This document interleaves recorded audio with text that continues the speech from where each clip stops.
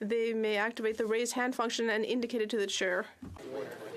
My number here, Mr. Viersen.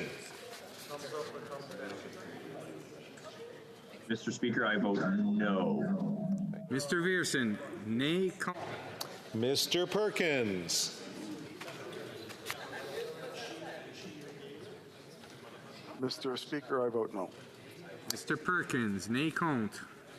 Ms. Kuzi.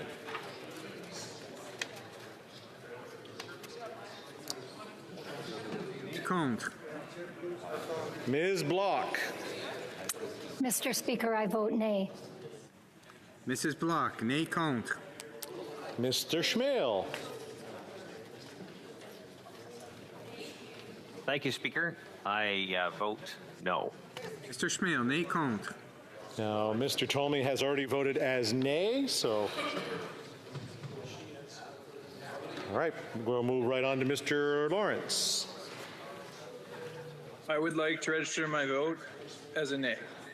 Mr. Lawrence, nay compte. Monsieur Bertol. Je vote non, Monsieur le Président. Monsieur Berthold, nay compte. Ms. Gray. Thank you, Mr. Speaker. I would like to vote no, nay. Mrs. Gray, nay compte. Ms. Cramp-Newman.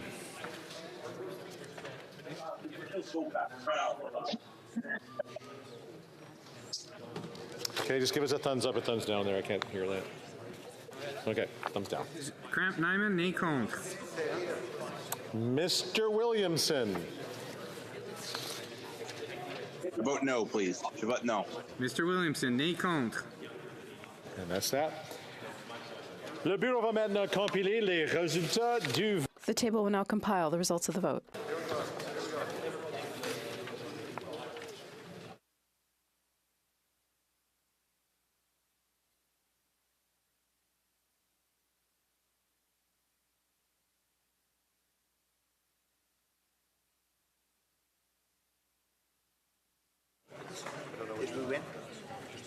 Yay. Okay, go ahead. Yeas pour 178, 178. Nays contre 145, 145. I declare the motion carried.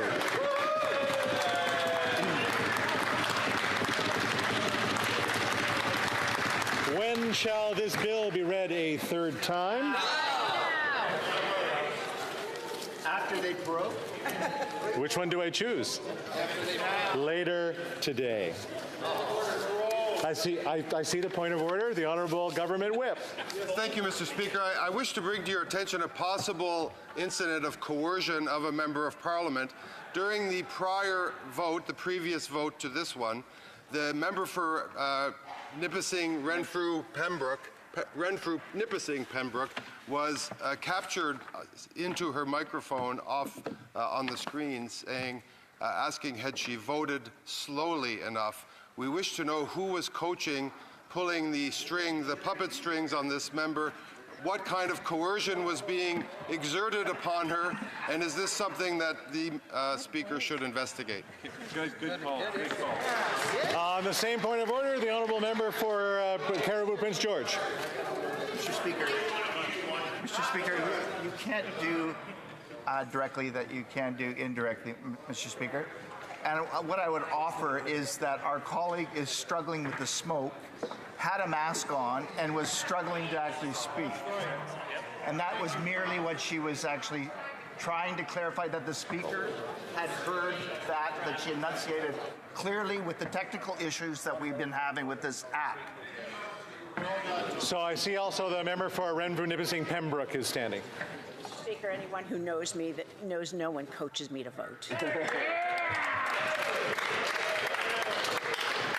The Honourable Member for New Westminster Burnaby. I want to reiterate, Mr. Speaker, the request for a full investigation into the circus that we saw this evening, with Conservatives only being unable to master the technical abilities of the app. So I would ask further confirmation that the Speaker will investigate fully. Thank you. We will go back and review to see who had challenges and who did not. The Honourable Parliamentary Secretary, the Government House Leader. Mr. Speaker, in your consideration of the point of order from the member from New Westminster Burnaby, I would like to add that I too believe that it is important that the Speaker look into this, that we investigate into why it is that Conservatives seem to be having a tough time with technology.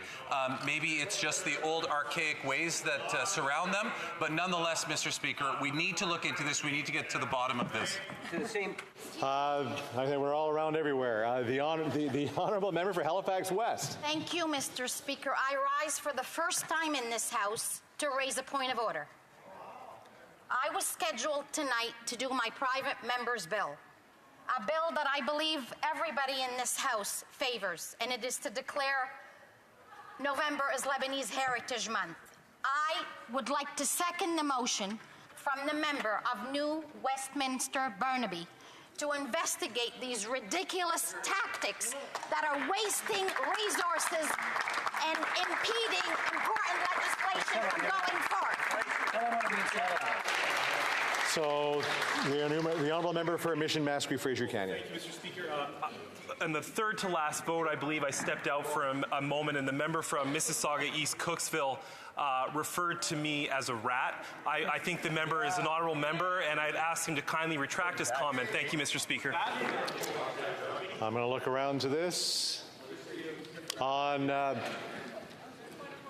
point of order from the Honourable Parliamentary Secretary to the Government House Leader. Yes, thank you, Mr. Speaker. And it's to support the New Democratic House Leader, I'd just like to make a quote that I think should be taken into consideration in investigating this matter.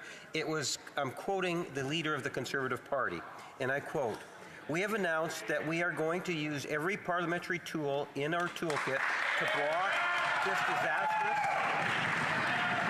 this disastrous tool to block this risky and inflationary budget from passing until the PM makes the commitment to balance the budget in order to bring down inflation and interest rates."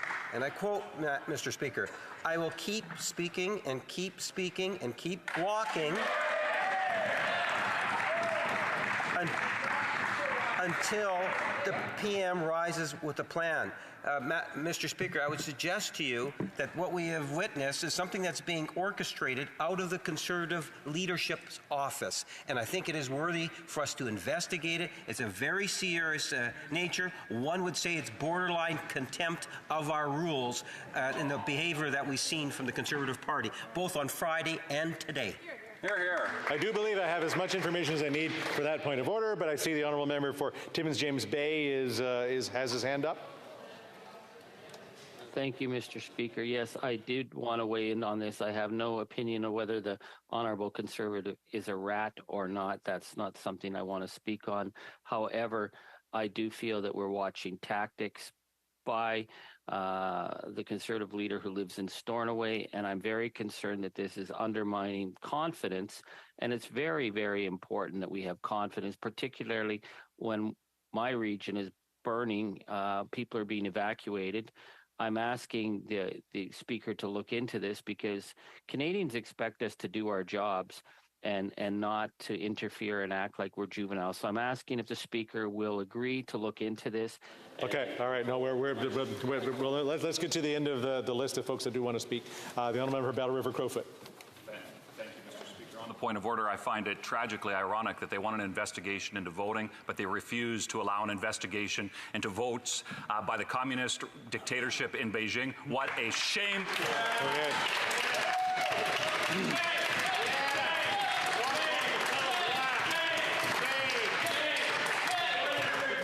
I will just remind folks that when we are talking to points of order, a little bit of standing order request might be good as well. The Honourable Member for Prince George, Peace River, Northern Rockies. Thank you, Mr. Speaker. And on the same point of order, I would recommend that if there's any investigation that really needs to be done, that they ask the same special rapporteur to investigate. We will review what happened today because we do try to provide the the application for the use of members when they're traveling, when they are going to committees. We want to make sure it works correctly so that we don't have these kinds of problems before. Don't forget that when your hand does go up on the screen that you had trouble voting, that we do have a team of individuals that will be trying to call you to make sure that your app is working correctly, to make your phone. So there is a number of resources that get activated the second your hand goes up. So we will review to see how the system worked. We will go back and see the statements that were brought forward, and we'll try to report that back to the House as soon as possible.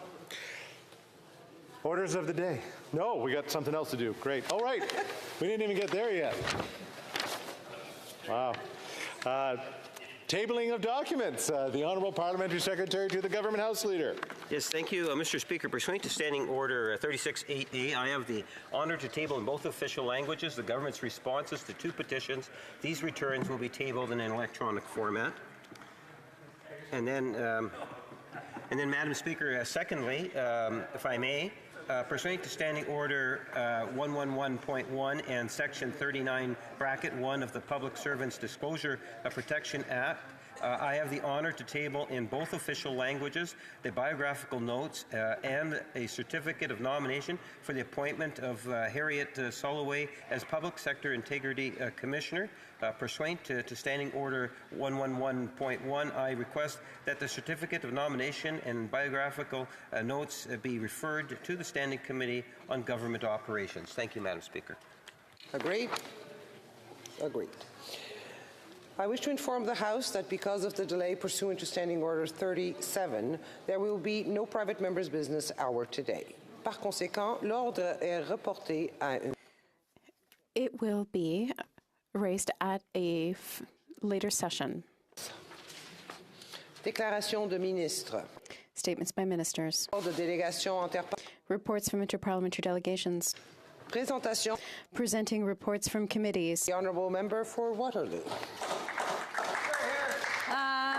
Madam Speaker, I know constituents in the riding of Waterloo and all constituents in Ontario will be happy to know that I had the honour to present in both official languages the 46th report of the Standing Committee on Procedure and House Affairs, entitled Report on the Report of the Federal Electoral Boundaries Commission for the Province of Ontario 2022.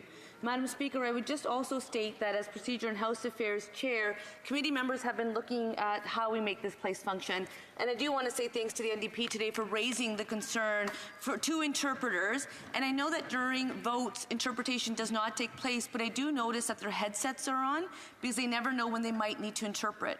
So I would say, Madam Speaker, that their health and safety is of utmost importance. People applaud and say it often, but sometimes our actions don't demonstrate that, and that is a concern to me, and I really hope that we rectify the matters ahead.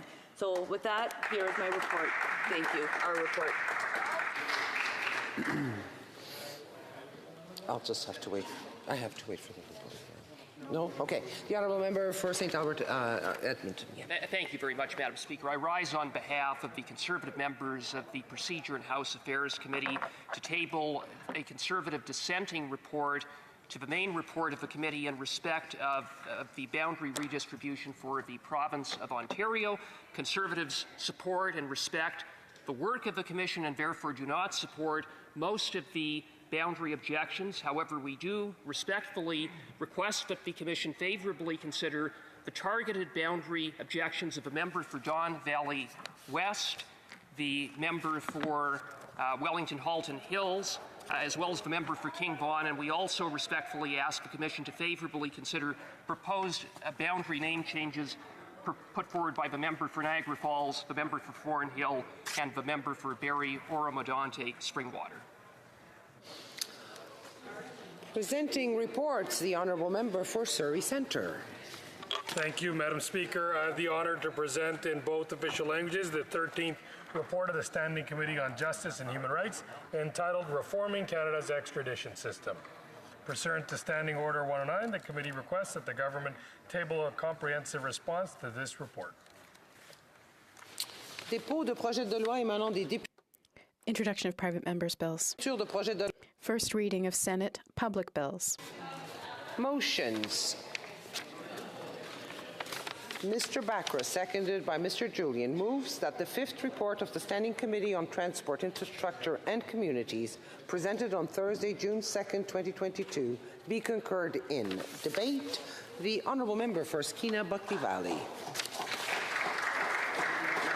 Okay, so we have a 20-minute speech. Good evening. I'm pleased to rise in this concurrence debate regarding the fifth report of the Standing Committee on Transportation, Infrastructure and Communities, entitled Railway Safety and the Effects of Railway Operations on the Surrounding Communities in which they operate. This is an issue and a topic that is very close to the heart of many people in Northwest BC, the riding of Skeena Buckley Valley that I'm so proud to represent. And at the outset, I'd like to pay tribute to a couple of people. First of all, to a wonderful woman named Dawn Remington, who lived in the community of Smithers, where I live. She was deeply committed to the environment, to the safety of her community, and she was concerned about the topic of rail safety. And during the course of the committee's study, Dawn appeared before the committee to present the concerns of residents. Sadly, she passed away before the report was tabled, and tonight I'll be speaking in her memory. Secondly, Madam Speaker, I want to pay tribute to another incredible community leader in Northwest BC, and that is a woman named Alice Maitland. Alice was one of the longest-serving mayors in all of Canada. She served as the mayor of the village of Hazelton for over 40 years, and today is her 90th birthday. And I want to wish her a very happy birthday. Alice has passed the torch on to her daughter Julie, who is now her worship in the village of Hazelton and doing a wonderful job. What Alice taught me about politics was the importance of bringing heart, of defending the places that we love, and fighting every day for the people who live in our communities. Hear, hear. So happy birthday, Alice. Madam Speaker, tonight I am going to talk about the report of the Standing Committee. I'm very proud of the committee's work. This is a report based on a study that we in the NDP initiated. And I also want to, of course, situate this in our experience in Northwest BC. Because, of course, the railroad is such a big part of our history, of our economy, and of people's daily lives in our region.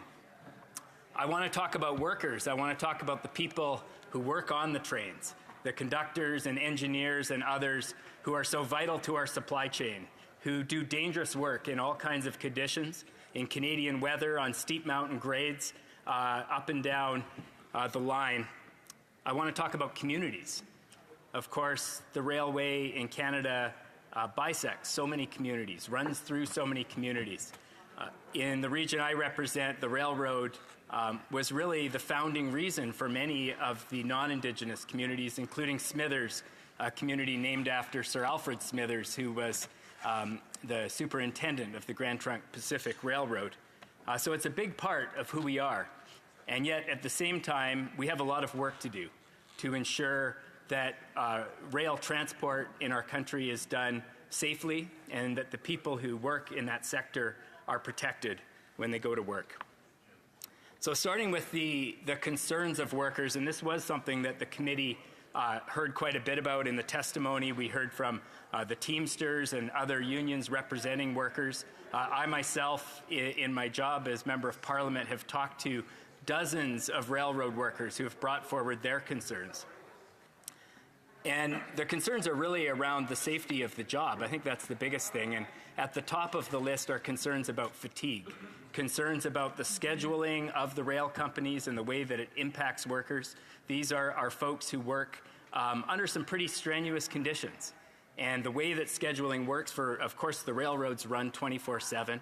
And the way that the shifts are scheduled often puts a strain on these workers' lives. They have to be on call. They have to be able to jump at a moment's notice and get on a train and drive it somewhere. And certainly many workers have expressed to me the challenges of fatigue, the challenges of getting enough rest.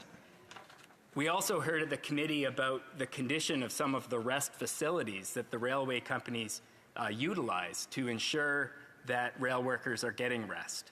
And the condition of some of those, many of them are located directly next to the train tracks. And of course, when you have trains going by every hour, you can imagine how difficult it is to get the necessary rest. We need to ensure that those facilities are kept up to a standard where these important workers are able to get the rest they need so they can perform the work in a safe way. When we talk about workers, Madam Speaker,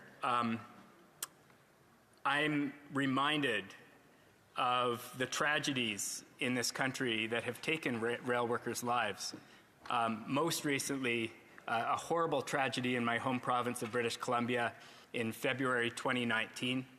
Canadian Pacific grain train was parked on a steep mountain grade just outside the community of Field. It was very cold, and the brakes were set on the train. They were set overnight, and in the morning, the crew had to replace the previous crew. So a new crew was brought in. These 3 men climbed on board the locomotive. The brakes, the parking brakes on this train failed because of the cold weather. The train ran away, and minutes later, all 3 were killed in a horrible derailment. Their names were Andrew Dockerell, he was the engineer, Daniel Waldenberger Balmer, the trainee, and Dylan Paratus, the conductor on that train. I had a chance to speak with some of the family members of these 3 men, and they described just how horrific and painful this incident was. And they described for me their determination to ensure that no other families of rail workers go through what they went through. And I'm continually inspired by the work that they're doing in the memory. I apologize to interrupt the honourable member. L'honorable député, on n'a pas de... The honourable member, there's no interpretation. Yes, it's been that way for a few minutes. Is it working? Is the interpretation working from English to French? No? Still not working.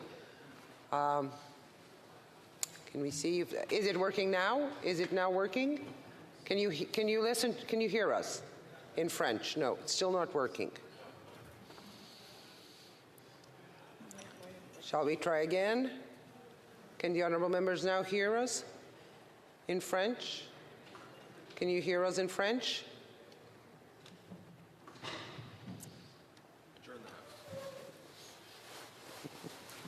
You wish. What, can we try again? Is it now working? Yes, it is working. The honourable member for Skeena-Buckley Valley may continue. Thank you, Madam Speaker. I was talking about the 3 railroaders who lost their lives near Field and how inspiring it's been working with their family members to create a legacy of safety for other railroad families. There are a number of recommendations in this report that we're debating this evening that relate specifically to that. I mentioned before fatigue and rest facilities. That is reflected in the report, but specific to the incident near Field, there's a recommendation in this report calling on the federal government to address the profound conflict of interest that exists when rail companies are able to employ private corporate police forces to investigate their own accidents. In the case of the Canadian Pacific incident, the first people on the scene were employees of the company.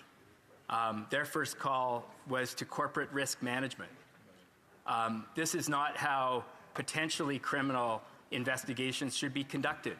The families of these men deserved an objective and transparent investigation. I'm pleased that the RCMP eventually undertook an investigation which is ongoing. But we need to ensure that for any future accidents, that when tragedy strikes, these companies are not able to use their own private police forces to investigate. And Madam Speaker, this report leads us in that direction. Time is certainly of the essence. I want to talk a bit about the concerns of communities, particularly around emergency response. In Northwest BC, we've seen a tremendous increase in the transport of dangerous goods by rail, particularly liquid propane. This is a result of port development in Prince Rupert, which has been really welcomed by the region and has brought a tremendous number of economic benefits. But the reality is that this development also increased rail traffic, and in particular the transport of dangerous goods. Communities, when they look at the tragedy that happened in Lac-Mégantic, when they look at the recent tragedy in East Palestine, Ohio, they're very concerned about what the worst case scenario could look like. And this report from the Standing Committee on Transport includes recommendations that speak specifically to emergency response. Many of the small communities the railroad passes through in Northwest BC are protected by volunteer fire departments. These are our fire departments staffed by community members who dedicate their time out of an ethos of community service. They have limited budgets, they have limited equipment, and they have limited ability to fight large industrial fires that could result from the transport of dangerous goods. So there are, and I'll mention actually on March 21st in my home community, there was a rail fire involving a single car of a relatively innocuous substance that caught fire. It took 2 fire departments, both Smithers and Telkwa, responding, with 17 members from Smithers, 5 members from Telkwa, and 5 pieces of firefighting apparatus. They put over 20,000 liters of water on this car to put it out. It was quite an effort. And I was reflecting on the words of the Deputy Fire Chief, Alion DeVries from Smithers. He said, we were able to deal with this size of emergency, but a larger situation involving several rail cars would quickly outstrip our capacity as a fire department. Now, this, of course, comes back to the federal government's responsibility to protect communities. And my concern, and the concern of many people across Canada, is that in this era of self-regulation and the hands-off approach of the federal government, these companies are able to rely on a municipal fire response that isn't able to deal with these worst-case scenarios that we're talking about. So in this report from the committee, we have recommendations related to maximum response times. This is something, community members deserve to know when help is going to show up. Is it going to be 1 hour? Is it going to be 2 hours? Is it going to be 5 hours? And what resources is that help going to show up with? We understand in our region that there are specialized caches of equipment and personnel, but they're several hours away. And of course, we know in a fire involving dangerous goods, a lot can happen in a couple of hours. So it's absolutely vital that the federal government do a review and ensure that communities are properly protected for these larger types of events. And I want to recognize the work of the Regional District of Bulkley-Nechako, which right now is completing a gap analysis on rail safety to better understand in detail where those vulnerabilities exist, so that we can clearly communicate to the federal government our needs as communities and ensure that people are protected. Of course, there are numerous Indigenous communities along the railroad as well, Madam Speaker, and Indigenous people in Western Canada have a difficult history with the railroad in many cases. I think of the elders in Kitsagukla that I spoke with who described how the railroad came through their village, right through their graveyard, how their land was taken, and how that was never compensated for, how there are still these outstanding concerns about the impact of the construction of the railroad over 100 years ago on their community. And today they share many of the concerns about emergency response and the transport of dangerous goods. And I want to give a special recognition to the Kitsillas First Nation, who also presented before the committee and provided testimony on their work to evaluate the risk from rail transport on their community. Finally, I want to talk a little bit about the environment, and the other big risk from rail transport relates to potential environmental impact. And I was just speaking about Kitsillas. Kitsillas these are people of the Skeena River, and the railroad in Northwest BC runs right along the Skeena. This is British Columbia's second largest wild salmon system. All 5 species of wild salmon swim up the Skeena. And so communities are very concerned about what would happen if there was a derailment that resulted in dangerous goods, especially persistent fuels like diesel spilling into the river, what the response would be. how effective it would be, and how long it would take. I want to talk a little bit about some of the safety systems that are currently in place and the concerns around them. I know I don't have a huge amount of time, but thinking about safety management systems, Madam Speaker, this is really the tool that the federal government leans on the heaviest in ensuring some semblance of safety in the rail sector. And I want to recognize the work of Bruce Campbell, who's done a lot of thinking about safety management systems and their place in the management regime related to rail. Bruce, of course, wrote a book about the Lac-Mégantic tragedy and has traveled to Northwest BC to help communities understand what the risks are. The Auditor General has expressed severe concerns about safety management in the rail sector, particularly the federal government's lack of effectiveness monitoring. They require rail companies to have these safety management systems, but as of the Auditor General's last report, hadn't been doing enough to evaluate the effectiveness of those systems. And so if we don't evaluate whether these systems create better safety, how do we know that they're being effective? I think that's the question we have to ask, Madam Speaker. And of course, safety management systems were never meant to replace conventional regulations, monitoring, and enforcement. And yet what we see today is really a regime of self-regulation by the rail companies. We see far too few inspections by a federal department, Transport Canada, that simply doesn't have the resources to do the job that is required. We need, and this report from the committee speaks to it, we need more unannounced inspections to ensure that companies are following the rules, that materials are being transported safely, that the conditions that workers are working under are safe.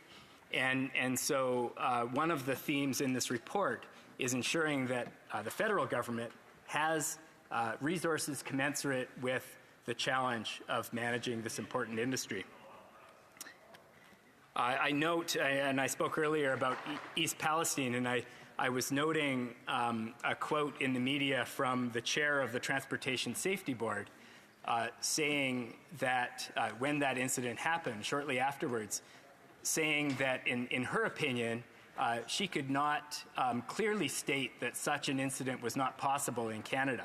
And part of the reason for that remark was that she has seen how slowly the federal government addresses the recommendations that come from the Transportation Safety Board. We need the board or the government to be much more responsive to those kinds of recommendations. And I think some of the actions that the government could take are in this report. Now, this report, Madam Speaker, is being debated at a very timely point because in the very near future we'll be resuming debate on Bill C-33, which is this government's proposed legislation related to ports and the supply chain, including rail safety. It includes a couple of amendments to the Railway Safety Act that stem from the Railway Safety Act review back in 2017. But notably, Madam Speaker, this legislation is silent on almost all of the recommendations in the committee's report that we're debating tonight. And I think that's a real missed opportunity because what this report represents is the concerns of rail workers, it represents the concerns of communities, and it represents the concerns of several First Nations and others who are impacted by the transport of goods by rail. So I would hope that this government would take these concerns seriously. I have spoken to the minister particularly about the rail police concern and the emergency response concern in communities. And we expect, Madam Speaker, that the government will table additional legislation specifically related to rail safety so that we can address these long-standing concerns. Madam Speaker, I started by talking a bit about the importance of the railroad, not just in the region I represent, but right across Canada. And I don't think any of that importance takes away from the need for us to ensure the safety of the people who work on our railroads, to ensure the safety of the communities through which the railroad passes, and to ensure the safety of our environment, which of course is so very precious.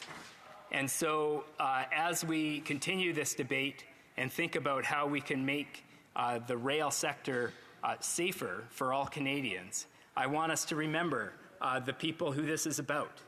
People like Andrew Dockrell, Daniel Waldenberger Balmer, and Dylan Paratus.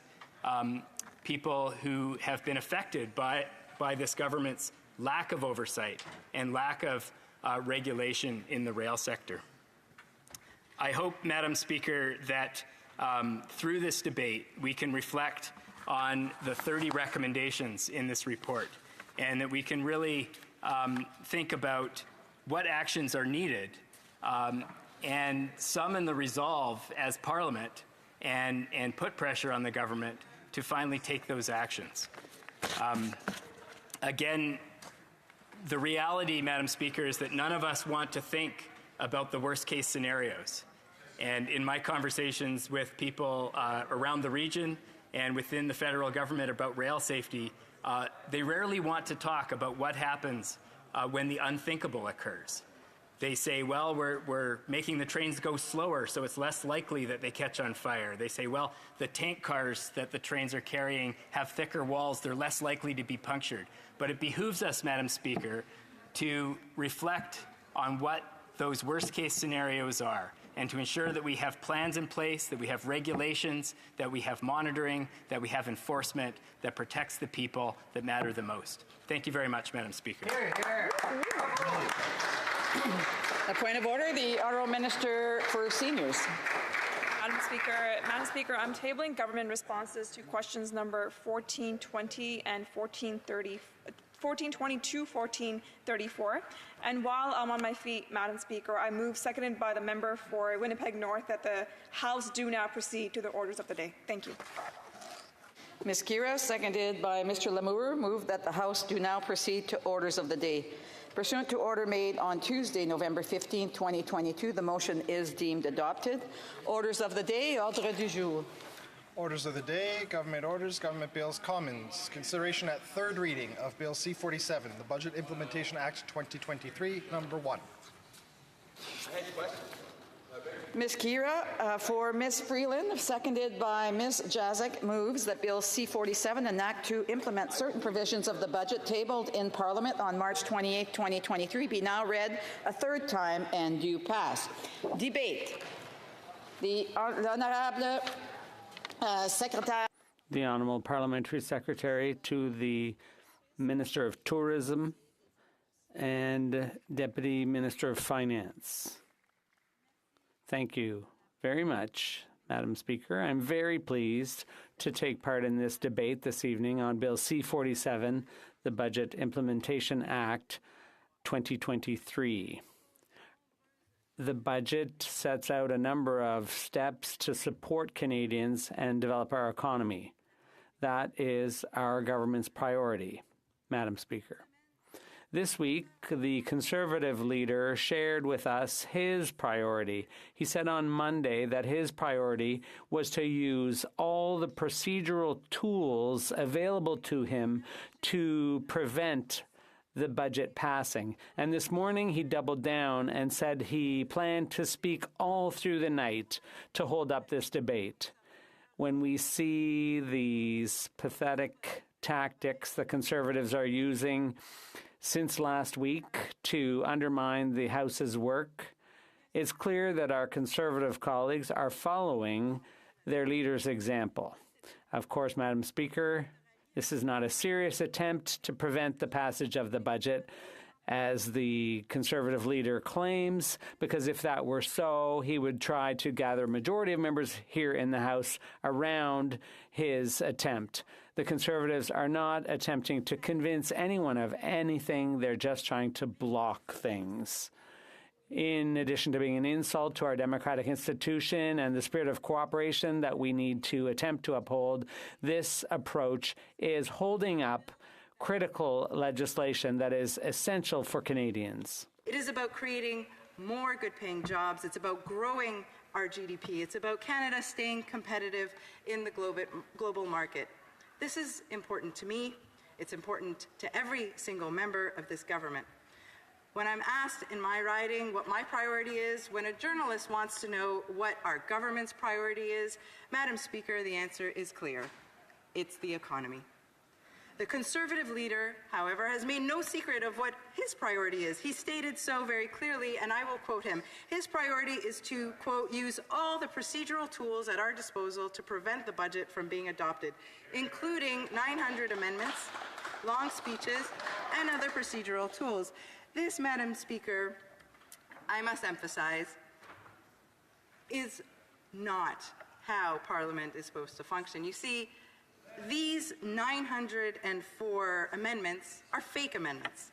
904 motions calling on the government to delete the 904 clauses of the Budget Implementation Act. It took hours, Madam Speaker, of the Speaker's time just to read those amendments out, and 4 hours to vote on them earlier today. This, Madam Speaker, after 40 hours of Conservative filibusters on the Budget Implementation Act. And, Madam Speaker, this is not even a serious attempt at preventing the passage of the budget. You see, if that were the case, the Conservative leader would be trying to rally a majority of MPs in this House. But that's not what they're doing. The Conservatives are not trying to convince other parties or other members. These are simply stunts, Madam Speaker, ones that only serve to undermine the work of Parliament and obstruct the democratic will of this House. Similar to those stunts, we can expect more of the same tonight, Madam Speaker. You see, the leader of the Conservative Party said earlier today that he will keep speaking and keep speaking and keep blocking. Now, while the Conservatives are clapping, they perhaps would like to explain to Canadians why they want to block important benefits and programs. Benefits for workers, Madam Speaker, low-income workers, benefits for families, consumers, for home buyers, Madam Speaker. The Conservatives are blocking assistance for Ukraine that is included in this bill before this House. The Conservatives are blocking an anti-flipping tax when we know that speculation in the housing market is causing pain for Canadians. The Conservatives are stalling the next steps in our dental care plan, Madam Speaker, when we know that seniors would like to access this important support. The Conservatives are preventing low-income workers in this country from getting the support that they need. Madam Speaker, the list goes on. And why? Why are the Conservatives doing this? Why has this minority of members in the House of Commons decided to delay important benefits and programs for Canadians that need it? It's simply because the Conservatives don't believe that climate change exists or that we should take climate action in this country, Madam Speaker. That is the only logical conclusion given the debates in this House. They don't believe the 99.9% of climate scientists when they tell us that we need to substantially cut emissions if we hope to safeguard our environment for our children, for our grandchildren. As we all know, major economies around the world are moving at an unprecedented pace to fight climate change and build the net zero industries that the world needs now. As a country, we must seize this opportunity. The International Energy Agency estimates that the global market for clean tech manufacturing alone will triple by 2030 to $650 billion per year. Madam Speaker, we cannot let that opportunity pass us by. Budget 2023 is our government's plan to seize that opportunity today and to lead the way in rapidly expanding global industries that will ensure that Canada can and will be a leader in that global economy. Il faut dire que dans In this race, the recent passage of the U.S. Inflation Reduction Act represents a major challenge to our ability to compete in the industries that will drive Canada's clean economy of tomorrow. Without swift action, the magnitude of the U.S. incentives will compromise Canada's ability to attract the investment needed to make our country a leader in the global clean economy. If Canada doesn't keep pace, we will fall behind. And if we are left behind, Madam Speaker, it will mean less investment in our communities, and fewer jobs for a whole generation of Canadians.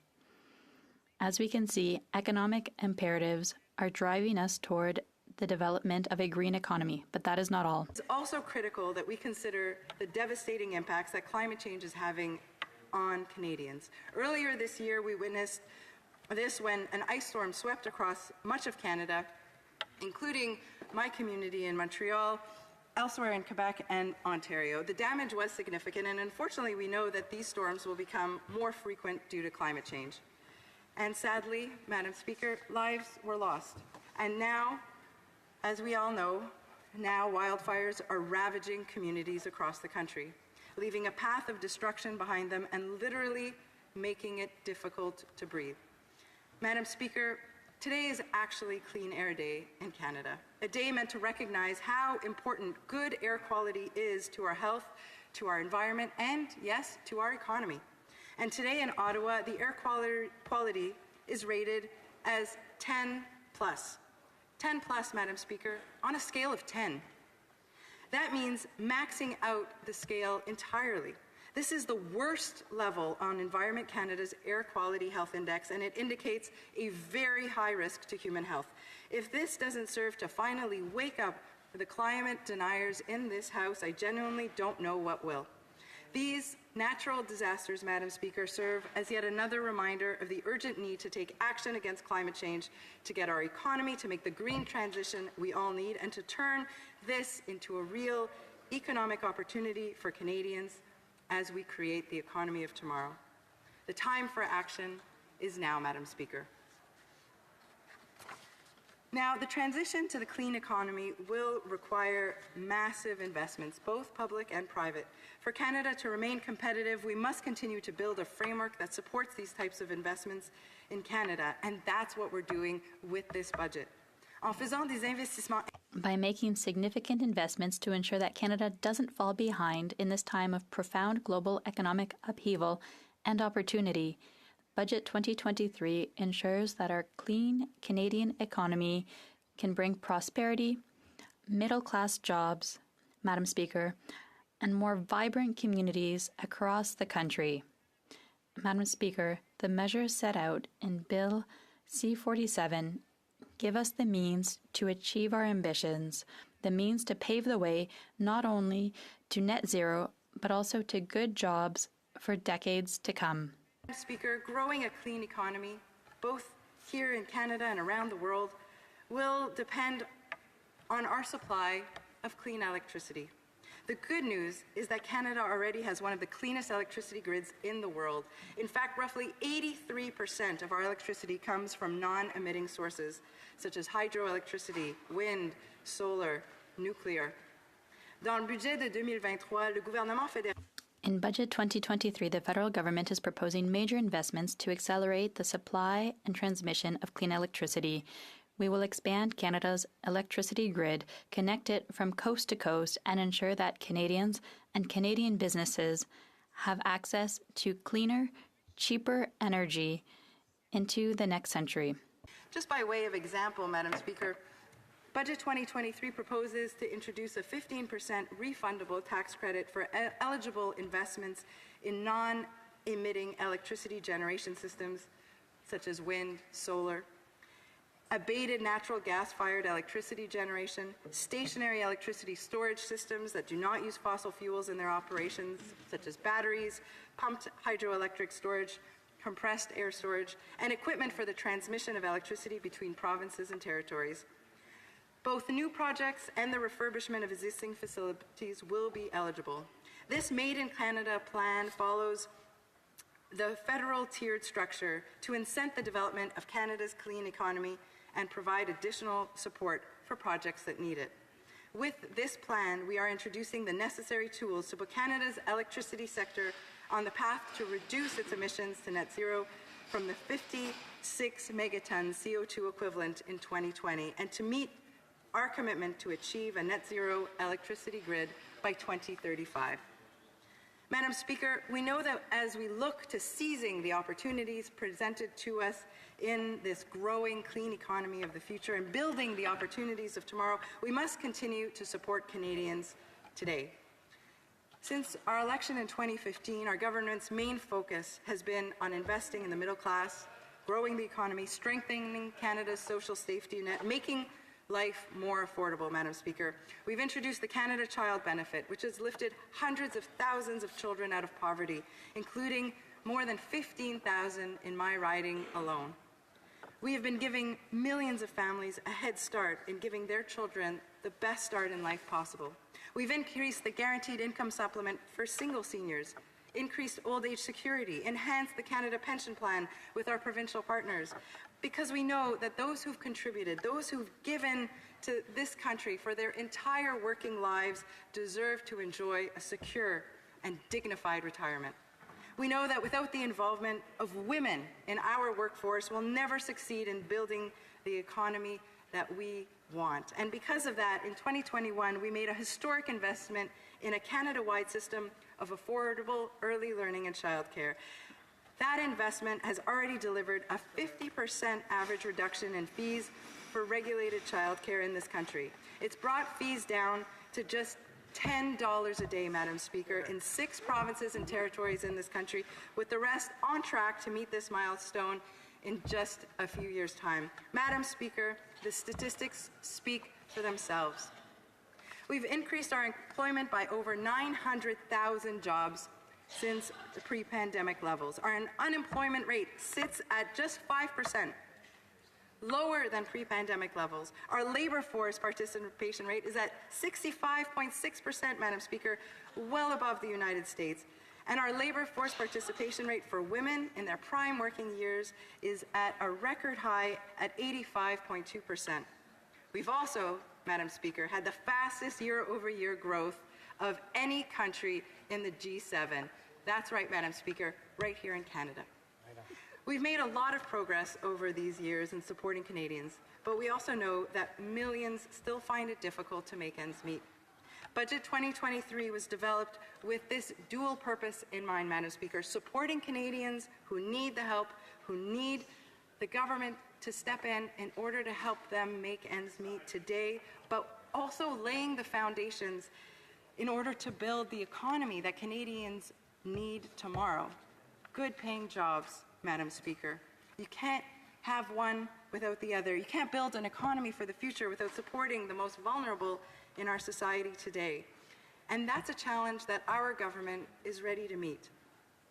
Predatory lenders often take advantage, Madam Speaker, of some of the most vulnerable people in our communities, including, of course, many low-income Canadians, newcomers, seniors, often by extending very high interest rate loans, Madam Speaker. And that's why also in our budget implementation bill, what we've proposed is that the federal government lower the criminal rate of interest under the criminal code, down from 47% to just 35%, and to launch consultations on whether that rate should be further reduced, Madam Speaker. Today's legislation also proposes to adjust the criminal code's payday lending exemption to impose a cap on the cost of borrowing charged by payday lenders. Another topic, Madam Speaker, supporting our young people. Supporting post-secondary education not only is one of the best ways to continue to make life more affordable, but it also prepares the next generation of Canadians with the skills that they need to succeed. The cost of getting a post-secondary education has risen in recent years for many Canadians. RESPs are an important part of saving for that education. In a typical year, Madam Speaker, about 500,000 students withdrew funds from their RESPs to support their education. However, the withdrawal limits have not increased in 25 years. That's why in the legislation before this House today, we are proposing to increase limits on those withdrawals from $5,000 to $8,000 for full-time students and from $2,500 to $4,000 for part-time students. We're also proposing to allow divorces or separated parents to open a joint RESP for their children, ensuring that more young Canadians have the opportunity that they wish. Madame la Présidente. Madam Speaker, I also want to quickly touch on another aspect of the bill which is before us tonight. The amendments this bill makes to the Canada Elections Act confirm that it was always Parliament's intention that the Canada Elections Act should regulate federal political parties uniformly, exclusively, and comprehensively with respect to privacy. Parliament has already established an exclusive, comprehensive, and uniform set of rules for the collection, use, and disclosure of personal information by federal political parties, requiring political parties to establish and comply with privacy policies governed by the Canada Elections Act. Some provincial privacy commissioners have questioned this interpretation, and this legislation before us, Madam Speaker, confirms that the intent of the Canada Elections Act has always been that voters across Canada benefit from the same set of privacy rules during federal elections. Communication with voters is at the very heart of politics, Madam Speaker, and the collection, use, and disclosure of information are essential to that communication. This legislation will provide important certainty. Members of Parliament, federal political parties, candidates, campaigns, party officials, and volunteers will be subject to a single, comprehensive, and uniform set of federal rules on the collection, use, and disclosure of information. And no province will be able to separately regulate or restrict the ability of members of Parliament, federal political parties, candidates, campaigns, party officials, and volunteers to communicate with voters or to collect and use their information. Madam Speaker, I see that my time is coming to an end. I'd like to conclude by saying that thanks to the measures in Bill C-47 and other measures contained in Budget 2023, we have the opportunity to build a clean, prosperous, and sustainable economy right here in Canada. This will benefit not only ourselves, not only our children, but also our grandchildren in every corner of our magnificent country. The time has come to seize this opportunity and move forward, Madam Speaker. Thank you. The honourable for Edmonton-Wetaskiwin. Thank you, Madam Speaker. Madam Speaker, the Liberal approach to this debate has been completely unserious. We listened to the member, just like other members before, talk about the wildfire situation. This government's been in power for 8 years, and somehow this wildfire situation that we're facing is somehow everybody else's fault. They've been in power for 8 years, Madam Speaker. They talk about cuts. They fearmonger about potential cuts. Do you know when the worst cuts in Canadian history were to health, social services, and education? In 1996-97, the Liberal government of the day cut 20% from transfers for health, social services, and education. And then the next year, they cut another 12%. 32% over 2 years because of the absolutely disastrous economic policies of the last Trudeau government. The Trudeau government of the 70s and 80s, 14 deficits in 15 years. I wonder if the honourable member and her friends that have scrambled around to be in her background of her shot there will promise to stick around, open to being persuaded by the Leader of the Opposition's speech tonight.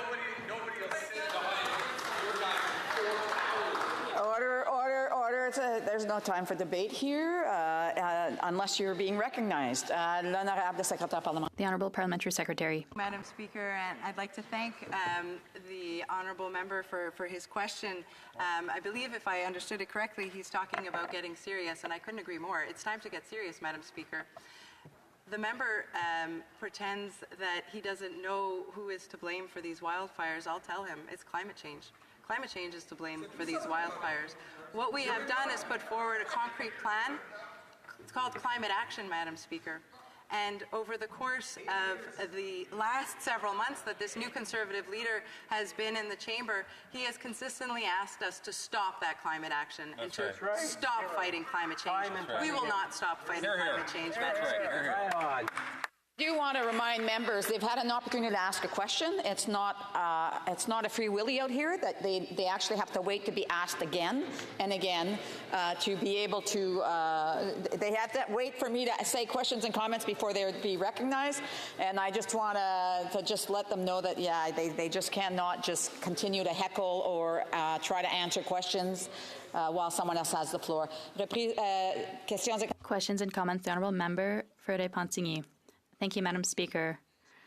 I listened attentively to my colleague's speech, And she talked about the clean economy. Great, that speaks to me. $80 billion, but there's the Canada Growth Fund, $15 billion that will be in that fund that will be managed by whom? By which organization? The Canada Pension Plan. Wait a second. The Canada Pension Plan takes care of its investments. It's not looking out for the environment. Furthermore, the significant shares in oil companies, well, they have shares in oil. So the Canada Growth Fund, they say it will be hydrogen from fossil fuels and carbon capture and storage, which is a huge scam, and the government is falling for it. The Honourable Parliamentary Secretary. Yes, thank you very much, Madam Speaker. I thank my colleague from the Bloc Québécois.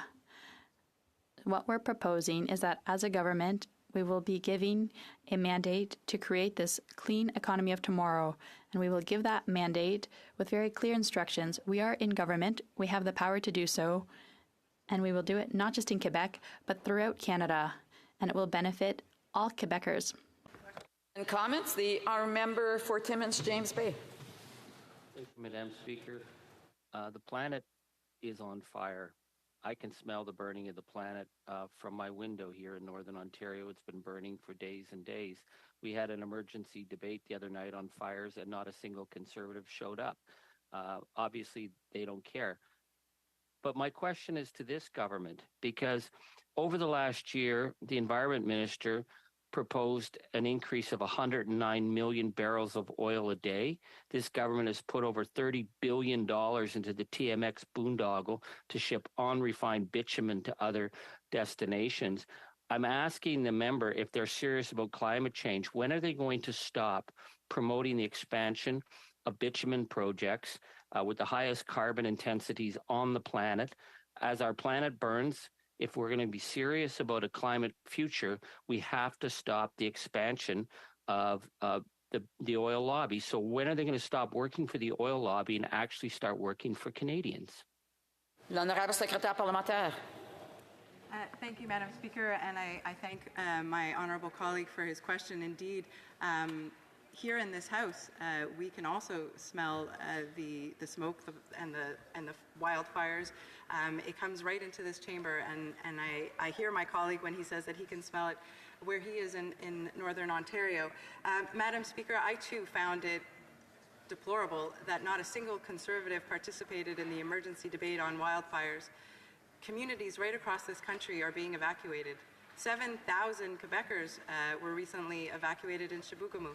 Madam Speaker, this is a very serious issue, and I believe that as elected officials, as parliamentarians, every single one of us should be concerned, and every single one of us should have to speak to it.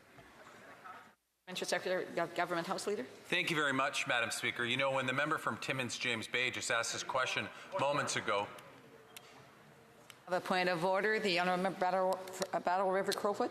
Thank you very much, Madam Speaker. Now, I found it very troubling that the previous two speakers referenced Conservatives not participating in a debate where we did very, very clearly. Debate, the Honourable Member for. I would ask that be withdrawn and apologize.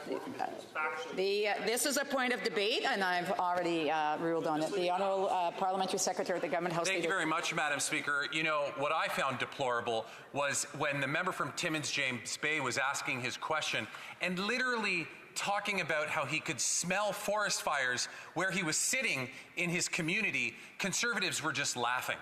You know, somehow Conservatives think that climate change is a partisan issue, but even their buddies in the Bloc don't even agree with them on that. They take it seriously. I'm wondering if the Parliamentary Secretary can comment on whether or not it's time to put partisanship aside when it comes to climate change. We can have debates about whether or not a policy is right or a different policy is the way to go, but what we shouldn't be debating are the actual facts, the fact that climate change is real. Would the Parliamentary Secretary like to comment on that? Parliamentary Secretary. Well, thank you, Madam Speaker, and I do agree. I do agree that this is not a partisan issue, and I regret very much that it has become one in this House. Madam Speaker, there was a time when Brian Mulroney, a friend of mine, was a leader as Prime Minister of then of Canada, a Conservative Prime Minister. He brought forward important life-changing reforms in order to make our planet greener, in order to fight climate change, Madam Speaker. The Conservatives have changed since then. This new Conservative leader does not believe that climate change is something that we should act on. He does not believe that climate action is important. And we disagree, and we'll continue to fight climate change. Hear, hear. Questions and comments? The honourable for Charleswood, St. James, Assiniboia, Headingley. Thank you, Madam Speaker. There's one aspect of the budget I wanted to get clarification on. In the fall economic statement, in the 27-28 calendar or business year, the fall economic statement projected a $4.5 billion surplus. Only 140 days later, on March 28th, the budget introduced a table for the same year which showed a $14 billion deficit, an $18.5 billion swing. I wonder if the member could give us some details as to why the change. The Honourable Parliamentary Secretary. Madam Speaker, I appreciate my colleague opposite. I know him to be a learned member of this House. The simple fact is that a majority of Conservative Party members voted against climate action in this House, Madam Speaker. And we know that the global environment has changed. There are challenges at the moment, but what the Conservatives are proposing are simply cuts. The Conservatives are proposing are austerity measures. And as I mentioned in my speech, Madam Speaker, The honourable member for Edmonton-Wetaskiwin. I believe the rules of the House would dictate that when a question is asked, that the honourable member answering the question should at least attempt to refer in some way to... This is a debate. The honourable Parliamentary Secretary, if she could please wrap it up so I can get one more question in. The honourable Parliamentary Secretary. Thank you, Madam Speaker. I find it ironic that the Conservatives are talking about answering questions. Several times we have asked the Conservatives what they are proposing by way of economic policy or what they are proposing by way of climate policy, and the answer has been silence. Silence on the other side. They have no plan for the economy. They have no plan for our planet. They have no plan for our future. Time for a brief question. The Honourable Member for Laurentides-Labelle. Yes, I'm going to be very brief. Bravo for the masquerade. Since Friday, I've seen what I did not want to see. I will say it because we're not looking for power. We're dealing with foreign interference, climate change, and forest fires. And when I come back from my riding, seniors are being abandoned. What's going on? Are we going to have a show until midnight tonight? I would like her to explain why seniors have been abandoned. The Honourable Parliamentary Secretary, a brief response. I also am not pleased with what I'm seeing here in the House. I would have liked to have had a debate on the issues, including how we can help our seniors. We've already done a great deal to support our seniors. We increased old age security. There's other policies we can implement. But we're passing our time dealing with partisanship from the Conservatives, and it's unfortunate. Resuming debate, reprise de débat. The Honourable Leader of the Official Opposition.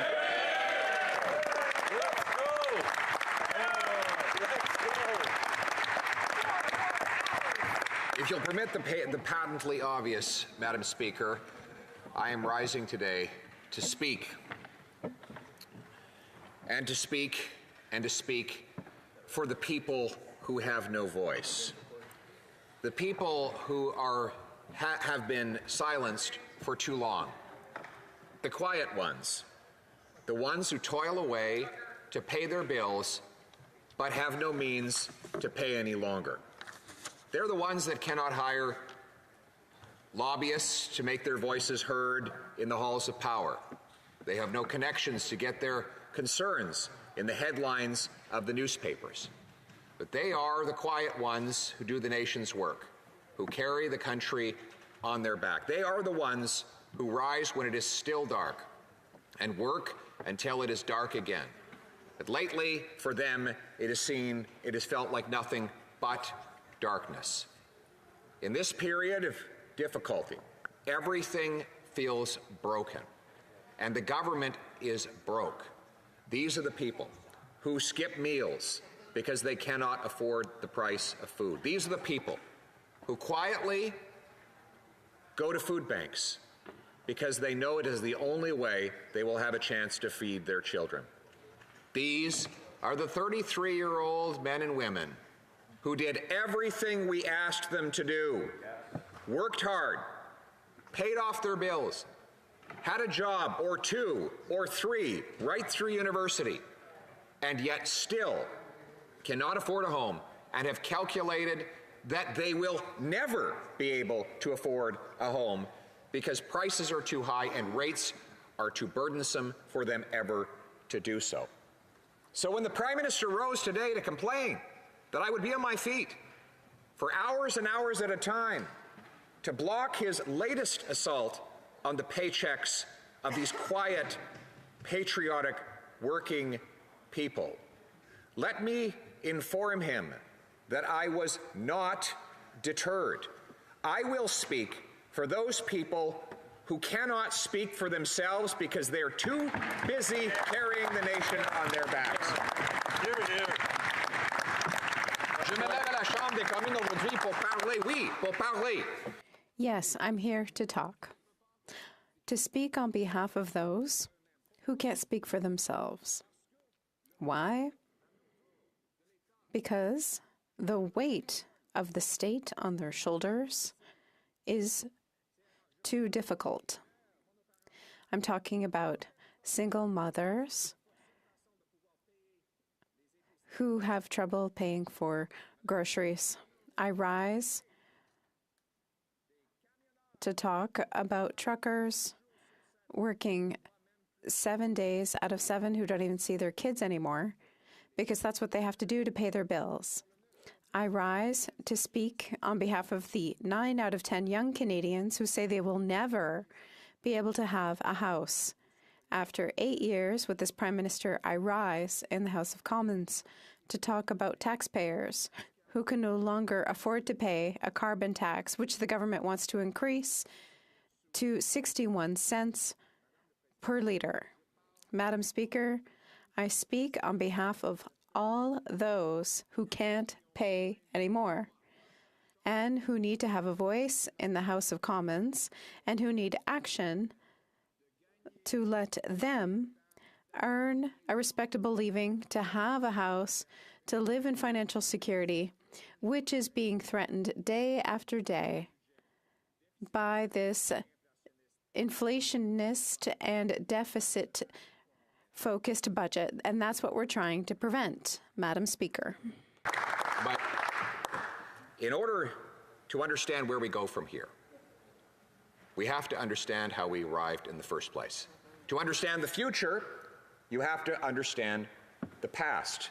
To know tomorrow, you have to know yesterday. Now, this is not a unique concept. In fact, I learned it from the great Winston Churchill. He was probably the most prescient statesman of the 20th century. We know that he predicted the ravages of the evil Hitlerian regime in the early 1930s, before many of his own countrymen had realized the risk that was gathering. He predicted in a 1931 essay that he wrote in Maclean's magazine, 50 years hence, he would predict everything from the iPad, which he described as a device that one would hold in one's hand and talk to a friend on the other side of the world as though they were just sticking their head out the window to talk to a neighbor. He predicted that we would have wireless modems in houses. He used other words to describe them, but he described them with incredible precision. He described the fierce power of the atom. He even wrote back then, at the beginning of the 1930s, about how we would one day unlock the force of hydrogen as a fuel source, something that the government is celebrating as completely new as a concept here almost a century later. He said at Westminster College in Missouri that an iron curtain was descending across Europe, and at that moment described what would become known as the Cold War before anyone else was able to predict such a thing. Now, how was he able to see so far into the future? Well, Of course, because he had been so capable of seeing into the past. He had written 58 volumes of Nobel Prize winning literature. And I see there's been an improvement on the government side of the, by the way. Big improvement. If only the cameras could see the very impressive people sitting there. He'd predicted all of these matters into the future because he had so completely understood the past. He wrote 58 volumes of Nobel Prize winning literature, almost all of it historical in nature. And because he understood history, he could tell where the future was going. He understood that our imagination is really just fragments of memory put together, and that we can have no imagination of what is to come without those fragments from the past.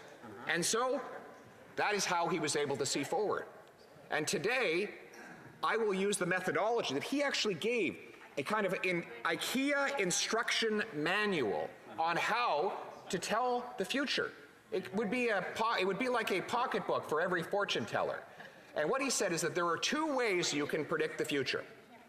One is to look at where you are, where you were, and you can project to where you will be. It is obvious this method is based on trajectory. The second way is that there is something called the cycle of history. That things that have gone around and around again will come around and around in the future. Now, Madam Chair, I'm going to use both of these methods to foretell where we are headed, and unfortunately, to deliver some dark warnings about the perils that accumulate in front of our eyes if we do not change course and do so very quickly. So let us start with where we were, where we are, and where we're headed. And Madam Speaker, I start by pointing out that only 8 years ago, the average cost for a house in Canada was $450,000. The average mortgage payment, a mere $1,300 or $1,400. The average rent, $900. But unfortunately, because the government has unleashed a torrent of government spending, they have doubled the national debt, increased the size and cost of government, delivered us a 40-year high in inflation, all of which has doubled housing prices, doubled rent, doubled monthly mortgage payments, and doubled the necessary down payment needed to buy a home. How did we get here? Madam Speaker, I know that the members across the way would like to continue to talk me down, to silence my voice, because they do not want, Madam Speaker. Order, order, order.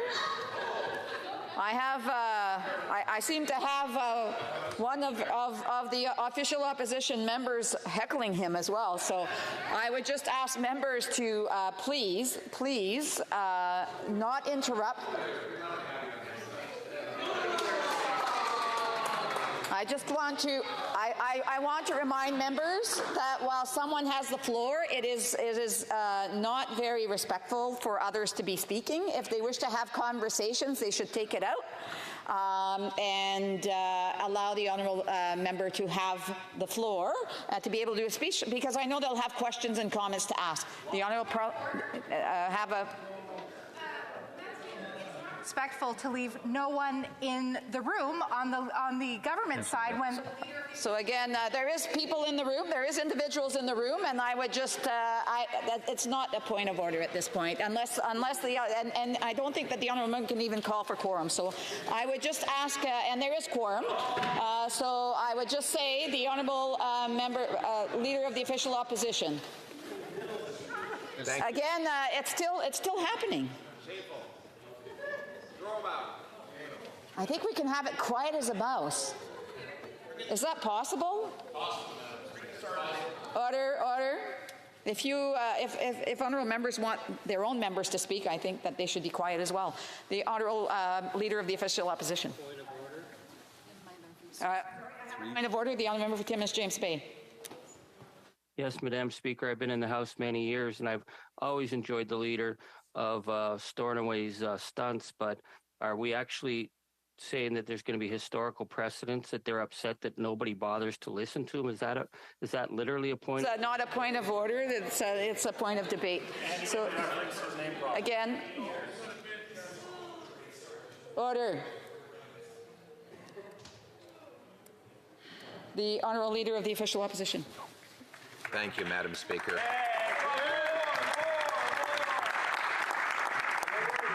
It was good to hear from the honourable member for Timmins. He does make a lot of noise, but that's because an empty wagon rattles the loudest, doesn't it? That's okay. The people of Timmins keep telling me, I've been there 4 times in a year, they say they see more of me in the last year than they've seen of him in the last decade. And they're happy about that.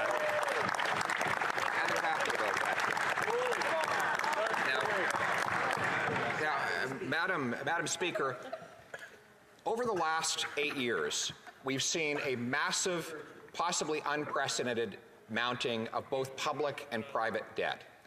We have to understand where we were, where we are, in order to understand where we are going.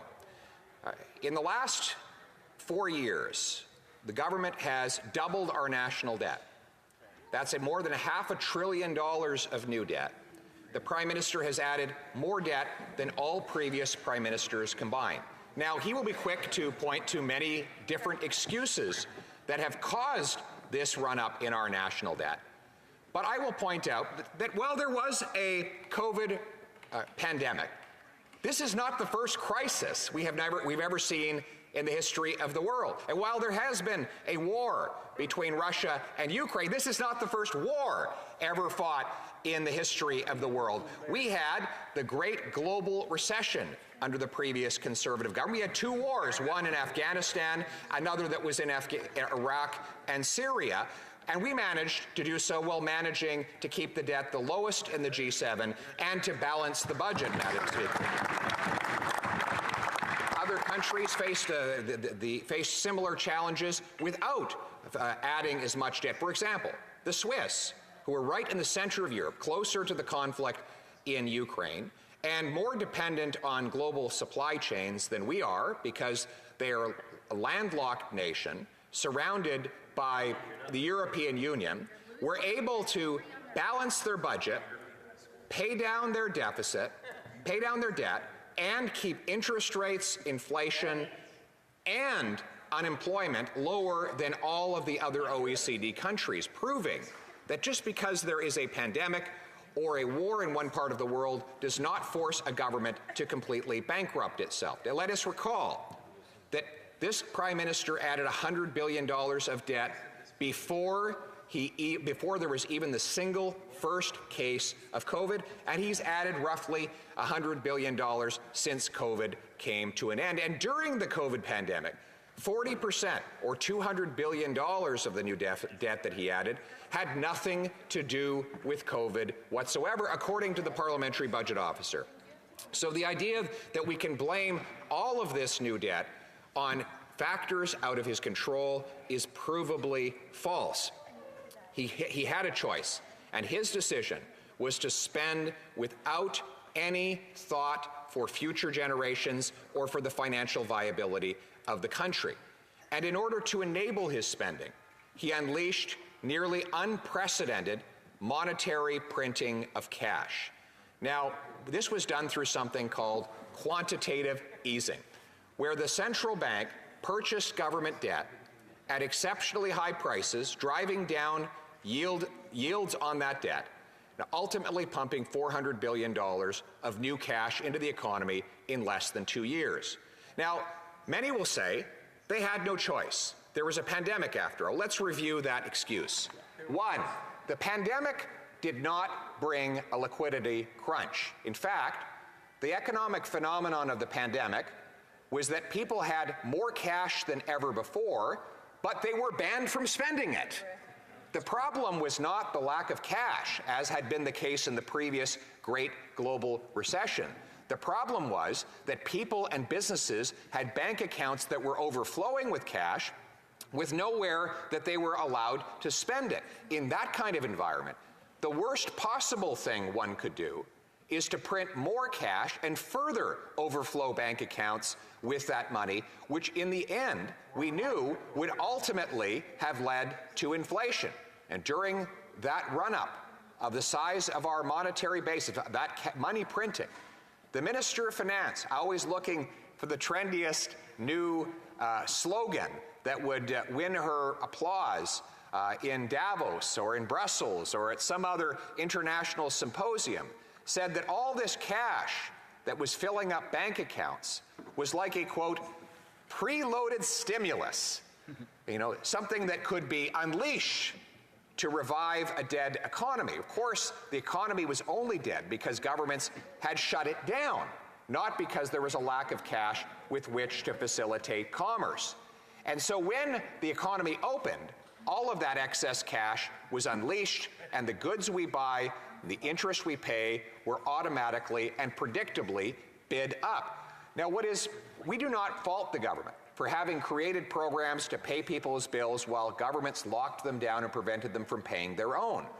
Where we did object is to the government giving out $2,000 a month payments to prisoners, to dead people, to teenagers who didn't have that kind of money before the crisis had occurred, and in many cases had no jobs at all. We objected to them continuing to pay out these benefits well after there were more than 1 million vacant jobs. In other words, we were paying people not to work while there were 1 million vacant jobs they could have been filling, simultaneously driving up unemployment and job vacancies, an unusual coincidence of achievement, or in reality, negative achievement in the use of this policy.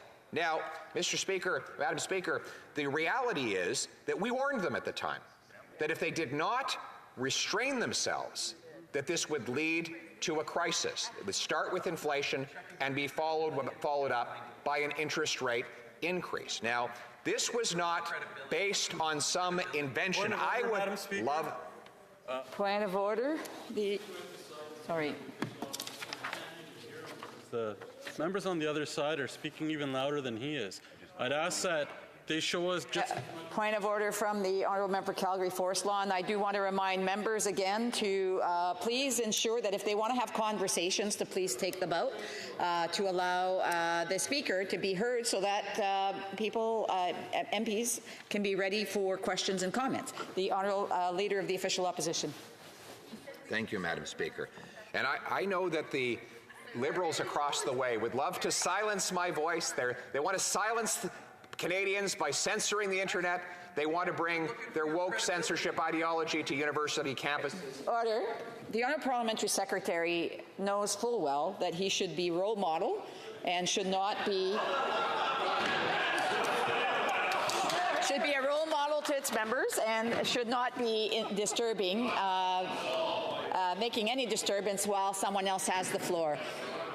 I would ask him to put his eyeglass piece away as well. Order, order, order. I'm sure we can get through this evening to run. It would be beautiful if we could run through this evening smoothly. I got a feeling that's not quite going to happen, but I'm going to try. So again, I want to remind all members, if they want to have conversations, to take them out. Order. Even when I'm speaking, I think I deserve the respect of this House.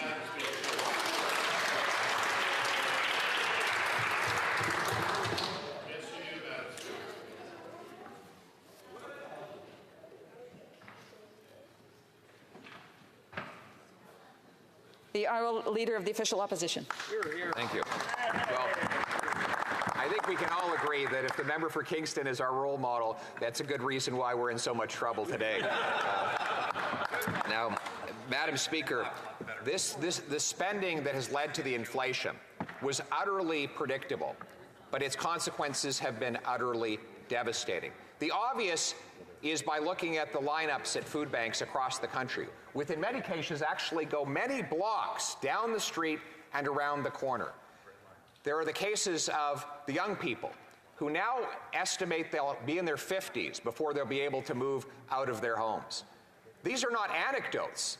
Just the other day, one prominent financial institution estimated that if you are earning $250,000 as a family, it will take you 25 years in Toronto to save up for a down payment. It used to be that 25 years was the term it took to pay down a mortgage. Now it takes that long just to get a mortgage, Madam Speaker, to illustrate the immense contortion that our economy has suffered. This is not without notice around the world. The IMF now says that Canada has the economy that is most at risk of default crisis out of all the countries in the advanced and developed world. Right now, household debt is 107% of GDP. That is to say that the combined debt of Canadian families is 7% bigger than the entire GDP of our country. And we have the worst household debt of any G7 country. This debt was not an accident. When governments create cash, they're sloppy about it. They don't simply print the money and hand it over to the Prime Minister to spend, although I think he might prefer that kind of efficiency.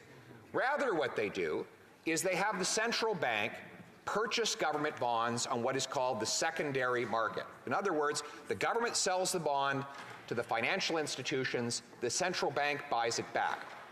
This creates an artificial private sector demand for government debt, which means it makes it very easy for government to borrow money. After all, if I say to you, Madam Speaker, that I'll sell you a bond today for $1 and I'll buy it back to you tomorrow for $1.10, it's pretty easy to imagine that you would accept that transaction so that you could arbitrage the $10 profit on the back and forth. And that allows government to spend cash very easily. It also increases the money supply. What it does is it balloons government and the financial industry. It's why when the Federal Reserve has engaged in this practice of so-called quantitative easing, it has been wildly popular in both Washington and on Wall Street, among Democrats who like big government and among Republicans who like big banks, because both of them actually profit when government creates cash to inflate financial assets and to inflate the spending capacity of itself. And therefore, what ends up happening is that those who benefit off of government expenditures profit, those who benefit off the financial sector profit. Made aware that there's someone who is taking pictures from the lobby into the chamber.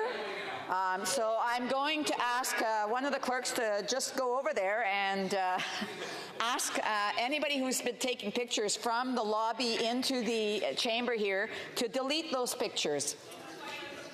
And so I want to remind members that they're not to be taking pictures whether they're in the House or in the lobby into the House. If they want to take some pictures, they can take pictures from the TV. So I just wanted to indicate that, and I'm hoping that someone will take care of that. L'honorable député de Mégantic-L'Érable. The honourable member for Mégantic-L'Érable on a point of order. Yes, I just heard a government member say they'd taken a picture here, so I would ask that they delete that picture because we all witnessed that. I would ask that the member delete that picture. Okay, I will ask if members have taken any photos, please ensure that they delete them. They know they should not be taking photos here in the chamber. And if they have trouble refraining from taking pictures, I would ask them to keep their phones out of the chamber. To take pictures in the House. If they have, they are to delete them. Anybody in the lobby that has taken picture inside the chamber from the doors, they are asked to also delete those pictures. The Honourable Leader of the Official Opposition, and I do want to remind members again to please not to be talking to each other across. If they want to talk to them, they can go and ask them to leave and go out into the lobby. The Honourable Leader of the Official Opposition. As I was pointing out, this practice of so-called quantitative easing was not invented in Canada. In fact, it started long ago in Japan, which caused a massive gap between the rich and the poor to appear because the Japanese government printed cash, inflated asset values, left the working class behind, and inflated the wealth of the super rich. This led to a long-standing slump in Japanese economic growth because investors no longer had to invest in productive assets that would generate wealth for the Japanese economy. Rather, they could just sit on their property or their stocks or their bonds and allow the Japanese central bank to inflate their values. The Americans then replicated this idea of quantitative easing in the US financial crisis. And the result was a disaster, a decade of very slow economic growth. Furthermore, a major expansion in the gap between rich and poor.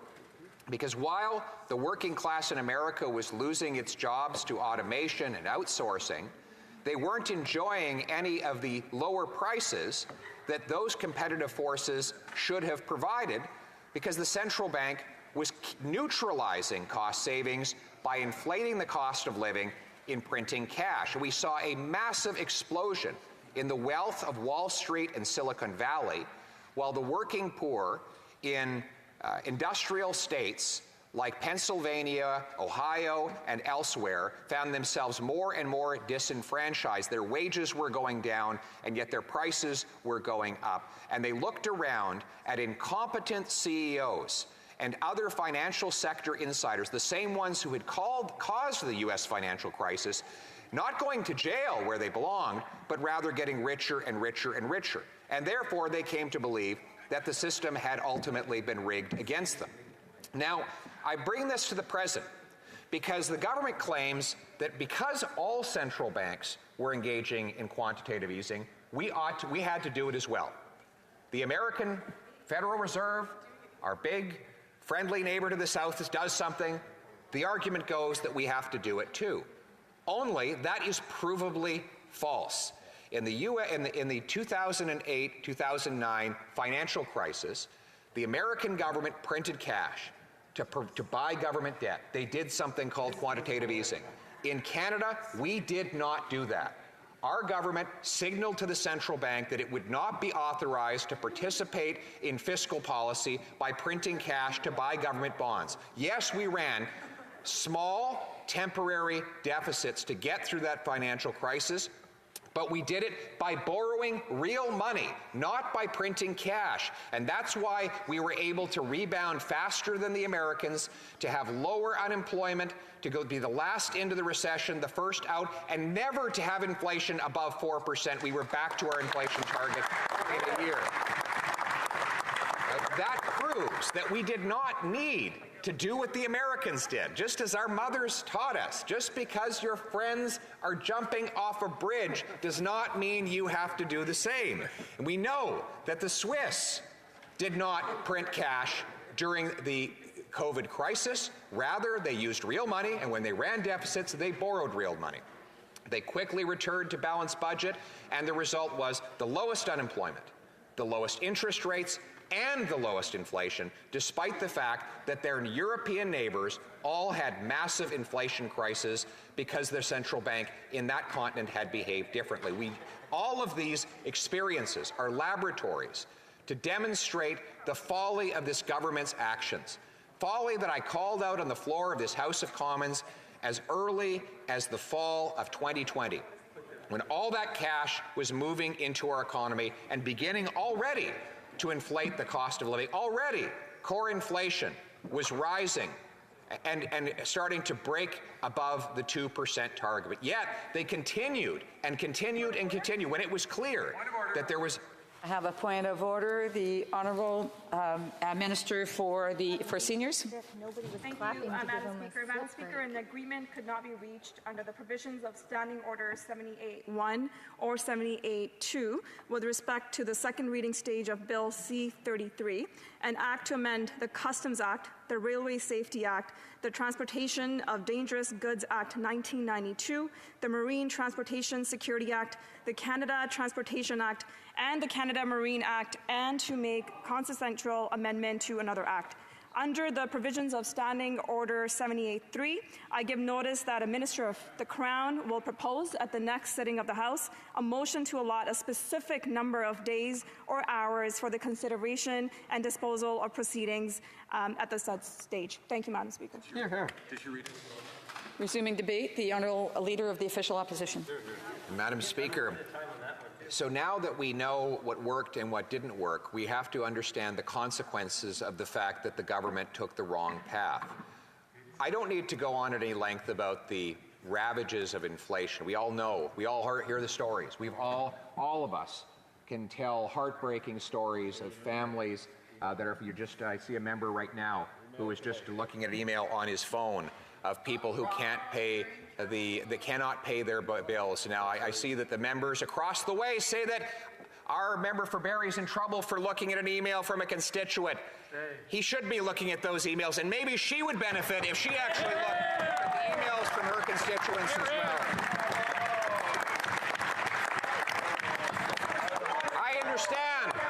I understand that if she were to do so, that it would be a great burden on her personal guilt.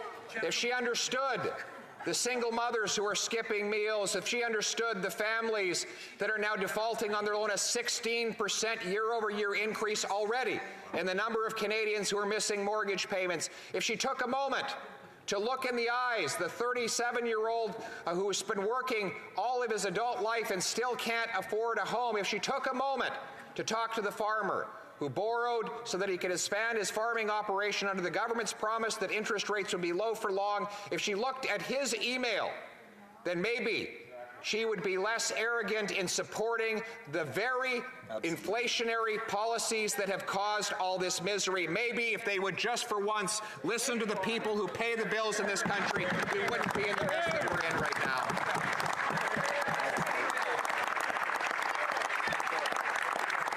And this was also predictable. The great Nobel Prize-winning economist, Milton Friedman, said, and I quote, "Inflation is taxation without legislation. Inflation is always and everywhere a monetary phenomenon, in the sense that it is and can be produced only by a more rapid increase in the quantity of money than in output. Central bankers always try to avoid the last big mistake. So every time there's the threat of a contraction in the economy, they'll overstimulate the economy by printing too much money. The result will be a rising roller coaster of inflation, with each high and low being higher than the preceding one. Rapid increases in the quantity of money produce inflation," said the greatest expert on monetary economics in the history of the world, so recognized by the Nobel Laureate Committee, the great Milton Friedman. Or there's Thomas Sowell, one of the greatest economists ever. He said, "It is a way to take people's wealth from them without having to openly raise taxes. Inflation is the most universal tax of all." The first lesson of economics is scarcity, he said. There is never enough of anything to satisfy all those who want it. The first lesson of politics is to disregard the first lesson of economics, said Thomas Sowell. And the great Hayek said, "With government in control of monetary policy, the chief threat in the field has become inflation. Governments everywhere and at all times have been the chief cause of the depreciation of the currency. Though there have been occasional prolonged falls in the value of metallic money, the major inflations of the past have been the result of governments either diminishing the coin or issuing excessive quantities of paper money. A great many of the activities which governments have universally undertaken in this field and which fall within the limits described are those which facilitate the acquisition of reliable knowledge about the facts of general significance. The most important function of this kind is the provision of a reliable and efficient monetary system, something this government has failed to provide." And furthermore, the great Frédéric Bastiat, and the philosophe, a French philosopher, serves only to facilitate the transmission of these useful things from one to another. When legislators, having ruined men by war and taxes, persevere in their idea, they say to themselves, if the people suffer, it is because there is not enough money. We must make more. Madam Speaker, this tactic the Prime Minister deployed was nothing creative or new. It has been the tactic of all the emperors, the kings, the presidents, the prime ministers, the incompetent, the self-indulgent leaders who run out of other people's money and so create more cash. I think of the story of Henry VIII, who spent lavishly on himself and without restraint, who spoiled his court, and of course ran out of money. But it was a difficulty in creating cash in his time, and that is that the British pound was actually a pound of silver. And when you run out of silver, you run out of the ability to make money. So he had this coin, a silver coin. What was he going to do? How could he create cash when it was created by silver? And he had no more silver left. He'd already spent all of the silver. You know what he did?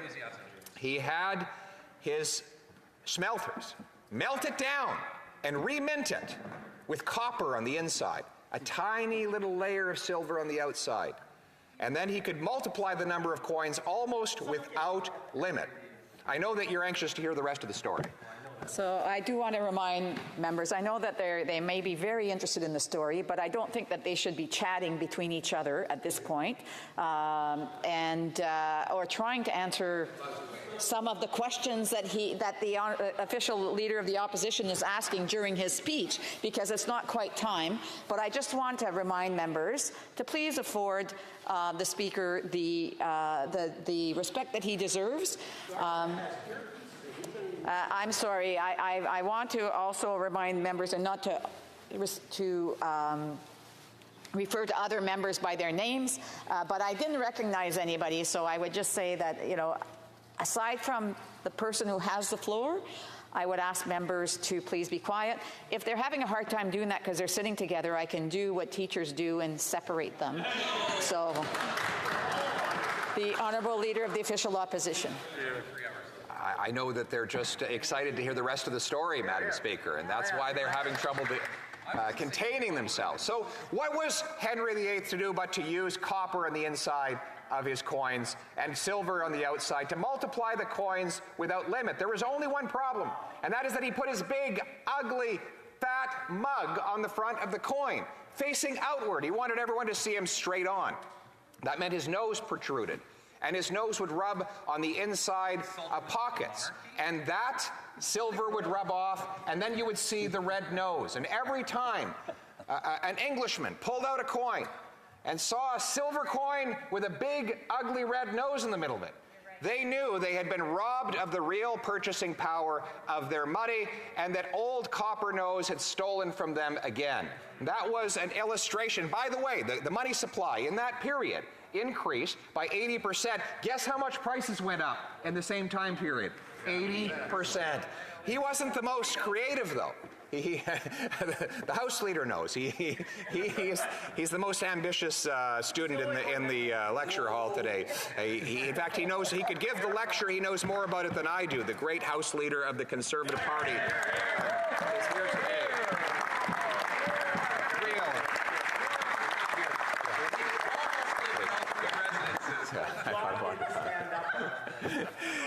But he was not, you know that Henry VIII, despite his creativity of his copper coins, was not the most creative at all. I would say that Dionysius was even more creative in generating new cash. Dionysius was, let me tell you about Dionysius, then you can tell me about Diocletian afterwards. Dionysius was a Greek ruler of the island of Sicily. Yes, the Greeks at one time ruled Sicily. I know it's now Italian. You don't have to tell me that. I know that. But back then it was Greek. And Dionysius could not control his spending either, just like Henry VIII. He would run out of money. So he sent his men out to take all of the jewelry off of the statues of the gods so that he could sell them off, saying that they were merely loans that had come from the gods above, Madam Speaker. But when those riches ran out as well, he had to resort to other tactics. And so what he did is he took all of the coins that he had collected. They were called drachmas. That is the Greek word for what we would call a dollar. And every coin was 1 drachma. So he said, I have a simple answer. Why don't we just mark a 2 in place of the 1.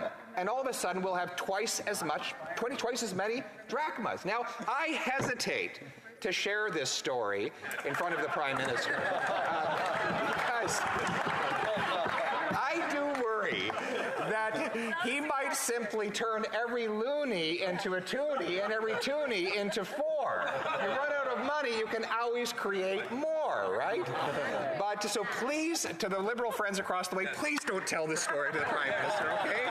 Thank you very much. We have a bargain. This is strict secret. And by the way, if you're listening out there, you were sworn to secrecy as well. Do not tell the Prime Minister. We do not want to give him any ideas.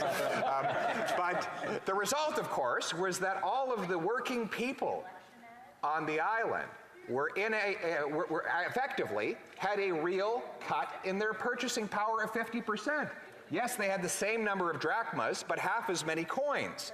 And so each drachma would buy half of what it would. He literally cut the wages of the people in half, but he was able to spend those coins before the inflation had sat in. So in other words, he was able to enjoy the newly created riches for the brief instant in time that they lasted before inflation melted them away, and then it was the people that lost the purchasing power. And so it is with so-called quantitative easing.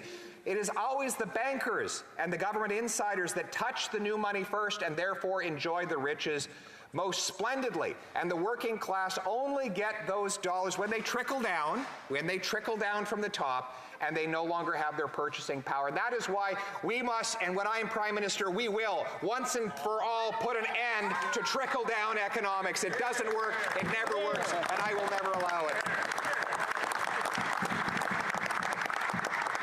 Now, we know that the creation of cash has caused the inflation that existed, in the massive poverty, the misery, the feeling of brokenness across the land, the tent cities. All of that has been the result of what this government has caused through the creation of cash. But I am here today to warn of a much graver and insidious risk that is still ahead of us. And this is where I rely on Churchill's second method of foretelling the future, and that is the cyclical method. To look at what has happened in the past to predict the cycles of the future. Now, we know that this is not the first time governments have created cash or run up massive debts. But we need to understand where it leads after the inflation cycle is gone. What can often come next?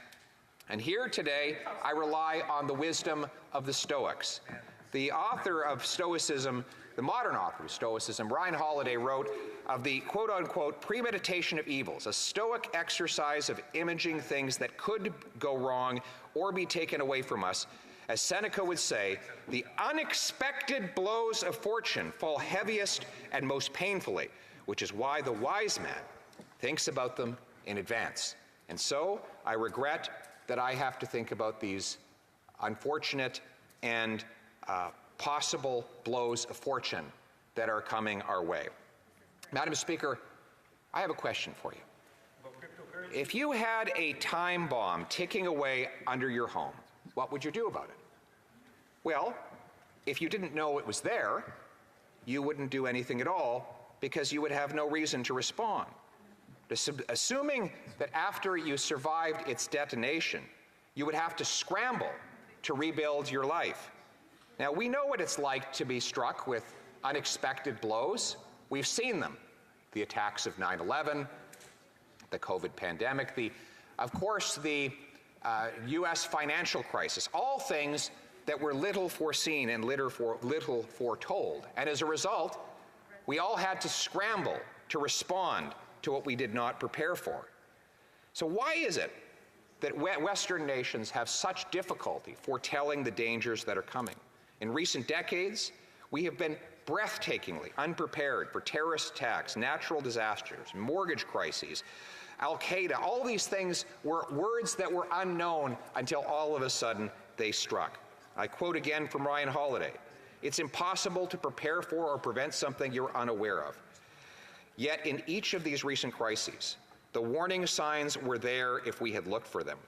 If we had only listened to the ticking time bomb, we could have found that bomb and detonated it before diffused it before it detonated, saving the world untold misery." Now a new danger gathers in this country. It is the growing probability of a debt crisis. Here is the simple math, Madam Speaker. When governments and their people amass a total stock of debt that is bigger than 3 times bigger than the size of their economy, they become predisposed to experiencing massive debt crises. I regret to report to the House of Commons that some feedback from the honourable from the government side, and I would ask them to please be respectful and to please be quiet. The honourable leader of the official opposition.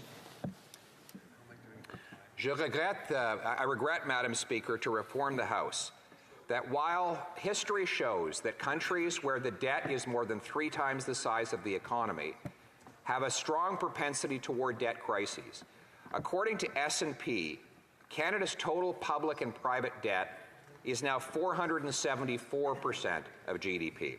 That includes government debt, household debt, business debt, and financial sector debt combined. This makes us the second most indebted country relative to GDP of any country in the G7, with only Japan being worse. Now, I spent a lot of time when I was the Shadow Minister of Finance studying debt crises, and there is a phenomenal book called Big Debt Crises, written by Ray Dalio, the single most successful hedge fund manager in the history of the world. And in it, he quantifies the precursors to debt crises. He put together the 48 biggest debt crises that have happened in modern world history. And he put together a chart of the debt to GDP ratios of all of those countries. And I'm talking now here, I'll list off some of the crises that might come to mind. There was the Greek debt crisis that happened roughly just over a decade ago in Europe. That crisis then spread to Spain and Portugal and other European countries. There was the U.S. financial crisis, which of course was ultimately a mortgage debt crisis. There are examples of the Argentinian debt crisis of 1998, 2001. I could go on. But in putting together all 48 of these biggest debt crises, he recreated the debt to GDP that all these countries had, public and private debt as a share of GDP. And I took the liberty of taking Canada's current debt to GDP ratio and putting it in that list. And what did I find? That our current debt to GDP ratio is bigger than all of those other crisis countries except for 2. In other words, there were 46 countries in this world, who had massive financial meltdowns with significantly smaller debt levels relative to the size of their economy than we have here today. So the question is, why have we, up until now, not had a full-scale meltdown? And the answer, of course, is obvious, because we have had such inordinately and artificially low interest rates. Even today, as rates rise, much of the debt that is in the current stock of the country is still locked in at lower rates. But that is not a permanent phenomenon. In other words, as every passing day, somebody's mortgage comes up for renewal, and the artificially low rate that they had up until then renews at a much higher rate. And this is the fundamental risk we have. The same goes for government debt. Some of it is locked in at lower, earlier rates. But governments have mortgages. Bonds are just mortgages. They are just varied terms. Some of these mortgages are 90 days. Some of them are 30 years. Most of them are somewhere in between. But all of them at some point come up to renewal, and when they renew, they do so at the rates that are present when the renewal occurs. And slowly but surely, that is happening already. Where do we manifest the higher rates? Well, ironically, in the Bank of Canada itself, because the bank purchased government debts and government bonds when rates were low, and is therefore collecting a small yield on those debts. But how did it purchase it? By depositing money in the central bank's accounts of financial institutions who sold the bonds back to the bank. Now, those deposits are receiving the policy rate of interest that the central bank pays out, which is now 4.75%. So in other words, the Bank of Canada has bought government bonds that pay out 0.6% and paid for it with deposits that they now have to pay out 4.75% on. So our central bank is losing money every single day. In fact, the central bank, were it not backed up by the government, would be bankrupt today because its liabilities are worth so much more than its assets. This is a very unusual situation, but it is a precursor for what everyone else is facing. I ask you, Madam Speaker, what happens in the year 2026 when all of the mega mortgages that people took out 5 years before at artificially low rates with artificially high home prices all come up for renewal and the rates are 3 or 4 times higher than the families have been paying up until that time? All of a sudden, we are going to have hundreds of thousands of people renewing their mortgages at the same time at an increase of interest rates of 3 or 4%. That is not a 3 or 4 percentage point increase. That is a 300% increase. Because 4 is actually 300% higher than 1. The artificially low rates then create a multiplying effect when they collide with newly and real higher rates. So imagine then that you have hundreds of thousands of people who can no longer make their monthly payments because they've gone up by $1,600 a year, and because the average family $1,600 a month, and the average family only has $200 extra in their bank account. They're now paying $15,000 or $16,000 more per year in interest on their mortgages, all at the same time. So what do they all think to do? Sell it.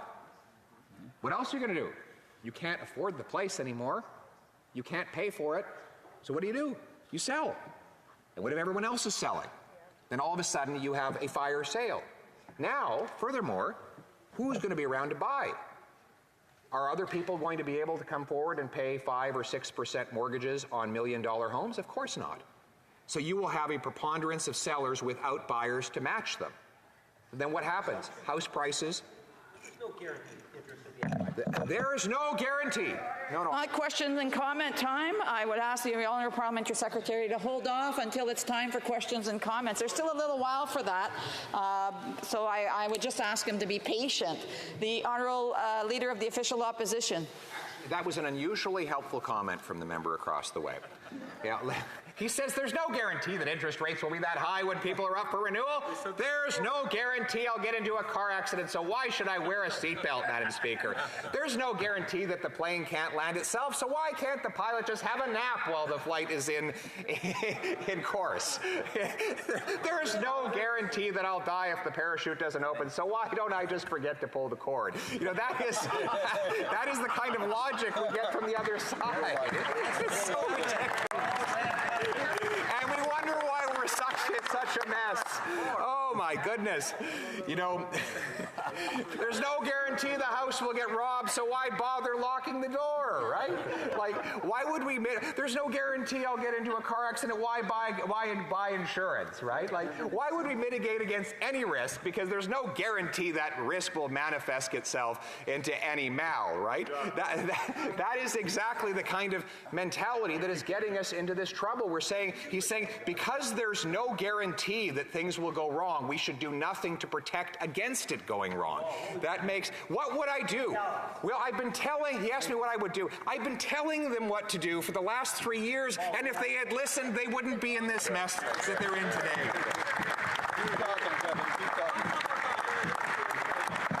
Mr. Speaker, Madam Speaker, what can be done? Obviously, we have to find a way to bring rates down before those mortgages come up for renewal. And we know, as I said earlier, why do the rates go up in the first place?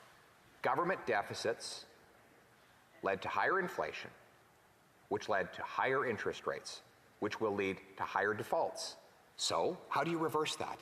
You bring down the government deficits so that you can bring down the inflation, which allows the Bank of Canada to bring down interest rates, which will allow us to bring down the defaults. So that is my IKEA instruction manual for the honourable member today. You know? And so that is obviously what we need to do to avoid the crisis that is ahead of us. But make no mistake, this is a crisis, and it is one that is coming quicker and quicker. It is like a train that is coming down the track, and if we do nothing to prepare ourselves to get off the track now, we will face that very real threat. Now, the member across the way might say, oh, debt crisis, who cares? That's something accountants and economists will fray about. They'll wring their hands, and there'll be discussions on business channels about what that means. Why should anybody really care? Well, let me tell you, Madam Speaker, that a debt crisis is a massive humanitarian crisis. The human toll of debt crises are staggering. They produce massive unemployment, which leads to increased depression, suicide, alcohol, opioid addiction, overdoses, and other miseries that we're already beginning to see. Two Harvard economists who studied over 800 years of debt crises, Kenneth Rogoff and Carmen Reinhardt, found that debt crises typically bring a 35% decline in house prices, leaving people with mortgages that are worth more than their homes. On average, GDP falls 9%. Roughly twice the GDP drop during the COVID recession of 2020. Unemployment rises on average 7%, which lasts on average 4 years. That means not just a loss of livelihoods, but a loss of lives. A University of Calgary study found that a 1 percentage point increase in unemployment increases the suicide rate by 2.1 percentage points. A paper by the British Journal of Psychiatry estimated that in Europe and North America, the Great Recession is associated with at least 10,000 additional economic suicides between 2008 and 2010. 10,000 people killed themselves. More people killed themselves during the Great Global Recession in the United States than would otherwise have done so absent that financial crisis. The same thing happened in Asia. Quote, it is estimated that the 1997 economic crisis in Japan, South Korea, and Hong Kong resulted in over 10,000 excess suicides, according to researchers in the British Medical Journal. The long-term job loss from a financial crisis would be at least as bad as what we experienced during the COVID lockdown, with the devastating personal consequences. Unemployed men and women have no job to go to in the mornings and nowhere to come and nowhere they can go to afford to go in the evening for recreation. As a result, they end up isolated and alone. Many turn to alcohol and drugs. Alcohol and drugs. We already see these pernicious mals exacting themselves on our people today. Quote unquote, and I quote, calls to one national suicide prevention line rose 200% over the period of COVID, according to CBC, prompting one of our members, the member for Prince George, to introduce a bill creating the 988 suicide prevention line. But make no mistake, the unemployment, the forced unemployment that happened during COVID led to more suicides, and if there is the kind of financial crisis that I'm trying to avoid, then there will be similar desperation, I am afraid, to report to the House. The number of overdose deaths in BC alone in 2021 was by far the highest on record and more than twice as high as it was in 2019. In Ontario and Alberta, opioid deaths spiked almost 50% during the lockdown periods. All of this can be associated with unemployment. Madam Speaker, researchers have found that when unemployment in a country rises 1 percentage point, the opioid death rate jumps 3.6%, and opioid overdose emergency room visits jump 7%. When the Great Debt Crisis happened, wages, pensions, social programs, desperate people flooded into the psychiatric units across the country. The Council of Europe's Commission of Human Rights wrote that, and I quote, most patients admitted under this regime are unemployed persons, bankrupt businessmen, or parents who have no means of taking care of or feeding their children. Most are reported to be over 40 years old and have never shown previous signs of mental illness. Then there is the painful government policies that follow debt crises. Some of the harshest austerity measures, of which we've been warned by this Prime Minister, happened in Greece under a Marxist government, that was led by something called the Coalition of the Left. That was their name. An alliance of communists, eco-socialists, and anti-capitalists. Now, why would parties of an ideology that believes in boundless government programs slash public spending so dramatically in Greece? Well, for the same reason that the federal Liberal government slashed health care and 45,000 public servant jobs in the 1990s, and the same reason that the Saskatchewan NDP, a party that credits itself with inventing Canada's Medicare program, shut down 52 hospitals in Saskatchewan in the 1990s.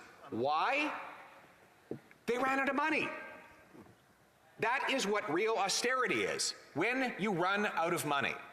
And that is the result of major debt crises like the one I'm trying to warn against right now, which proves that debt crises actually don't care about ideology. Numbers are not partisan.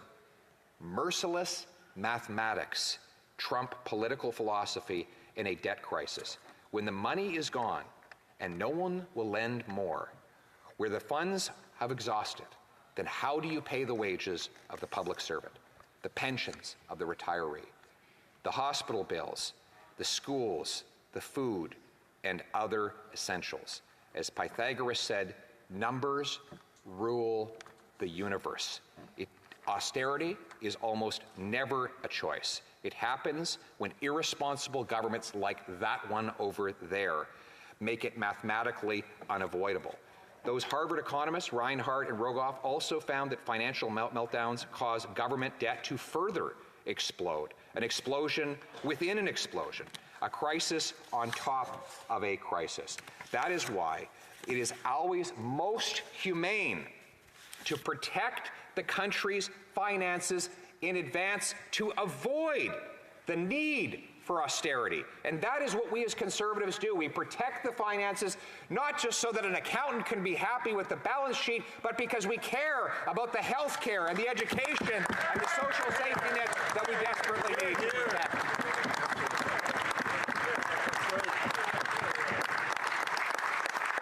That is why we want to protect our finances, and that is why we want to avoid the nasty and ruthless cuts that the Prime Minister has in store for this country if he succeeds in bankrupting the nation's finances. And we've seen this ruthless mathematics under his father, who gave us not just inflation, but stagflation. He was successful at delivering both record highs in inflation and unemployment at exactly the same time. And look at the years of 1980 and 1983. During those years of the Trudeau debt crisis, unemployment and inflation both hit 12% at the same time. That means that we had a misery index of 24. Inflation plus unemployment gives you your misery index. This drove interest rates up to an almost unimaginable 19% a year. I remember those days, Madam Speaker. In fact, some of my earliest memories, I was born in pretty close actually. Member says I would have been in diapers. I was born in 1979. I just turned 44. And so my earliest memories started to appear around 1982, 83. And I remember the horrible strain and stress my parents faced.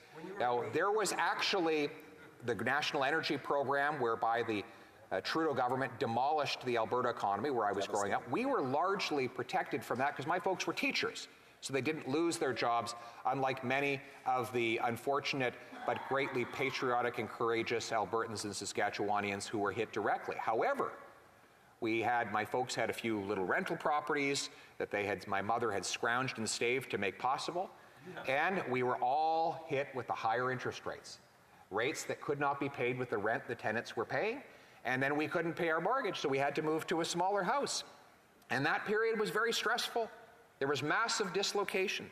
It's no wonder that the misery index reached its highest level, because misery is the best way to describe it. Now, Madam Speaker, some people can't take the misery. And during that time period, The suicide rate reached a record high. In 1983, I would have been 4 years old, the suicide rate hit 14.8% per 100,000 people, an 8% increase from 1980. 7 of the 8 worst years for suicide rates in Canada happened when Pierre Elliott Trudeau was Prime Minister. And that is because people's lives were coming apart. You just imagine, it's not just money. It's not just the desire to have more stuff. It's the shame of coming home to your kids and saying, you can't go on that little camping trip. I'm canceling your hockey. We have to leave this house and move into a tiny little apartment. That's the real human anxiety, the guilt, the pain, the frustration that literally breaks families apart, causes divorce and suicide. People lose hope and everything falls apart. So when I talk about the possibility of a very real debt crisis, when all of these mortgages that were locked in at low rates 3 years ago, 2 years ago, even 1 year ago, I'm not talking about an accounting phenomenon. I'm talking about a human phenomenon, one that we have a duty to avoid. We have a duty now to foretell the dangers that are coming, to protect our country against the ravages that it would mean for our population. And we know how to do that. We know that there are simple, common sense decisions that we can make in order to avoid such an eventuality from producing here in our country, as we have seen all around the world, and that we could replicate if we do not change course now. We know what the necessary steps are today. It is about spending less and creating more. Now, the member across the way will instantly assume that if something costs less, it must be of less value. And this is a fundamental breakdown in his understanding. The Prime Minister is the worst for this. He thinks that if something costs more, it must be worth more, right? As though the $500 million he wanted to give the wee charity was worth more than, for example, just having a passport that actually delivered to the people on time, right? Just because something costs more doesn't mean it's better. For example, government has a housing program. They've spent $89 billion on it. In fact, the number one bragging point they have is that their housing plan is really expensive, right? It's like you could almost imagine a restaurant running advertisements. Come dine with us. We have terrible ambiance, the service is garbage, the food is rotten, it might even make you sick. But guess what? It costs $1,000 a plate, and therefore it must be the best because it is the most expensive. Now, take this, let's take this back into the government realm. So when I was employment minister, we had a program, which I believe is still in place today, to help people, visually impaired Canadians, read books by sending them CDs with the books on them. And they could then put them in their computers and they could hit play and listen to them. And one of my constituents she was actually capable of listening to books at 4 times the speed because she had trained herself. To the rest of us, it would sound like gibberish, but she was able to, she had trained herself to speed read using audio players. It was a wonderful program. But the Canadian National Institute for the Blind came to us and said, there's one problem. We don't use CDs anymore. So you don't have to pay Canada Post to ship these CDs to our house. We've come up with a technology that will allow the Canadian government to simply pay the cost of having radio personalities go into an audio room and record the book, and then we can send them as audio files, particles of light through cyberspace, and people can read the book without having to have a cassette.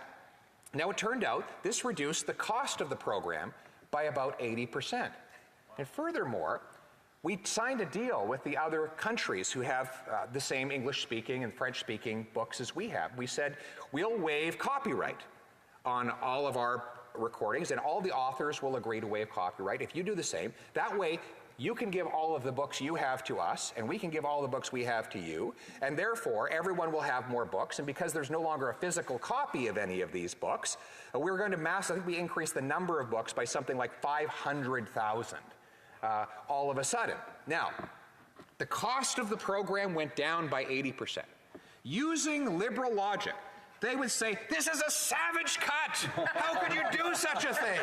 Even though it meant more convenience, more books, and faster turnaround and customer service for the people, right? Just because it cost less doesn't mean it wasn't worth more. This is common sense, right? This is common sense. You know, think about it this way. We've had these arguments with the Prime Minister.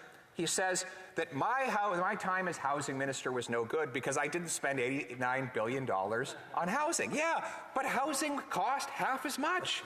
When I was housing minister, the average mortgage payment was $1,400. The average rent $900 for a single bedroom. The average needed down payment for a house was $22,000. Now it's double, double, and double. But the Prime Minister would say that his is a success because even though 9 in 10 young people believe they'll never be able to afford a home, he has the most expensive program for housing in Canadian history. Therefore, it must be the best. There you go. He thinks that the price is equal to the value. There is a difference between value and cost, a distinction that this government never makes.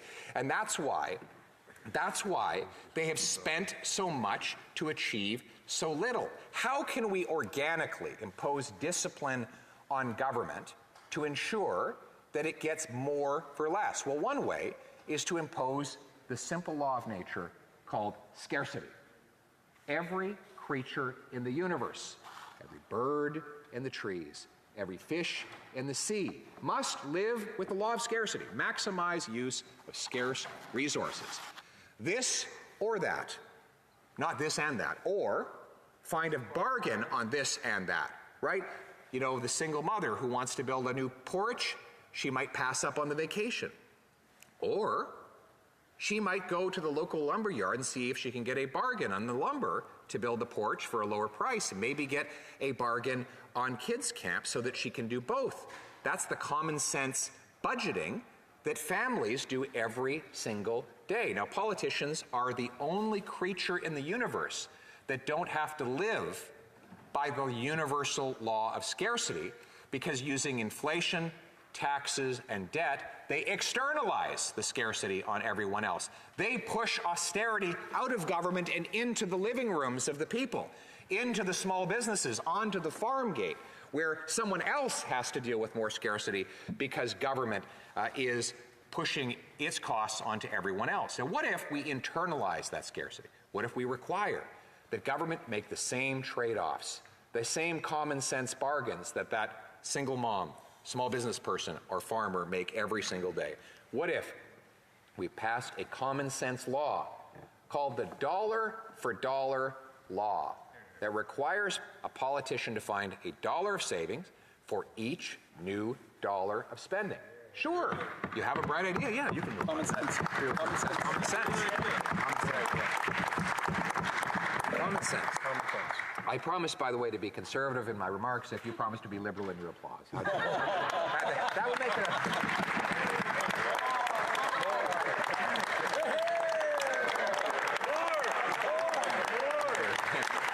That's my idea of a bipartisan speech, okay? Conservative content, liberal applause. But, Madam Speaker, oh yeah. I have a point of order. The honourable member for North Okanagan-Shuswap. Thank you, Madam Speaker. I didn't say anything previously, but I just noticed another government member coming into the House actually eating something. And as we all know, especially these members that have been here for a long time, we're not allowed to eat in the House glasses of clear water. If you could. I want to remind members are not to eat in the House. From what I understand is the member was finishing up what he already had in his mouth, so he didn't have it physically in his hand. But I do want to remind members that they're not to be eating in the House. The honourable order. Now it's becoming a little bit of a debate or discussion, and I would just ask members that let's let the official opposition leader finish his speech. The honourable leader of the official opposition. Thank you, Madam Speaker. The member across the way accused one of our MPs of sleeping during the remarks. What he doesn't understand is that was mindful meditation. Mindful meditation. That's all good. I would ask the Leader of the official opposition to stick to his speech and not to what is going on in behind him or trying to have a conversation with the honourable members. The Honourable Leader of the official opposition. Thank you, Speaker. And I will obey your edict and stick to my speech. And I was speaking about the common sense idea of a dollar for dollar law. Now, I would love to be the originator of the law, but actually it came into place during the Clinton era in the United States of America. You'll recall that during that time, the American government had racked up massive debts. And so Congress passed this law. They called it the pay-go law, requiring the U.S. administration find $1 of savings for every new dollar of spending. So what happened? Well, they balanced their budget for the first time in half a century. They paid off $400 billion of debt. And now we know that we're always told that when you balance budgets and pay off debt, the Liberals say, well, that will just shrink the economy. Actually, the economy underwent one of the most spectacular expansions in American history, with unemployment dropping to its lowest level in the post-war period. Inflation stayed low, and the American government was able to restore its solvency and its financial foundation. Bad news is that when the law lapsed, the U.S. government went right back into deficit and has not emerged ever since. And why is that? Because it is proof that politicians need legal limits on their spending. Otherwise, they will find it impossible to control themselves. They will want to spend more and more of other people's money to aggrandize themselves and buy votes. We need to impose legal limits on government spending, the same limits that every other Canadian imposes on themselves.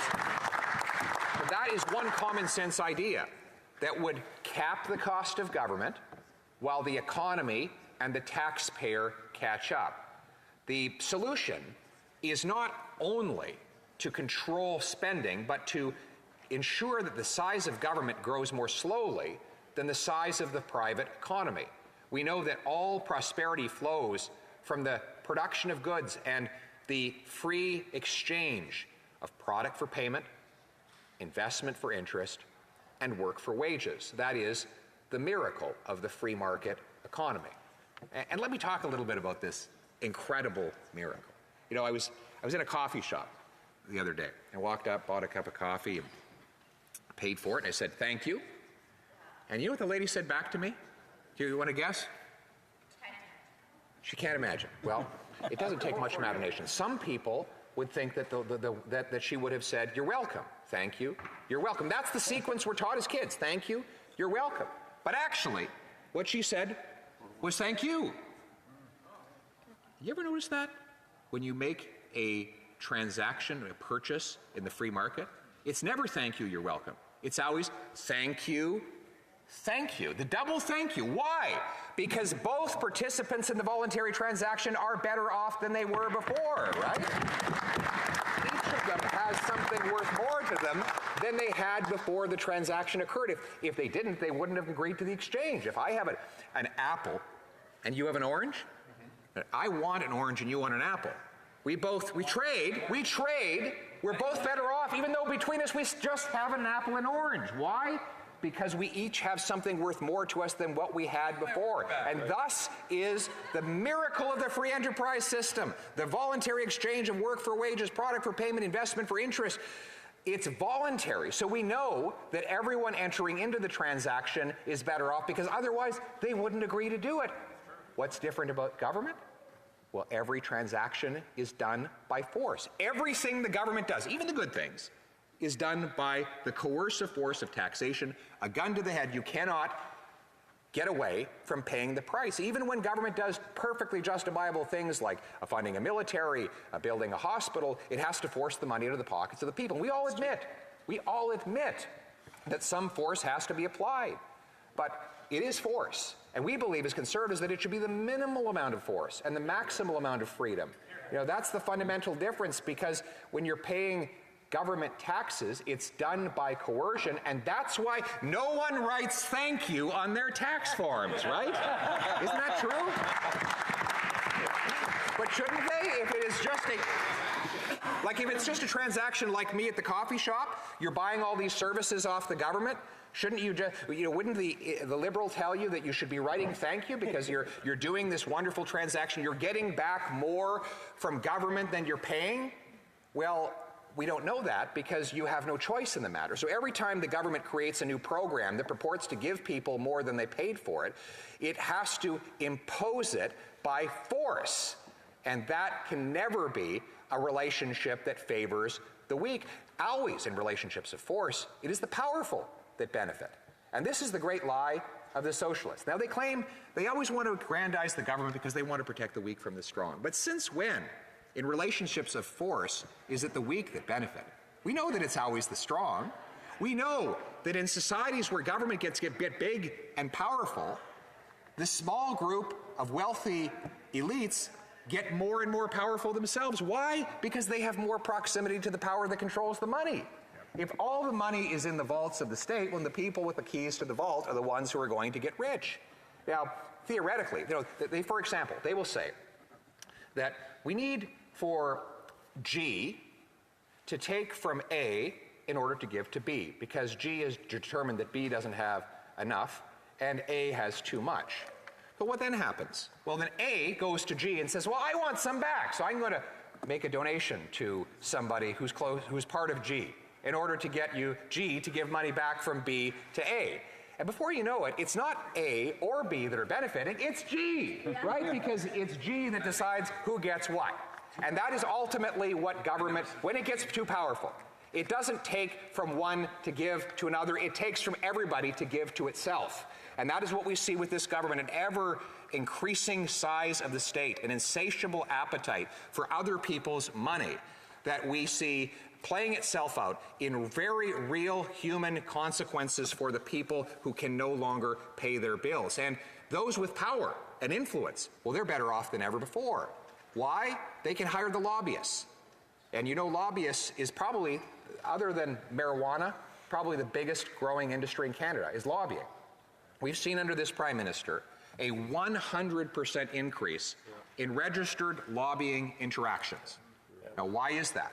Well, because businesses have judged that the way that you get rich is not by investing in a new product, but by investing in political influence. It's the best return on investment that you can get anywhere in the Canadian economy today.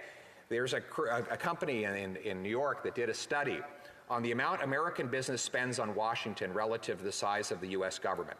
They found a near perfect correlation between the amount of money that Wall Street and businesses spend lobbying Washington and the amount of spending that Washington does as a share of GDP. As government gets bigger and more powerful, businesses shift their focus from making profit by serving customers to making profit by influencing politicians and bureaucrats. The number one commodity goes from being a product that people buy, or food they consume, or entertainment that they enjoy, to the most important commodity of all in a government-controlled economy, which is power and influence. And so it goes. And so we see today that the very rich and the very powerful get richer and more powerful every single day. Look at, for example, our friends at McKinsey, or I should say the Prime Minister's friends at McKinsey, right? First of all, he gives them over $100 million of contracts to do we don't know what. We investigated, we can't figure out what value they provided anybody, but they have proximity to power. And they were able to get close to the Prime Minister throughout his entire political career and ultimately dominate his political agenda, right? And so they get the money. But not only that, they avoid culpability. This is a company that helped bring about the opioid crisis. They designed plans to have bonuses for distributors of opioids that caused overdoses, literally. They had a plan to supercharge the opioid crisis because they knew that it would profit their powerful clients. And guess what? What has been their reward for their friendship with the Prime Minister?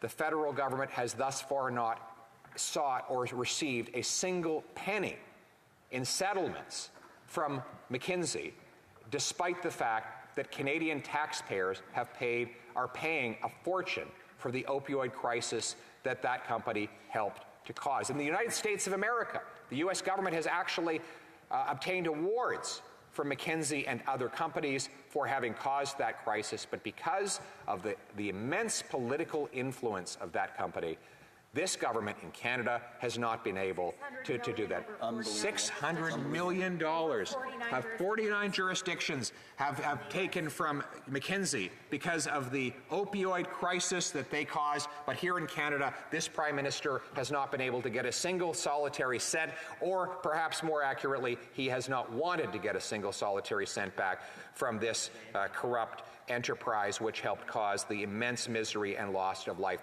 Madam Speaker, all of this to say that in a socialist or a government-controlled economy, those with political influence are always better off because they can pull the strings and get what they want. But the working class people, the families whose lives have been destroyed by the opioid crisis, they got nothing at all. Now, I try not to assign ugly motives to the Prime Minister for the decisions which are so obviously destroying our working class people. I try to never assign, to ascribe to malice what can be explained by incompetence. But sometimes, when you look at the ideology to which he adheres, by his own words, you have to wonder if some of the damage he is doing is actually by design. This is a guy who actually said he admires the basic Chinese communist dictatorship. Those are his words. I mean, you know, if one of us had accused him of that, it would seem totally and utterly ridiculous, but he accused himself of it. He said it. He was asked not if he admires the Chinese communist dictatorship, but what is the government in the entire world he admires the most? And he volunteered that it was the basic Chinese communist dictatorship. Ever since that time, we've seen the reciprocal admiration that Beijing has for his regime, having intervened in 2 successful elections to help him win, having donated $140,000 to the Trudeau Foundation. We see that the Prime Minister has said he admires Fidel Castro. So when we witness the policies that he unleashes on the Canadian people, you wonder, is it really just incompetence? Or is it because he subscribes to an out-of-touch ideology that is radically different than the common sense norms that everyday Canadians believe in? You know, as he destroys our money with these reckless deficits, you know, he does so knowingly. Now, I used to think he just didn't know any better, that he was perhaps naive, that having been raised with a trust fund bequeathed to him by his multimillionaire petroleum grandfather, that perhaps he just didn't know how money worked, because he had had it all given to him. He didn't come up through a working class family where scarcity is a daily a guest in the house. He lived in a place where there was no scarcity, where things were provided to him at will, so perhaps he just doesn't know any better. But 6 months ago, his own finance minister admitted that deficits cause inflation, an admission that I found quite encouraging if she had stuck to it. But then the Prime Minister tapped her on the shoulder and said, they may cause inflation, but that's just fine. We're going to go on with $60 billion more in deficits. Is this a design? Is this part of his ideological objective? You know, to quote the great John Maynard Keynes, Lenin is said to have declared that the best way to destroy the capitalist system was to debauch the currency. By a continuing process of inflation, governments can confiscate, secretly and unobserved, an important part of the wealth of their citizens. By this method, they not only confiscate, but they confiscate arbitrarily, and while the process impoverishes many, it actually enriches some, end quote. Is that actually the Prime Minister's purpose here? Is it to enrich a small group of people who can protect themselves by holding on to assets that are inflation-proof and protected, while ripping away the purchasing power of Canada's working class? Is it all an accident? Is it a function of his total incompetence? Is it just because he is a naive trust fund baby? Or is it because he deliberately believes in an ideology that concentrates wealth and power in fewer and fewer hands? I want to know, what does my caucus think, Madam Speaker? Do they believe, A, by showing their hands, that it is incompetence that has led to this inflation, or do you believe that it is the Prime Minister's mouth? And, hands up for incompetence. There is a third option. The third option is both. Both. Okay, both incompetence and malice. Madam Speaker, I've always said that I was a Democratic leader, and we hold votes right here in the middle of my speeches in the House of Commons to get these answers. We have a point of order. The honourable member for Thornhill on a point of order. The members opposite in the government don't know what it's like to sit in the front row, but their voices really carry from there, and I can't hear the member.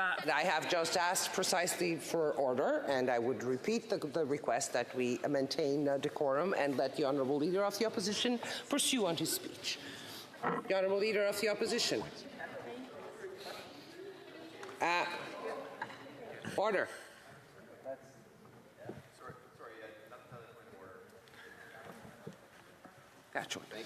Thank you, Madam Chair. I am immensely enjoying the remarks of the leader, but these members in the front row, well, not normally in the front row, I should say, but in the front row this evening, are repeatedly interrupting with regular points of order.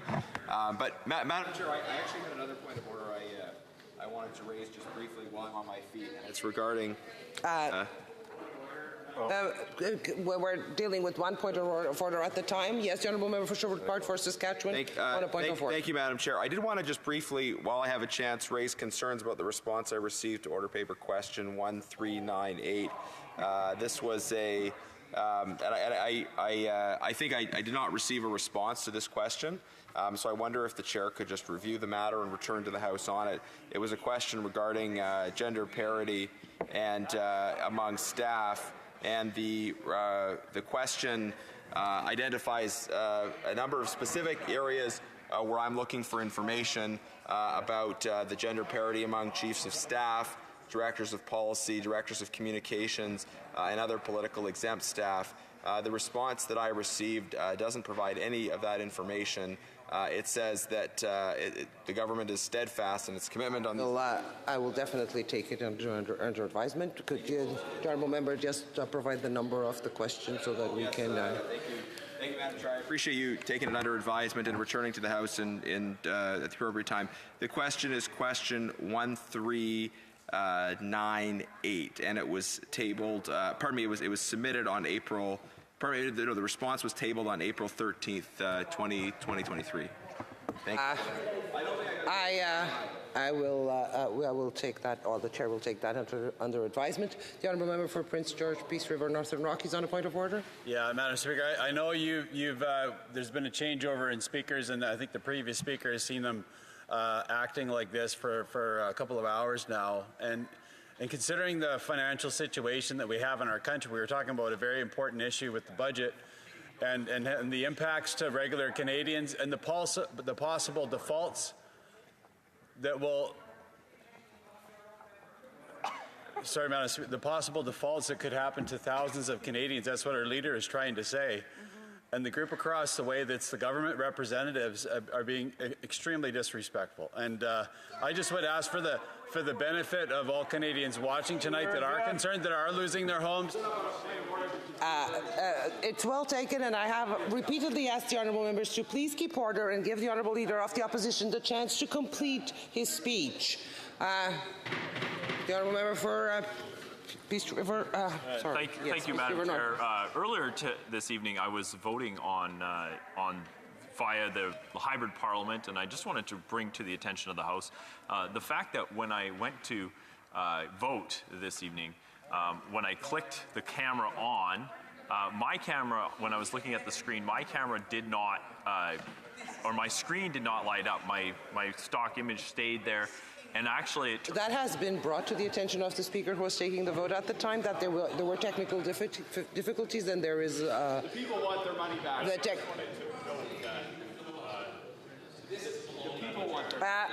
May I hear the rest of the honourable member's point of order?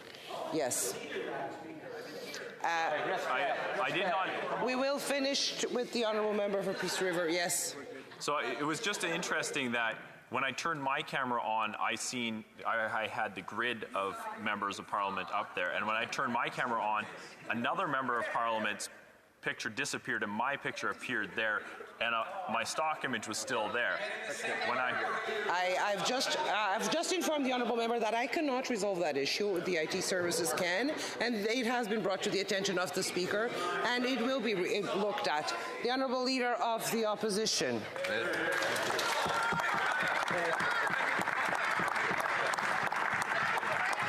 Thank you very much.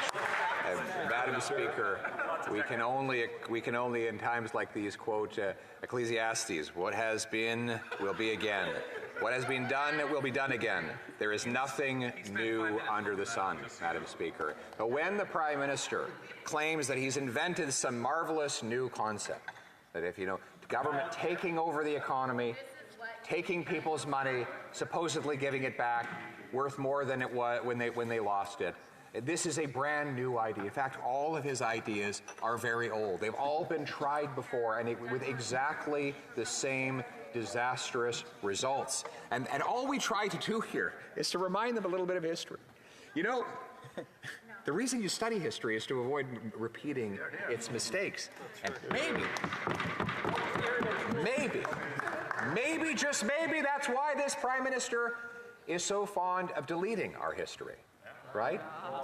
Right? If we can forget about the history, if you can wipe away the past, well, then you have unlimited power to control the future. Orwell warned of this, actually, in 1984, which unfortunately this Prime Minister thought of as an instruction manual instead of as a cautionary tale. Madam Speaker, he wanted to delete some of the most beautiful images of our history and our past from the passport. Images of the great Terry Fox, a man who ran across the country on one leg to fight cancer. Images of the great Quebec City, the most spectacular and possibly the most historic city in all of North America. Washed away. Forget about it. We need not remember the great cities that built our country. He wanted to erase the RCMP. The victory at Vimy over tyranny, a victory the French and the English both were unable to achieve, but one on which Canadians triumphed the first time. All of the divisions of our Canadian forces fought together as one, the first great triumph, one of which we could all be proud. And why delete it? Why delete all of those beautiful images of history? Well, I'm going to posit a few explanations. Let me posit a few explanations as to why the Prime Minister is so determined to delete our history. Just as this member tries to silence me with his overbearing voice right now. It is this, that if the government can delete our heroes, it can make the people feel weak and helpless, and therefore reliant on a powerful state. Make the people think that they can't achieve great triumphs on their own, that only great things can be done by the government. I note, and by the great leader. I note the Prime Minister deleted all of these great images so that he could put a childhood picture of himself swimming at Harrington Lake in Quebec, doing a little splash into a pond, as though that little trivial moment in his life was more important than all of the great historical triumphs of our nation. And that is the triumph of egoism. That is what the statist really cares about, the idea of concentrating everything in the state, because l'État, c'est moi. L'État, c'est moi. The state is me. I am the state, said King Louis, and that is the thinking of this Prime Minister. He wants to control everything because it is the aggrandizement of the state, is the aggrandizement of the head of the government. That is exactly what he tries to achieve. By making the people small, he can make himself big. That is why he's always hectoring and lecturing the people, telling Canadians that they're not allowed to use basic common language. One time, I remember a young lady innocently used the term mankind, and he admonished her that it was people-kind, right? Trying to make her feel small for using common and well-understood language that he believed was offensive and unacceptable, constantly talking down our history and our past, treating Canadians as though they have nothing but shame that has brought us thus far, treating our country as though it has nothing for which to be proud. He understands that by making the country ashamed of its past and its history and its people, that he can aggrandize the state. You know, he has recently become very angry that I pointed out that everything feels broken. I'm speaking of the airports that the federal government manages, the passport system that it runs, the inflation that it has caused, the housing market that it has inflated, the red tape that prevents people from achieving anything in business or even in human mobility. I point out all of those things that are broken. Now, he says that I'm not allowed to say everything is broken. But the truth is, he believes the country is broken. It's just, we both agree that things are broken. We disagree on who and what broke them. I think the government broke these things. He thinks the people and our history broke things. That's what he thinks. He thinks we have a broken people and a broken past.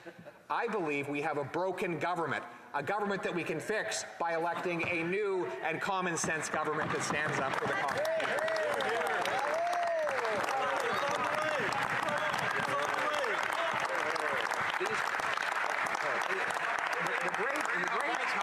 The great Thomas Sowell pointed out that for those on the hard left, it is not so much a view that they have of the world, but a view they have of themselves as higher beings that are capable of deciding for everyone else. That is actually the core ideology to which they adhere. Because when you really look at the inconsistency in application of their woke ideology, you see that there's nothing underneath it other than the concentration of power. So, for example, the Prime Minister likes to preach about woke identity politics. But that did not stop him from firing the first Indigenous Attorney General. He had no problem doing that. And why did he fire her, by the way? Because she interfered, because she would refuse to interfere to protect a wealthy multinational corporation from prosecution after it had stolen from Africa's poorest people. So here we have this woke prime minister protecting a multinational corporation that stole from the poorest people in Africa, and doing so by firing the first female Indigenous Attorney General. Didn't she violate all of the precepts of wokeism all in that one act? Well, of course he did. But why? Because wokeism was never about any of those things. It was only about giving him more control. Wokeism is only about control. It is about dividing people based on their group identity rather than celebrating them for their individual humanity. We believe in judging people based on their personal character, not based on their group identity. And you know what? Liberals used to believe that too. That used to be the basic precept of a liberal ideology. Just let's look past people's race, their sexuality, their gender, and just judge them as individual human beings. That's what liberalism was. That was the meaning of the word. Now, it means exactly the opposite. It means that there is nothing more important than a person's group or otherwise identity. They should only be judged, according to modern-day woke thinkers, by the group to which liberals and wokeists identify them. We believe in the traditional view of individual freedom and responsibility, where we see each individual as a precious and unique creation that can live out their life based on their merits and be judged for those merits rather than being wrapped up in divisive ideologies that base their judgments on race, ethnicity, and other irrelevant characteristics. Now, Madam Speaker, I point out the reason for dividing people by group is that it allows the woke estate to control people. It's always easier to control groups than it is to control individuals. And we know that the Prime Minister's objective is to control them. It also creates the justification for all the censorship. The government can say that there's new language that is no longer allowed. For example, mankind versus peoplekind. Now, what has he done? Created the justification for censorship. Because if people are allowed to freely express themselves, they might violate some of the new woke rules that have been invented. The rules that are invented every day, the new words that must be stated and can't be stated, can only exist if you have a powerful state to impose those rules. So the rules are for the rulers.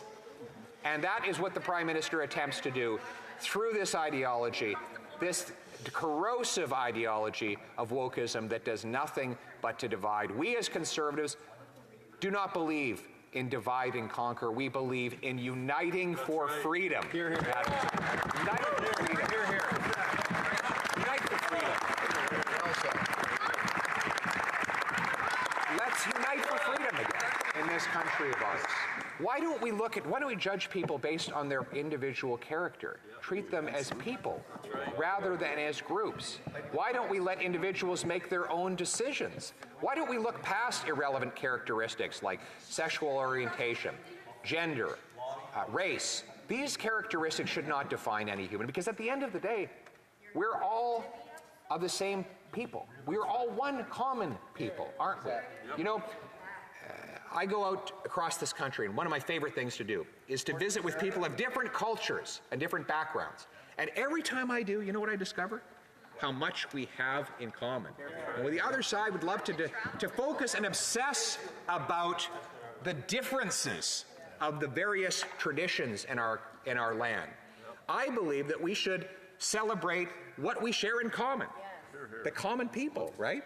Now, for example, I'm very proud that I had the occasion to spend so much time with the Sikh community in this country, who've welcomed me with open arms into their gurdwaras, and to learn of their legends and their stories.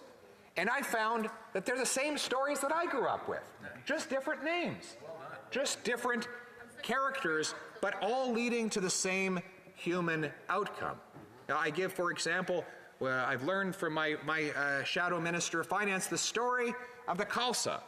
The story of the Khalsa is that the 10th guru of Sikhism, Guru Gobind Singh Ji, came and abolished the caste system. It said that there should no longer be different castes in society, but that all should be equal. Everyone should eat from the same bowl, he said. And he got rid of all of the caste-based names. So everyone became known as Singh. Now, they had different first names, but they had the same last name, which is Singh, and Singh means lion. No longer would there be little people, everyone would be a lion. That, to me, is an incredibly inspiring story.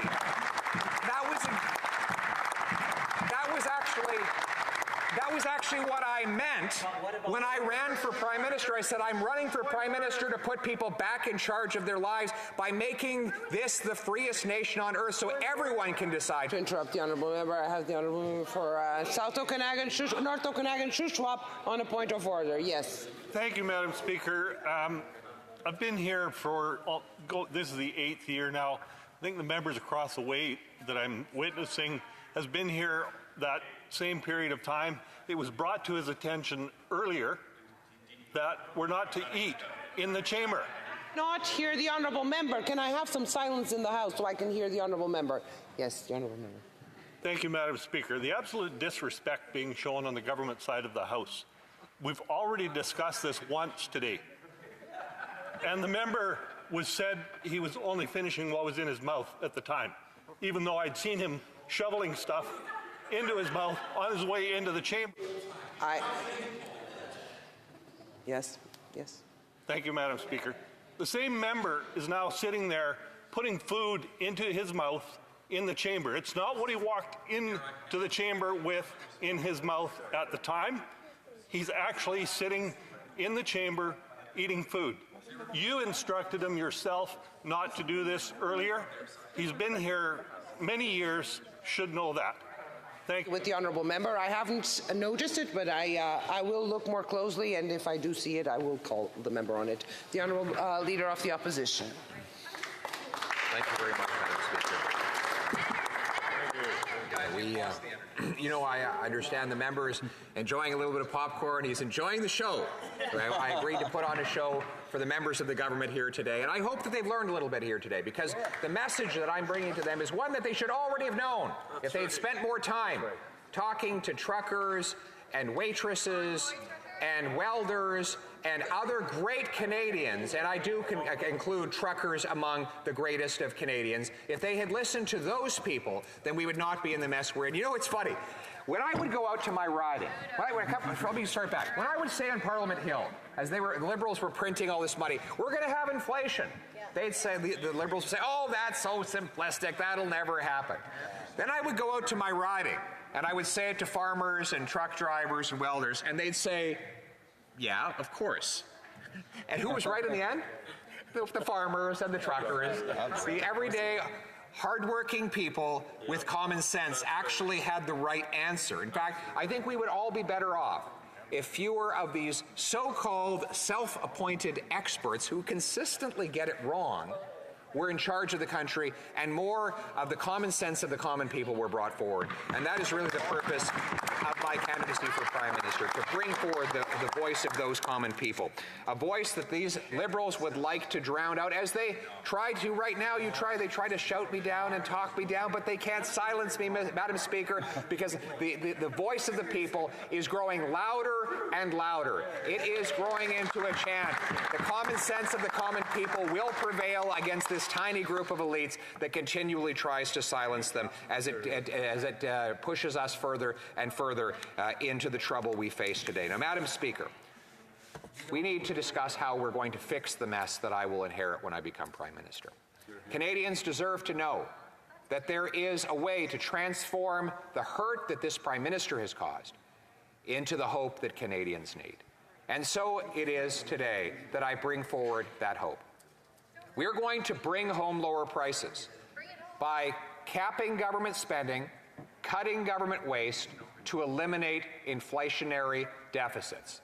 Now, this is a point on which the government agreed with me only 6 months ago, when the finance minister said that she would deliver a 2027 budget balance, something that surprised but impressed me. Only 6 months later, half a year, she has plunged us deeper into debt with a $60 billion of additional inflationary spending that is $4,200 per person. But by cutting waste like the ArriveCan app, the $35 billion infrastructure bank, the contracts to the McKinseys and the other consulting insiders, by rooting out waste and corruption, by finding ways to compress internal and back office budgets, we will get back to a balanced budget, and in so doing, we will lower inflation and lower interest rates. That will allow those hundreds of thousands, if not millions of families who will be renewing their mortgages to do so at a moderate rate in order to avoid the mass bankruptcies that I warned against earlier on today. This kind of common sense fiscal management is not foreign to Canadians. In fact, it was common across this country for a quarter century. From the mid-1990s until 2015, there was a consensus that government should balance the budget unless there was a recession or some major temporary crisis. This was a consensus, believe it or not, across all political parties, NDP provincial governments, Conservative and Liberals here in Ottawa, a consensus that was shattered by this Prime Minister whose radical leftist agenda took us into the permanent deficits, the permanent borrowing, the money printing that created the chaos that we have today. But what did that quarter-century consensus give us? It gave us a massive increase in our quality of life as Canadians. Housing became more affordable. Paychecks became more powerful. Taxes were much lower. The cost of the government went from 52% of GDP in 1993 to approximately 37% of GDP. That meant that Canadians had more money to make their own decisions, to raise their families, to start their businesses, to build the future. We developed the lowest debt in the entire G7 as a share of our GDP, something that we protected and something that allowed us to be a shock absorber against the crises of the 2008 recession and the COVID pandemic. All of that was enabled because governments accepted a common sense approach to balancing their budgets, to reducing debt as a share of the economy year after year. A Conservative government led by me as Prime Minister will re-establish that common sense consensus and make balanced budgets the norm and deficits the exception again. That will allow for our debt to decline, for our interest rates to be low, for our purchasing power to be maintained, or perhaps in some cases even grow. Now, I see the members across the way say there's no way that purchasing power could ever grow, but why not? We have an increase in technology every single year. We have incredible technology that is able to generate more output with every hour worked. That's what technology does. We're actually able to produce more food on less land than ever before. We're able to produce more milk with fewer cows. We're able to produce more beer cans with less tin. We're able to produce more output with each hour. So why doesn't this translate into lower prices? Shouldn't it? If the input is lower to produce the output, then why isn't the cost lower to the end user? The answer is that the government continues to print cash, which neutralizes the cost savings and prevents people from truly benefiting from the massive productive power of the free enterprise economy. But by reinstating disciplined spending, our central bank can focus exclusively on preserving and protecting the purchasing power of our money. The Swiss did this for 25 years. Their average inflation rate was 0.8%. Half of what it was here in Canada during the same time period. They have the lowest inflation today. But what this means is over a 25-year period, the Swiss franc has now about 25% more purchasing power than the Canadian dollar. Why? Because they disciplined themselves to protect purchasing power so that their money would be worth more. And that means that the paychecks of the Swiss are more powerful, and the money that those paychecks represent buys more. That should be our goal, to have powerful paychecks, but also more powerful money with which you can buy things. And that is the dream that we must aspire to by disciplining government spending and respecting the currency with which we use. That is why I will get the central bank back to its core mandate of protecting our money and ensuring that it does not engage in social and economic engineering. No more money printing. No more social causes, no more pushing governmental agendas that have nothing to do with the purchasing power of our money, and no central bank digital currency. I will never allow the government to force people to put their money into a government bank account. Rather, we already have digital money. It's called a bank account. We already have digital money. It's called a credit card. People can already send e-transfers. We don't need the government to nationalize electronic financial transactions, because we know that would only mean one thing. It would mean government bank accounts, which would mean government surveillance and government control. And after the abuses that we saw with this government cracking down on the bank accounts of the people who disagree with it, I will make sure that this country never allows the government to take control of people's personal bank accounts. Central bank digital currency.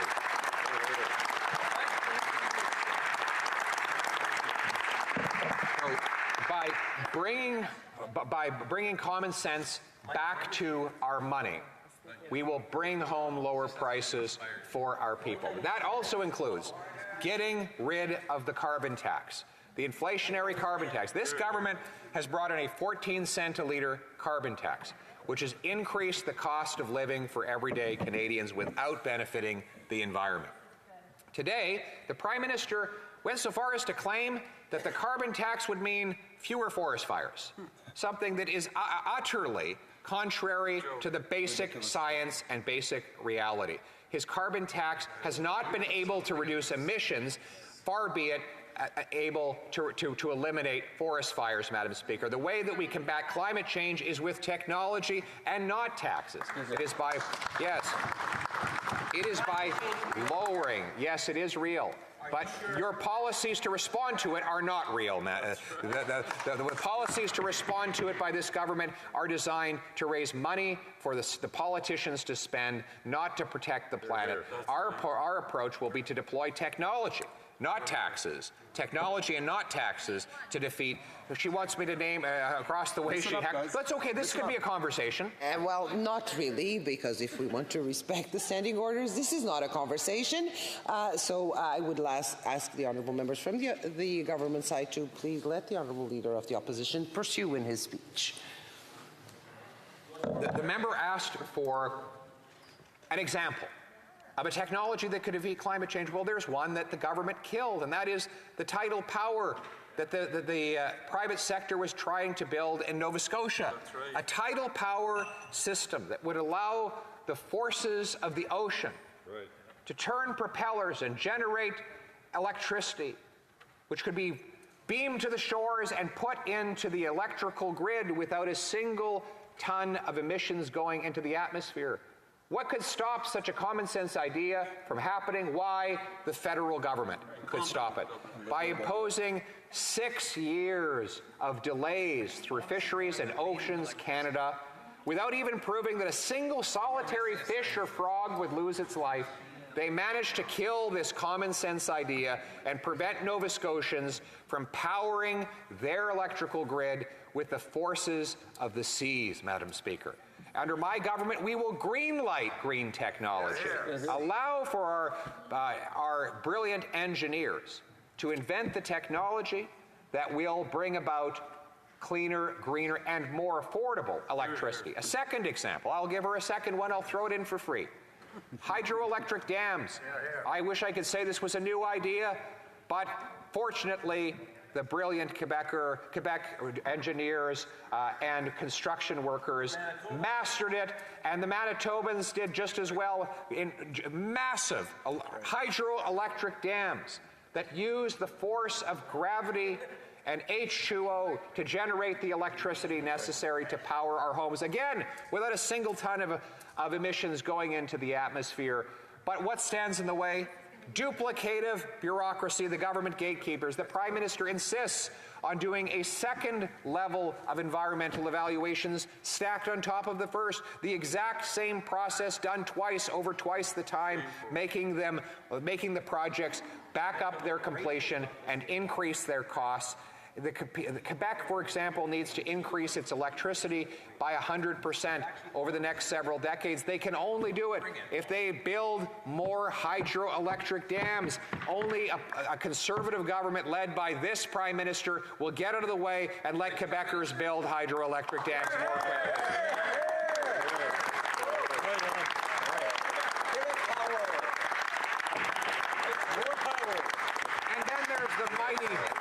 And then there's the mighty power of the atom, nuclear power. Here in Ontario, you look around this room, 1 in every 2 light bulbs that illuminate this room so that you can hear this wonderful speech is powered by nuclear energy.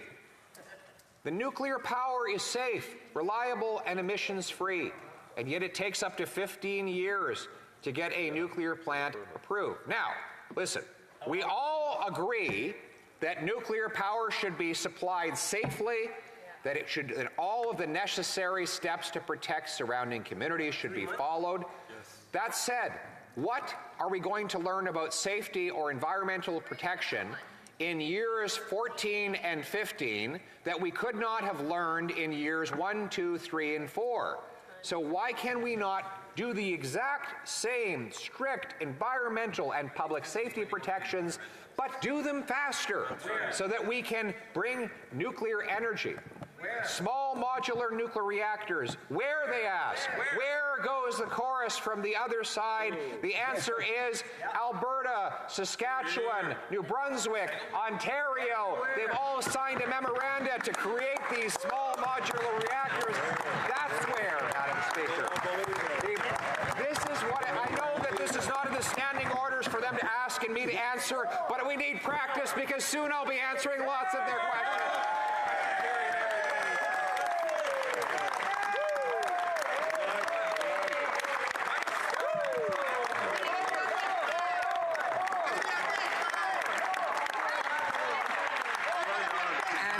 And you know what? It will be refreshing. It will be refreshing to actually have a Prime Minister that answers questions, unlike this one who doesn't even acknowledge them, Madam Speaker. This is what it means to green light green projects.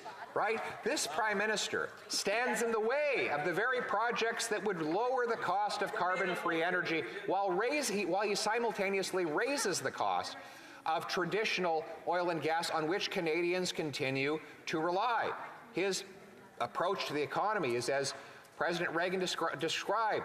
If something moves, he taxes it. If it keeps moving, he regulates it. If it stops moving, he subsidizes it, Madam Speaker. That is the approach that he takes to the economy. My approach would be none of the above. Get out of the way. Let our creators create. Let our builders build. Let the great Canadian people do what they do best, which is to build.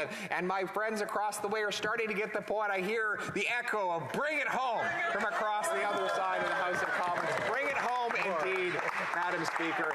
That's exactly what we're going to do. We're going to bring home our jobs back to this country. Because I'm glad the member reminded me of that. Because all of these regulatory all of these gatekeepers that stand in the way of our economy are driving industry and resource production out of Canada. That's right. For example, according to Liberal former central banker David Dodge, a hardcore, dedicated establishment Liberal who was the central bank governor, he said that Canadians now invest $800 billion more in other countries than the rest of the world invests in Canada. Why? Because money goes where it can get things done. And this is not one of those places now. After 8 years of this Prime Minister, we rank second worst in the entire OECD for the time it takes to get a building permit. That's right. You want to build a mine, a pipeline, a shopping center, an office building, a house, God forbid. You have to wait longer in Canada than in every other OECD country except one. The average building permit here, now this includes for very small things like home renovations, is 250 days. In South Korea, it's 28 days. Why do you think that countries like that are leaving us in the dust? We are being left behind because we're a place that can't get anything done. You know, my biological grandfather came to this country from Ireland about 60 years ago. Why? Like most Irish, they came here because Ireland was poor and Canada was a land of plenty. So he came here and started a life, built his dream, wonderful man, lived a great life, and unfortunately we lost him a few years ago. But you know something today? The GDP per capita of Ireland is 70% higher than Canada. Wow. 70. Wow. They have none of our resources, none of our landmass, none of our proximity to the United States of America, the most lucrative economy in the history of the world. They have none of those natural advantages, and yet they're 70% richer than we are. Why is that? Because they removed the gatekeepers. They knocked down the government barriers. They sped up permitting. They cut taxes. They rewarded work. They reformed their tax system so that hard work would pay off, and money from all around the world poured in, and the great Irish people rose up to become among the most prosperous on planet Earth. We all know that the Irish invented civilization, and now they're reinventing free enterprise capitalism, and that's why they're one of the most prosperous people on planet Earth today. But the Irish have done it. The Singaporeans have done it. The Australians, the New Zealanders, the Swiss have all done it by unleashing the fierce power of the free enterprise system, by getting out of the way of entrepreneurs and workers, by lowering taxes to reward work, industry, and savings. We can create a cornucopia of opportunity that can supply every Canadian with the life of their dreams. That is the country that we want to fulfill. That is the country we owe to our kids, and that is the country that will generate the necessary wealth to avoid the debt crisis I warned of earlier. I warned earlier on that the problem we face in Canada is the debt to GDP. There is a numerator and a denominator. If you can grow the denominator, that is to say, the size of the economy, you can reduce the overall ratio. If you unleash the productive forces of our economy, have a bigger and more powerful economy, then we can pay off that debt, pay off the interest, reduce the debt without having to reduce our quality of living. That is the real opportunity that we face before us if we make Canada the fastest place on earth in which to get a building permit. What a goal to strive towards. One of my first goals. I will show up at the annual meeting of the Federation of Canadian Municipalities, and I will show up at the First Minister's meeting, and I will challenge the cities and the provinces to join with me in a single goal. Let's make Canada the fastest place in the OECD in which to get a building permit. Would you agree with that? The fastest place. Get it done. Bring it home. Bring it home. Bring it home. Bring it home. Right? That's how we'll bring all the money back. They're even nodding over there, Madam Speaker. I think we're actually seeing a kind of convergence of opinion. There's some excitement over there. I don't know if it's my words or the clear liquids they're drinking, but something has raised their spirits on that side of the House of Commons. Whatever they are drinking, I want some over here. So, and whatever I don't finish, I will bring it home. But, Madam Speaker, the reality is we can do this. We can unleash the productive forces of our economy. And what would this mean for housing? Well, what do we need to do to allow our young people to again afford a home? There is no natural reason that our young people cannot find a place to live. We have the second biggest land mass on earth. We have more space where there's no one than we have space where there's anyone. If we spread out Canadians equally across the country, every single Canadian would have 33 NFL-sized football fields to himself. It would be the perfect place in which to be a hermit. You'd never see another human being if you spread Canadians out across the country. That's how much land we have. It's a staggering amount of land. And I think there's a few hermits on the other side of the house. They're sitting all by themselves with no one around them. There's nothing wrong with that. Some of my best friends are hermits. There's nothing wrong with being a hermit, okay? There's nothing wrong with being a hermit. But the reality is we have so much land. How is it possible we can't house our people? We have among the biggest supply, the 5th biggest supply of land per capita of any country on earth, and yet no one can find a home? Why is this? It's crazy. The Americans have 10 times the people to house on a smaller land mass, and yet housing costs are roughly half there as they are here. We have the highest house, for example, Vancouver is the 3rd most overpriced housing market in the world when you compare median income to median house prices. Toronto is ranked 10th. Both are higher than Manhattan. They're higher than Singapore, which is an island. They have nowhere to move in Singapore because there's nothing but sea that surrounds them. And yet somehow Vancouver is more unaffordable than Singapore and Manhattan. Why is this happening? The answer is that we have the fewest houses per capita in the G7, even though we have the most land to build on. Why? Because it's the slowest place in which to get a permit. The permitting and other government costs are $650,000 for every home built in Vancouver, and slightly less than that in Toronto. The reality is that government at all levels is partly responsible for delaying these permits, but we know that cities that are controlled by woke, left, NDP Liberal mayors are the worst gatekeepers of all. Ironically, they are the most determined to keep poor people from owning homes. So, what are we going to do about it? Well, listen, the federal government gives tens of billions of dollars to the cities for infrastructure. I'm going to start to make this infrastructure money an accelerator of home construction. I'm going to say to the cities that the amount of dollars you get for infrastructure will be linked to the number of houses that actually get completed. That's right. And I will require all big cities increase housing construction by 15% per year, or they will lose some of their infrastructure money. Those that exceed the 15% target will actually get a building bonus. And I'll require that every federally funded transit station be surrounded by and even built over top on by high-density housing. Why does Hong Kong have the only profitable transit system in the world? They build the housing right on top of the transit. They sell the air rights. It makes sense. The young people Get on the elevator, go down to the bottom, hop on the train. It's the only city in the world where you can leave late and arrive early. Why? Because the housing is right next to the transit. Why don't we require every single transit station funded by the federal government have high-density apartments all around it? I do not want to drive by another transit station built by our federal tax dollars, handed out by this government, that has no housing behind it. We don't need transit stations in the middle of nowhere. We need housing all around transit stations, and that's what I will require, Prime Minister. And then we're going to sell off these, we've got these big, ugly, empty federal buildings. How many do you think we have? Any guesses? How many? 20,000, someone said. 5,000, he said? 30,000? We're getting close. 30,000? 37,000.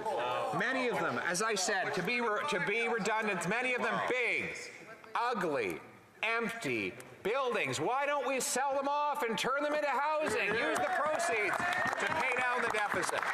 This is common sense. We're going to take that money and we're going to pay down the deficit. We're going to turn the housing, turn the buildings into housing so that young people have a place to live. We're going to bring in faster immigration for the building trades. I'm going to allow the unions to sponsor immigration so that they can, people like unions like LIUNA can bring in laborers from other country to fill the 50,000 job vacancies that they desperately need to fill. That'll mean more builders in this country. And I'm going to give parity of esteem. I'm going to give the same respect and funding for the trades that we give to the universities. We should honor the people who build stuff, fix stuff, and move stuff.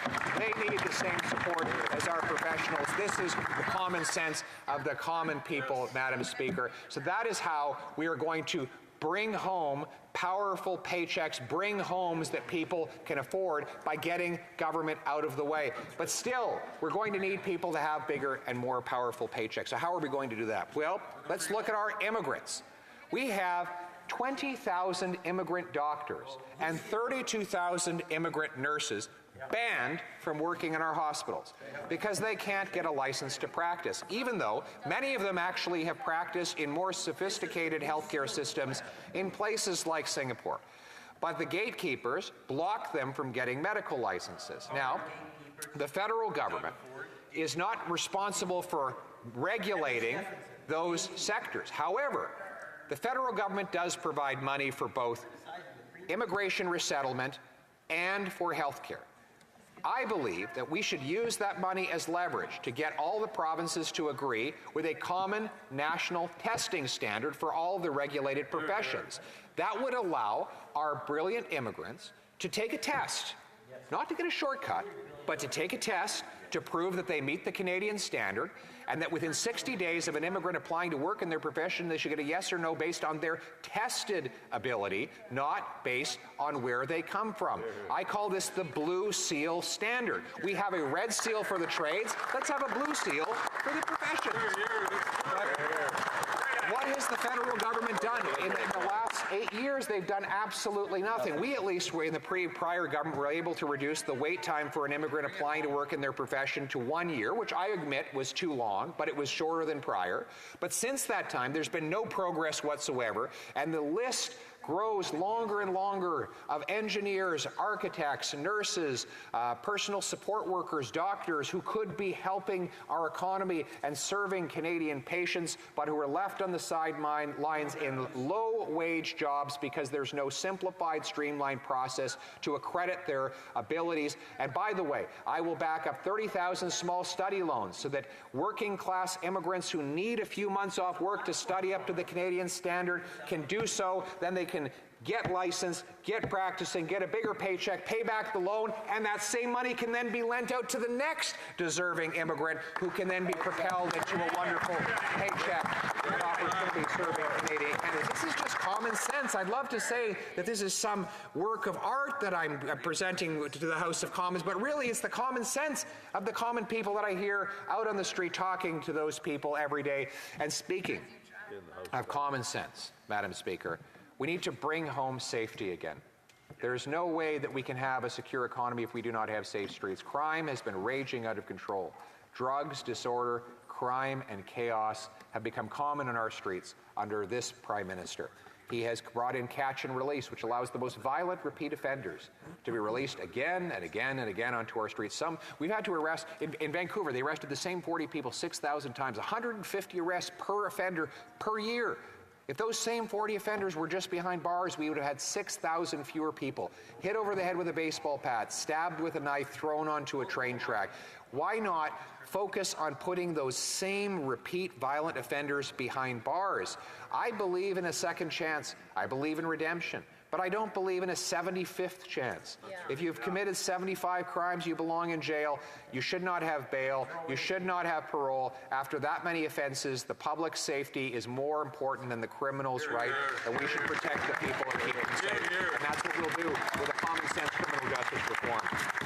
And we're going to bring home our loved ones recovered from drug addiction. We know that drug addictions have raged out of control under this Prime Minister. He has unleashed a wave of drug addiction since he became Prime Minister. Maybe he's trying to medicate poverty. Maybe he's trying to tell people that they should simply take drugs rather than have a future, because so many people are feeling hopeless and helpless after 8 years of his leadership. They lose their jobs. Yeah.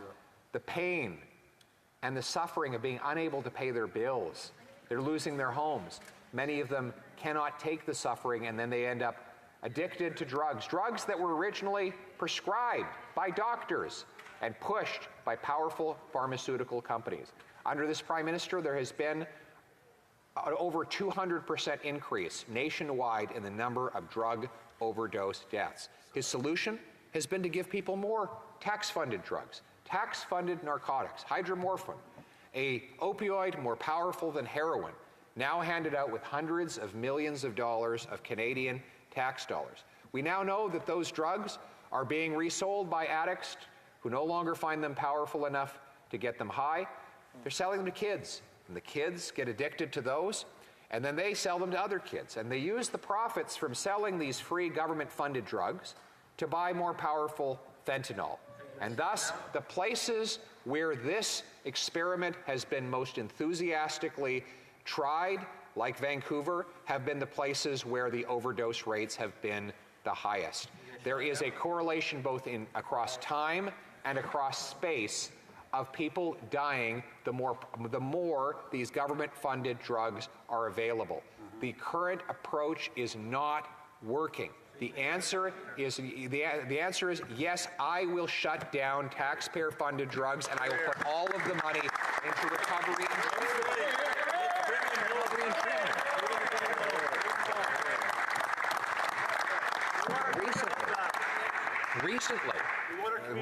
Recently, I was able to visit an incredible treatment facility in Winnipeg. The story has a tragic beginning, but a happy ending.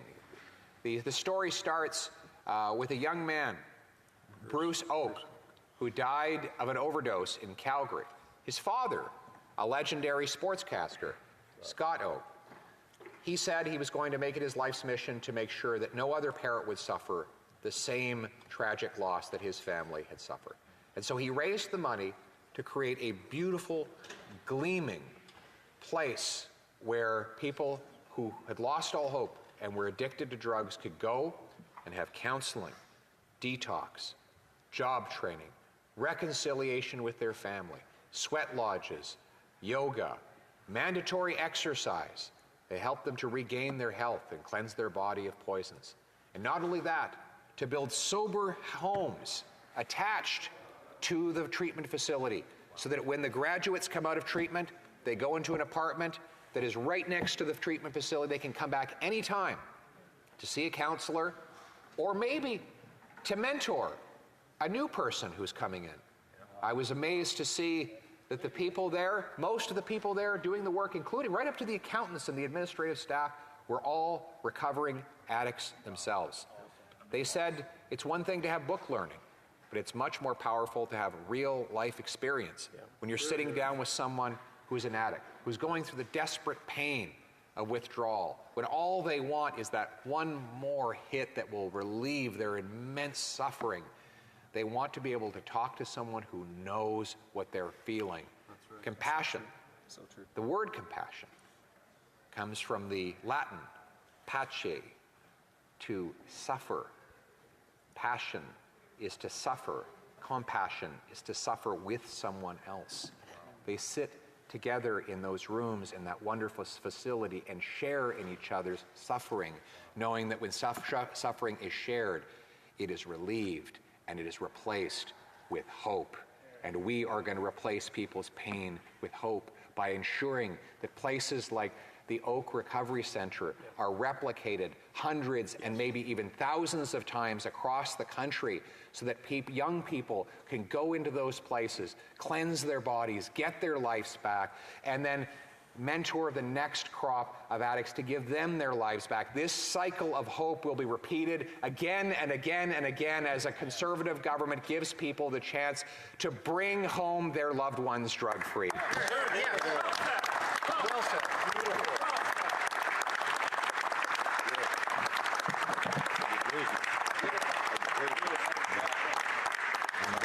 The most beautiful thing at all, just reminded by the member for Brandon Souris, that in the big gymnasium, they have a big, beautiful gymnasium in there where they do their exercises and play some sports. They have jerseys, and every graduate has a jersey raised up to the ceiling with their name on it. After 1 year of being clean, with the number 1 on the back of every jersey to recognize the single year, the full year they have gone drug-free. And this, what they told me, the pride on the faces of those young men when they saw their names go up on that jersey, up in front of all their families. And they were able to say, that jersey means that I won, that I scored the biggest goal in the history of the game of life. I got my life back. I've been through hell. There's nothing more that life can throw at me that I have not already been through. Madam Speaker, that is not a weakness. That is a superpower, one that we should celebrate and recreate right across this country.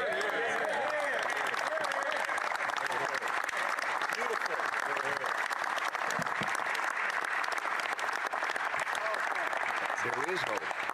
And that's what I want for anybody who might be listening tonight, because I know that there are a lot of people suffering across this country. I meet these people.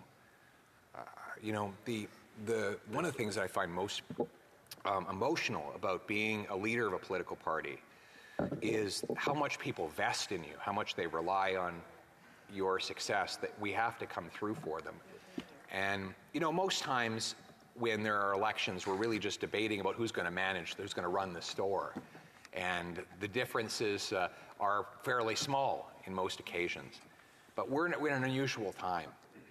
Right now, people are suffering like I've never seen. It is really bad out there, Madam Speaker.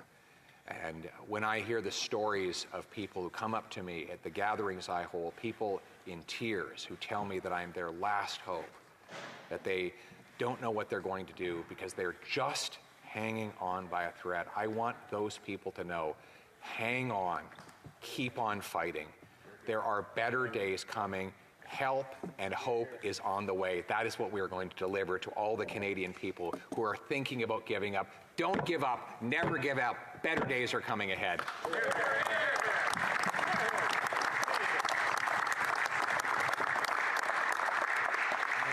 I want to take a moment now to talk about why this has been such an extraordinary country. I am deeply grateful to this country. This country has been very good to me. And I think sometimes we talk about the country, in particular in the modern sense, the modern woke ideology, what it lacks is gratitude. It's become very trendy to talk down our history, talk about all the horrible things that we as Canadians have represented. I think that is the wrong mentality. Yes, we must acknowledge the flaws and failings of history to correct them. But we do that not by deleting parts of our history, but by painting in the entire story, the good and the bad, and being honest and debating all of those parts of the story. But also about being grateful and showing gratitude for what this country has offered. Why do you think it is, Madam Speaker, that 300,000 to 500,000 people a year would want to come here. This is such an awful place. If we were such an awful country that is so filled with injustice, the answer is they wouldn't. They come here for the promise of freedom. They come here not because there's anything special in the water that we drink, or that because the land or its weather are more inviting than any other place.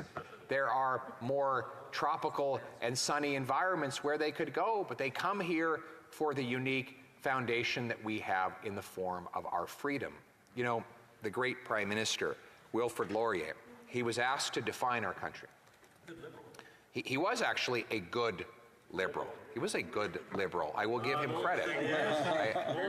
He would not be in that party today. He would not recognize the Liberal Party of today, because he was a liberal that believed in liberty. He understood the meaning of the word, the real word, as it was meant in its origins, not the illiberal, wokest liberalism that we have on the side of this Prime Minister today. You know, listen, what he taught, what he understood about this country. He was asked, "What is Canada's nationality?" What is Canada's nationality? You know, in most countries, this would have been a very easy question to answer. If he had been in France, he would have said French. If he had been in England, he would have said English, Scotland, Scottish, etc., etc. Most places define their nationality by the ethno-cultural makeup of the country, but that was impossible even back then because we were already mixed up. We had Scots, Irish, Indigenous, French, English, Scottish, we had a Catholic, a Protestant, we had people from Asia, we had people already from Africa back then a century ago. So it was impossible to define our nation or our nationality on the basis of race, ethnicity, religion back then. So what he said was Canada is free and freedom is its nationality. And so it is today. It is our freedom that fundamentally distinguishes us from so many places on this earth. That is the reason why people come from such far distances to live here in this country. It is not because of any new grand invention that this Prime Minister has created. It is because people want to come here and live their own lives, make their own decisions. And that's what I want to empower them to do. You know, some people asked me when I was running for leadership of the party, yeah, but can you win power? Can you take power? The answer, Mr. Speaker, Madam Speaker, is I don't want to take power. I'm running for Prime Minister to give power back. That's leadership right there. That's it.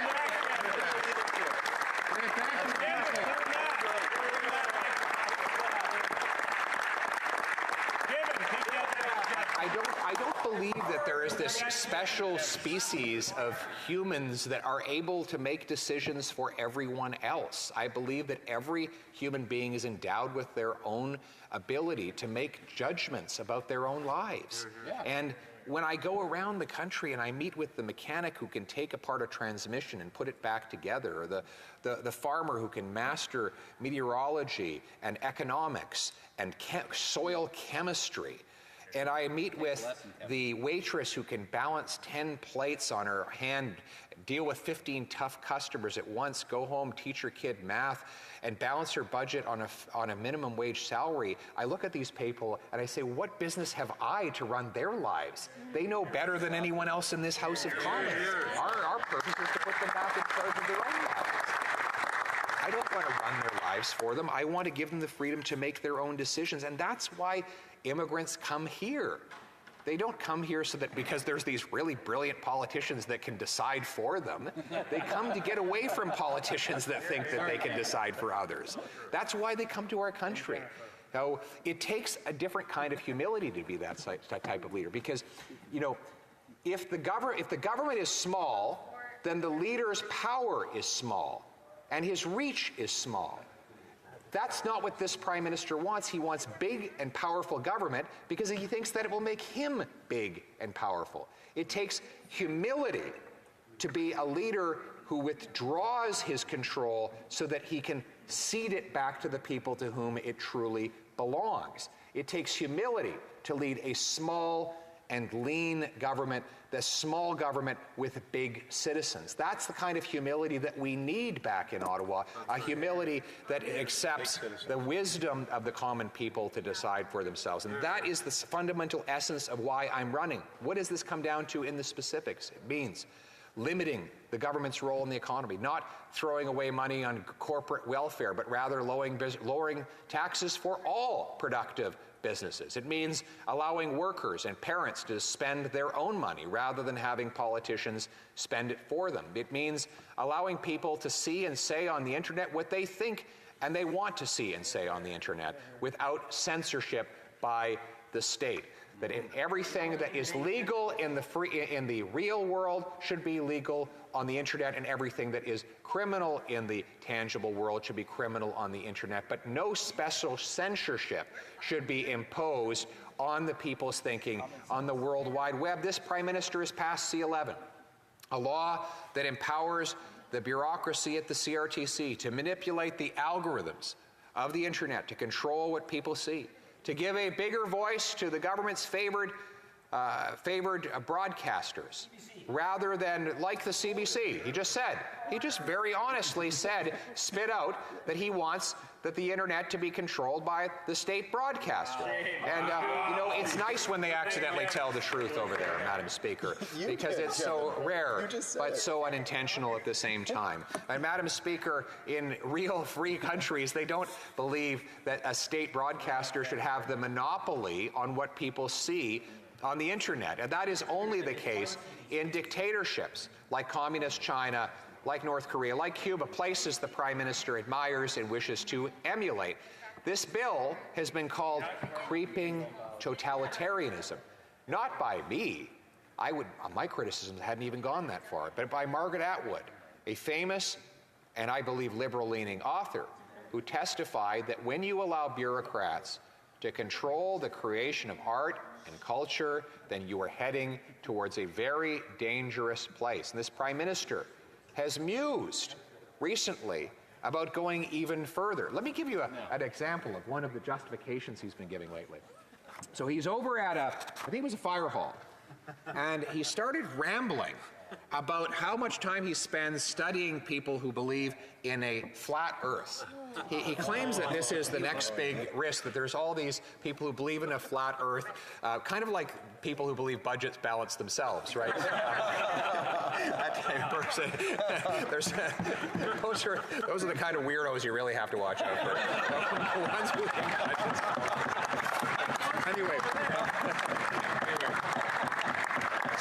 Anyway, so he said, we have to be careful. There's all these people who believe in a flat earth. They're going to invade the world, and we're all going to forget, according to him, that the earth is actually a sphere.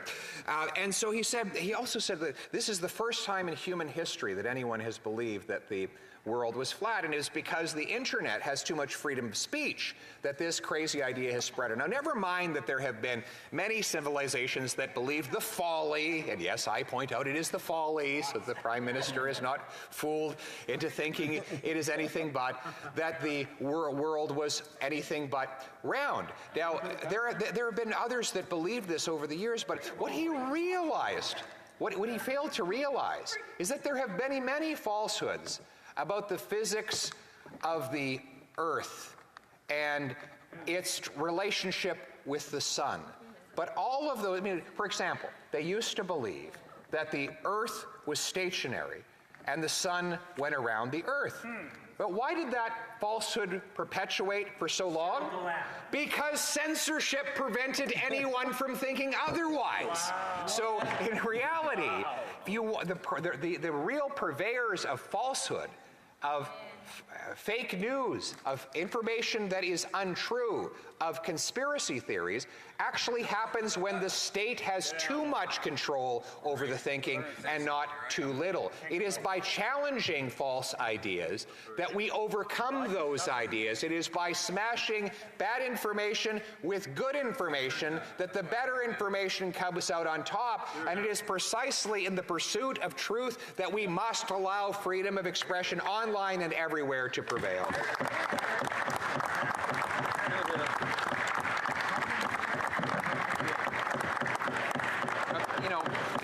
speaking of misinformation, the Prime Minister says one of the reasons he needs to have censorship is to stop all this misinformation.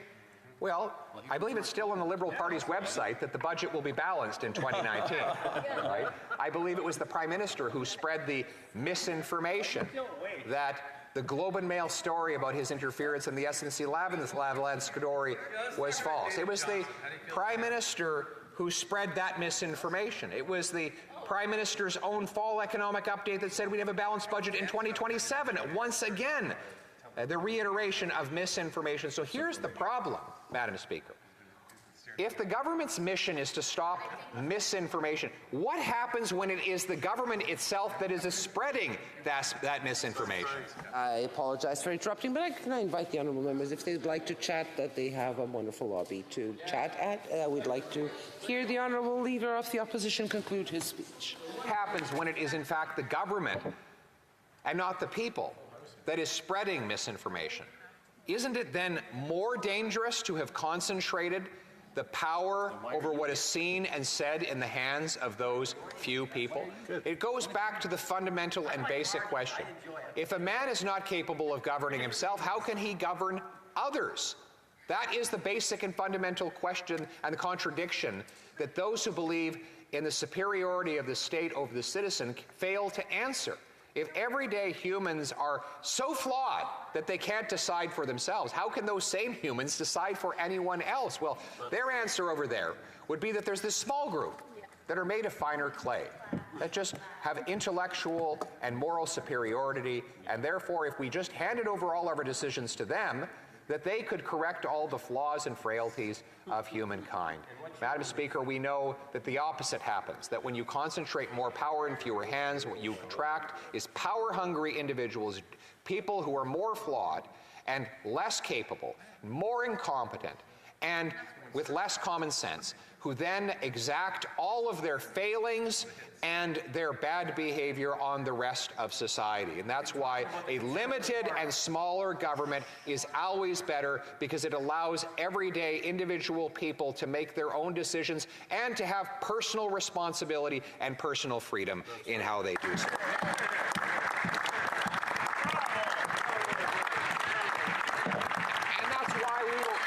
Why one of my first actions as Prime Minister will be to repeal C-11. I will repeal the censorship law.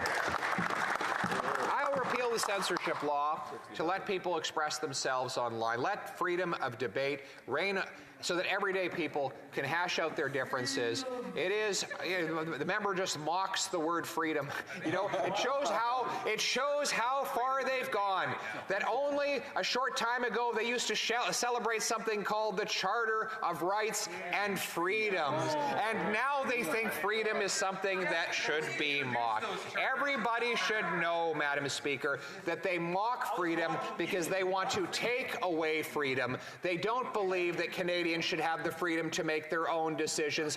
We on this side of the House of Commons will always defend freedom. My purpose in running for Prime Minister is to put Canadians back in charge of their lives by making Canada the freest nation on earth.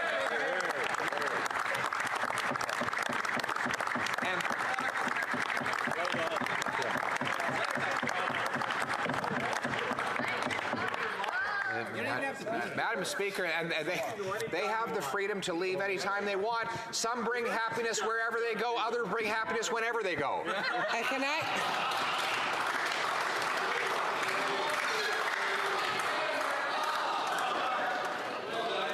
Can I ask all honourable members to please respect decorum and wait?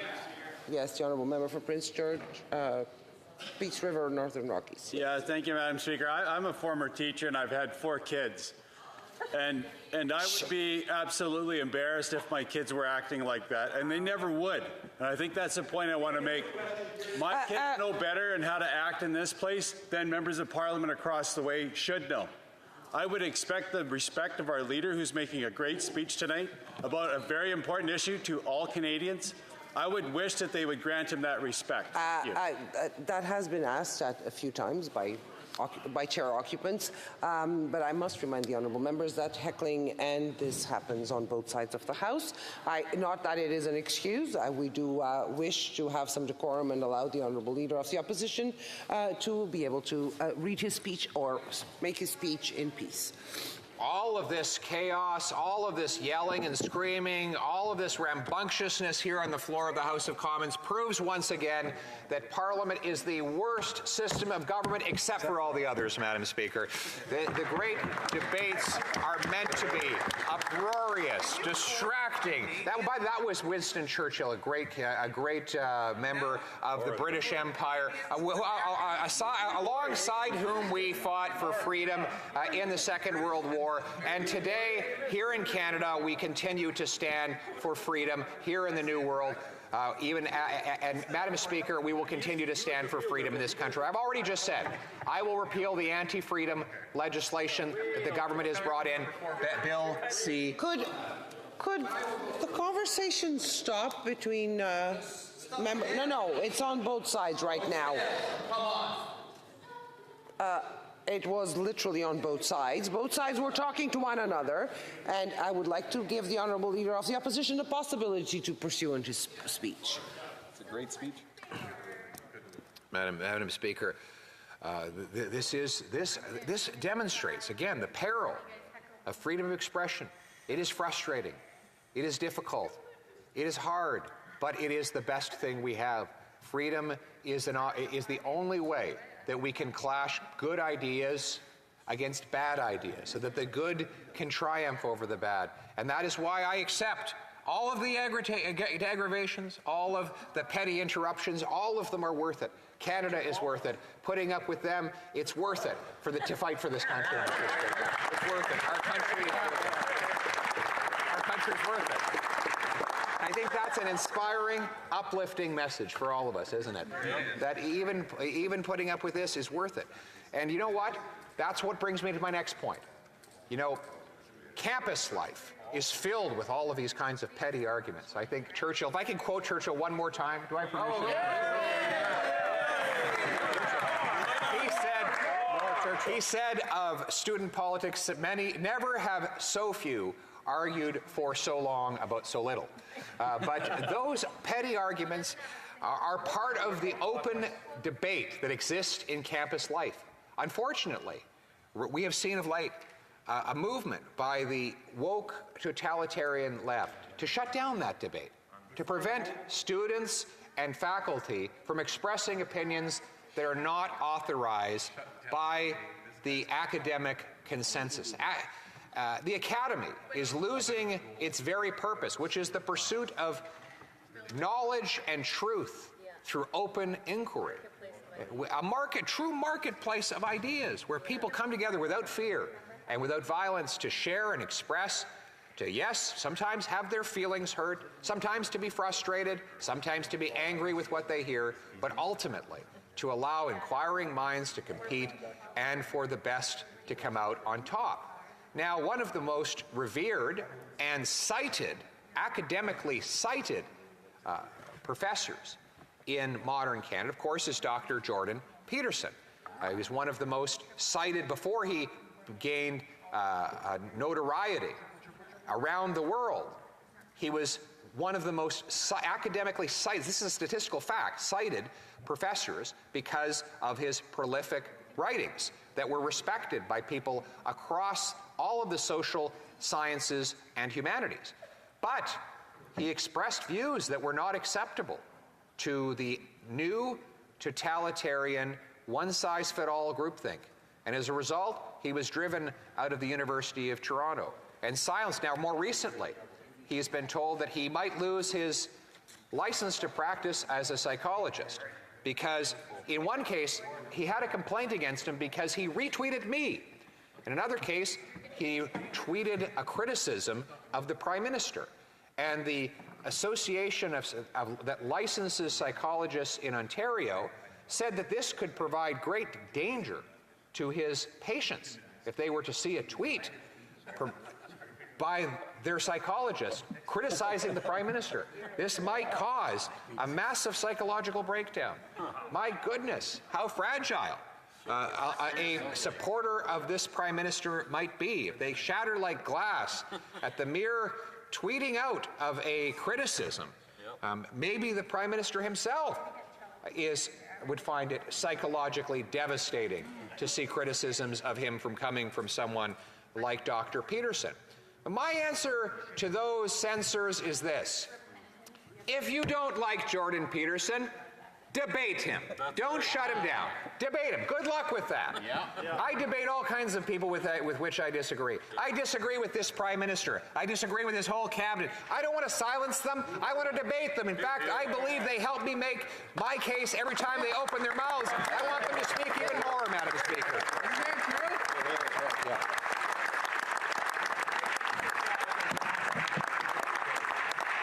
Keep talking, Kevin. You're making his point for him. We have something called Section 2B of the Charter of Rights and Freedoms. This is a section that protects freedom of expression. 2B or not to be? That is the question. My answer is this. A Conservative government led by me will uphold freedom of expression, and we will require every campus that gets federal research dollars to give an oath that it will respect the freedom of expression of all students and faculty so that the best ideas can come out of top in a free and open debate. So we're going to bring home freedom for all of our people, Madam Speaker. But let us review the bright and prosperous future, the hopeful destiny that we will restore. We will bring home lower prices by getting rid of the inflationary deficits and carbon taxes. We will bring home powerful paychecks with lower taxes and fewer clawbacks so that hard work pays off, and by removing the gatekeepers so that our brilliant immigrants can work as professionals, our First Nations can develop their resources, and our energy companies can bring back production to this country.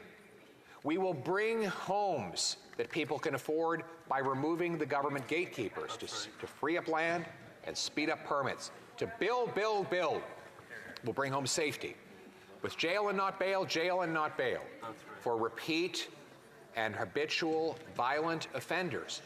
And by ending the relentless government attack on law-abiding firearms owners, and instead putting the money into reinforcing our borders against smugglers and tackling the gun criminals that are shooting up our streets. We will bring home, yes, you can applaud that.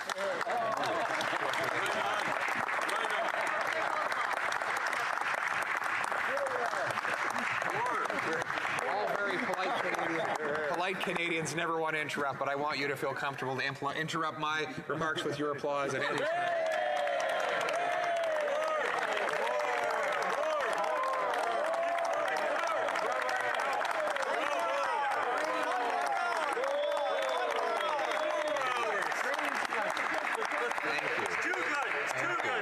Thank you very much, and we're going to bring home that safety, Madam Speaker, by focusing on the real bad guys. You know, the problem with this Prime Minister, oftentimes he targets the good guys. He punishes the good guys.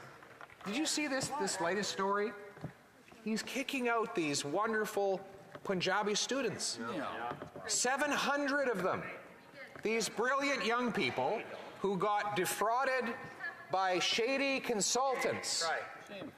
They were given, these shady consultants gave them fraudulent university and college admission letters. The students came here in good faith. They did the studies. Many of them have gotten jobs. They've settled down. They've been in the country for 4 years.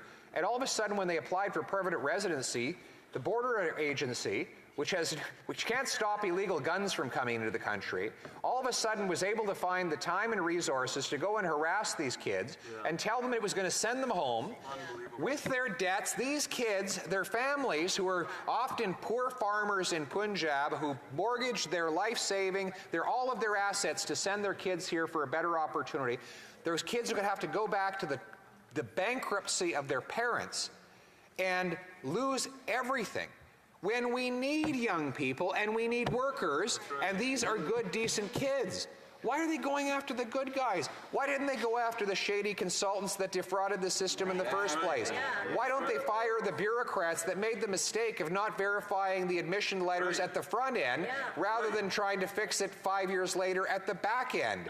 Why don't they just simply look into each case and find out which of the kids were acting in good faith and let those good faith kids stay here, filling jobs, earning paychecks, contributing to the Canadian family? Why don't they have a little bit of common sense and compassion for a change?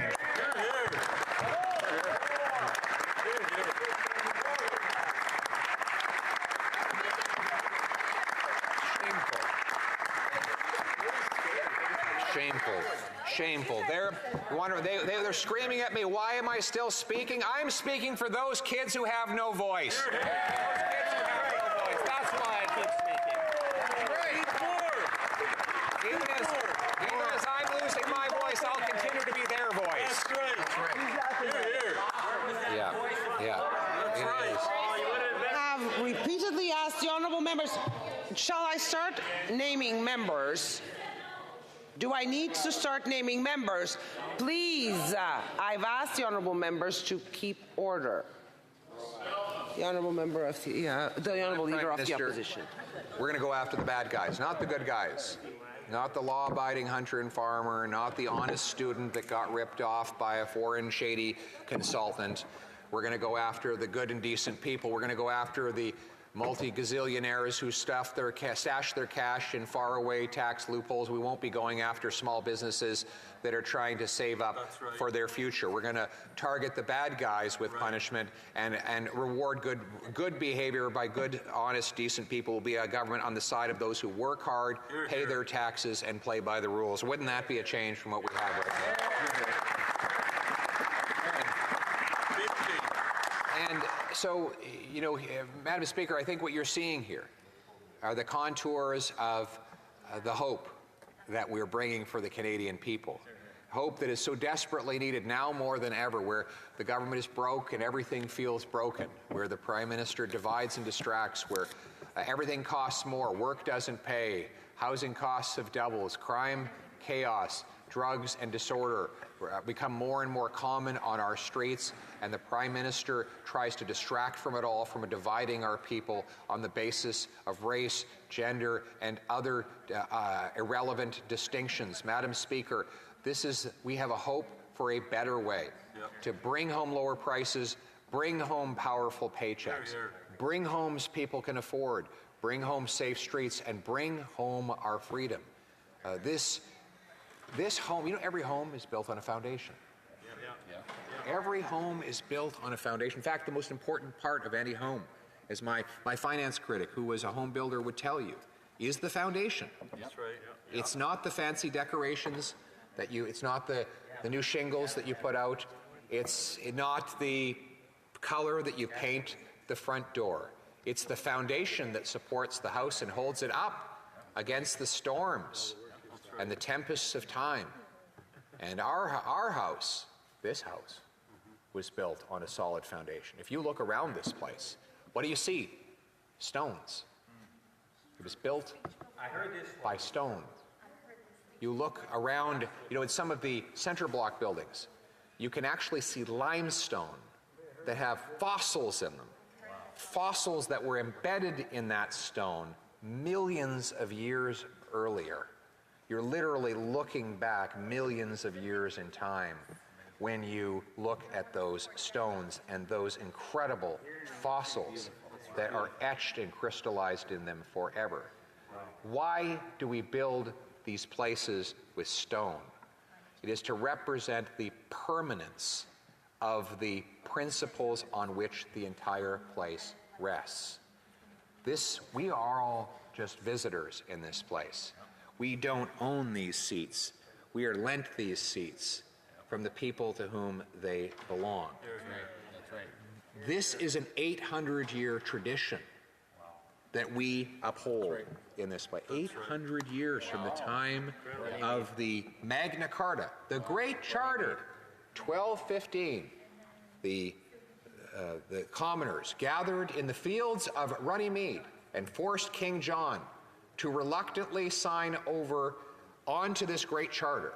Now, if you read the Charter, you might say, my goodness, this is filled with all kinds of antiquated concepts that no longer have any relevance today. But you'll also see some things that have preserved. The no arrest without charge, no trial without jury, no confiscation without compensation, no taxation without representation. All of those things originated in the Magna Carta. Many of them, our American cousins across the border tried belatedly to take credit for, but really all they were trying to do in the American Revolution was defend their rights as Englishmen and Englishwomen. It was actually more of a civil war than it was a war between nations. They were ancient principles that came from generations before that were slowly and painstakingly perfected. The most important principle of all in that document was liberty under the law. The recognition that nobody, including even the king, was above the law. Everybody was under the law, and only that way could liberty be upheld for all of the people. That inheritance is a precious one. And though it is 800 years long, it is only one generation deep. It is the duty of every living generation to take it from those that came before and pass it on intact to those who will come next. And that is our duty. We are that living generation. The great philosopher, the great conservative philosopher, Edmund Burke, said that liberty is a contract between the dead, the living, and the yet to be born. And it is the duty of every living generation to transmit, to pass down the ages. That's why we have to remember how small we are in this place. Our purpose is really to keep alive that tradition. That is the one thing we do as parliamentarians. It is the most valuable thing at all because everything springs forth from that. The ability of people to have the freedom of enterprise to provide for themselves, the freedom of association, to get married, form friendships, and other associations, the ability to work together to provide each other with health care and schooling. All of these things come from the foundation of freedom that is passed down through the ages. And if ever we allow that tradition to be broken, then it may never be regained. And that is why we treasure so much these institutions that are represented by the stones on these walls. Stones that I hope that my great-great-great-great-great-grandchildren will look up and see and remember that during this brief time, during our time, we protected the freedom that many generations after us would go on to enjoy. That is, thank you.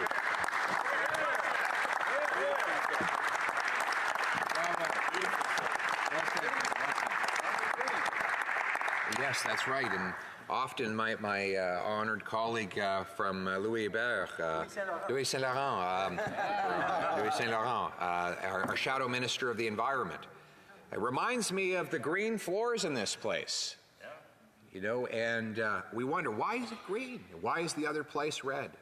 Well, of course, this place is green because the first commoners met in the fields of Runnymede. In fact, the first House of Commons, the first parliaments, happened in the fields. And they represented those who worked and harvested the fields. They were the ones responsible for the bounty. And of course, it was the aristocrats on the inside of the castle walls who made their way by taking what others had earned. And obviously, the greed of those within the castle walls was insatiable. But the commoners pushed back and fought back for their ability to control what they had earned and to limit what could be taken from them. Nothing could be taxed from the people without the consent of the people. And that's why we're debating this budget here today. We debate something called the estimates. It seems like a technical procedural detail. It is not. No dollar can be spent or taxed by government without it being voted on in this place. That is because it is the people, it is the common people in the fields who earned it, whose consent is required before it can be taxed or spent. That is a powerful tradition. It is, and we should never forget, every time we look at the green, let us think of the people who continue to work figuratively and literally in the fields in order to deliver the harvest, the abundant harvest that is our blessing in this country, the prodigious harvest of Canada's workers, its farmers, its truckers, the people who dig stuff, fix stuff, and move stuff. Those are the people who produce this great bounty with God's help, and it is our duty to be custodians of their freedom and to work on their behalf.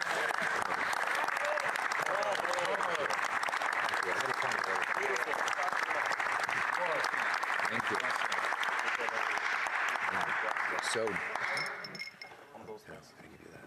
the honourable member for Sherwood Park, First Saskatchewan, on a point of order. Thank you, Madam Chair. Earlier, we had a situation where members of Parliament were using props in this House. They weren't speaking, but they were very clearly holding up props, making comments about them, and it seemed to make a total mockery of the rules around props, in that people had, it seems, brought in items that were supposed to represent certain things that were in relation to past comments that the Speaker had made. And there is a long-established convention in this place that members cannot and should not be able to use props. And I understand that there may be some interpretations around whether or not the person is speaking or not.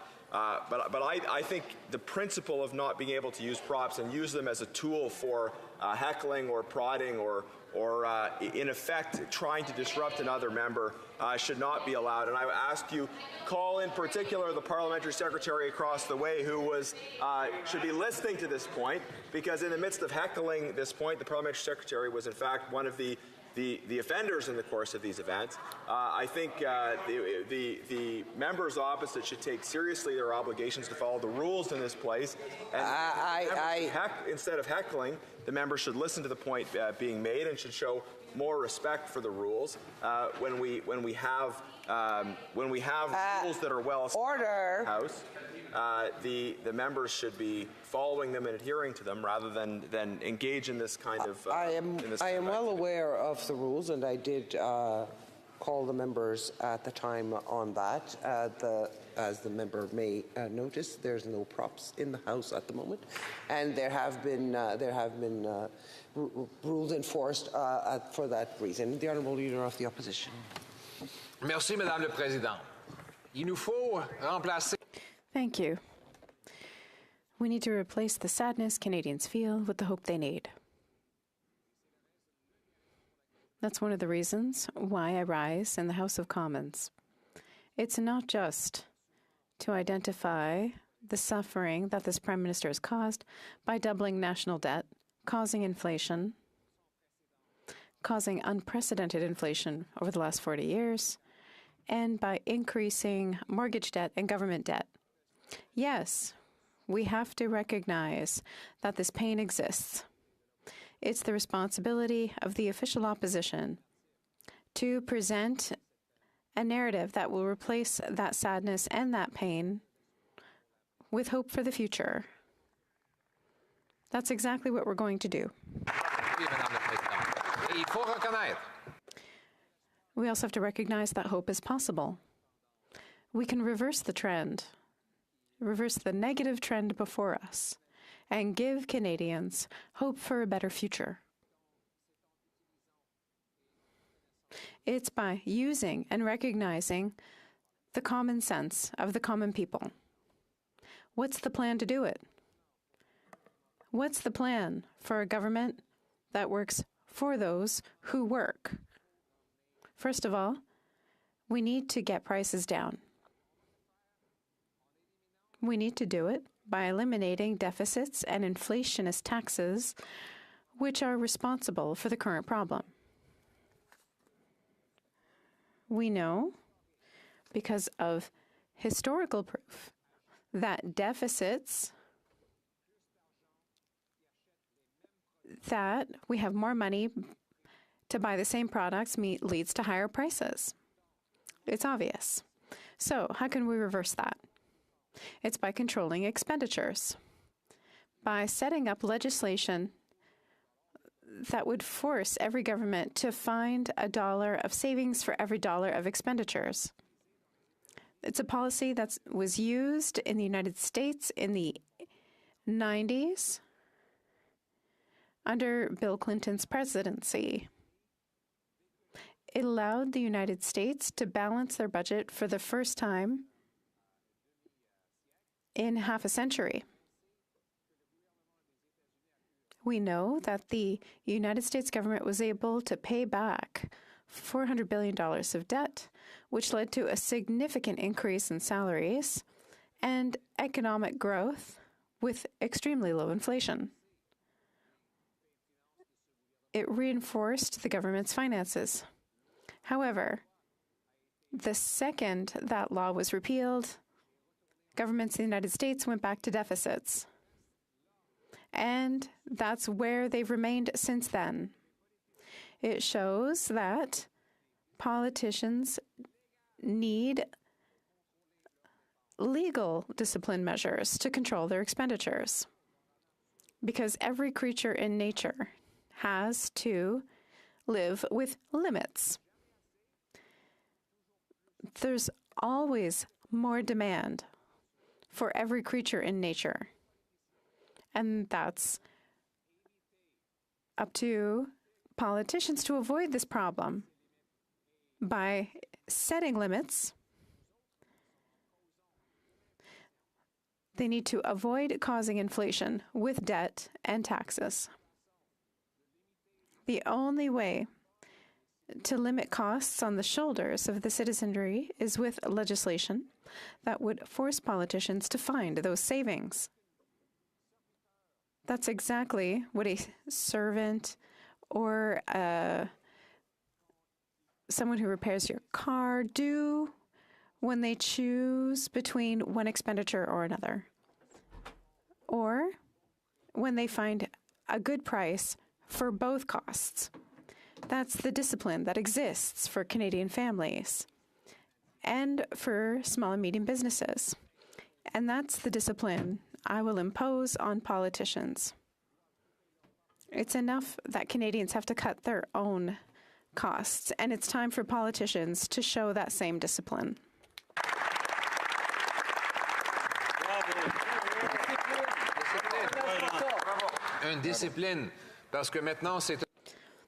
Discipline, because the government is going to impose austerity on families. Yes, the government has a great deal of money, but there's less left for workers and businesses and seniors who did the work. Now, we want to have a small government to let citizens become bigger. It will reduce waste and force officials and politicians to look everywhere throughout their bureaucracy, because there are opportunities to save money. I gave an example earlier. When we had a federal government program where we sent diskettes, books on disc for people to listen to, and the Canadian Association of the Blind said it was too costly and not practical to continue to send CDs.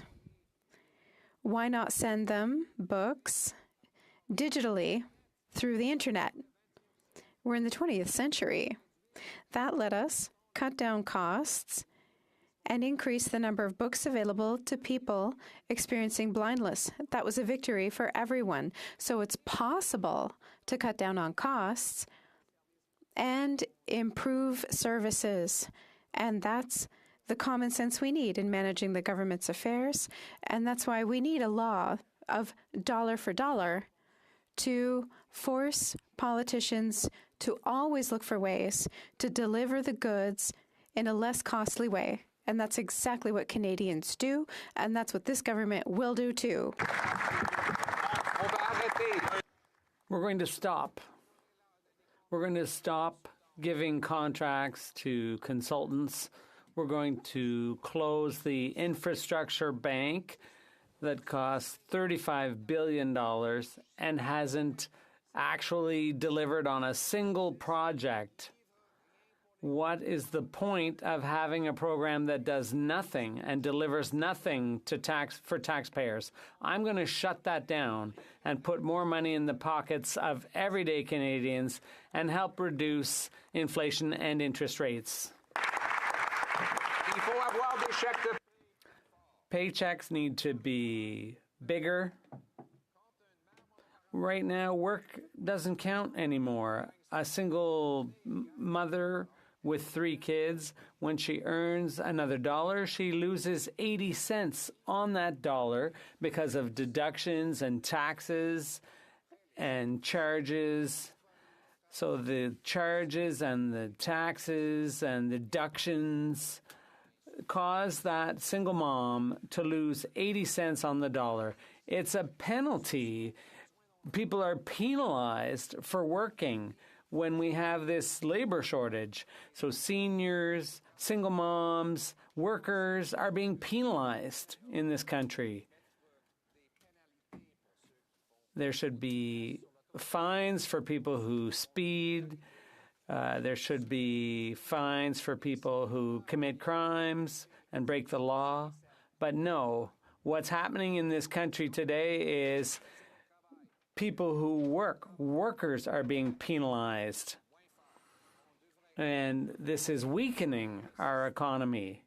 We need to overhaul the tax and benefit systems so that all Canadians get to keep more of the money they earn, so that work pays off once again in Canada. That's how I'm going to reform the system, lower taxes, and reward work here in Canada.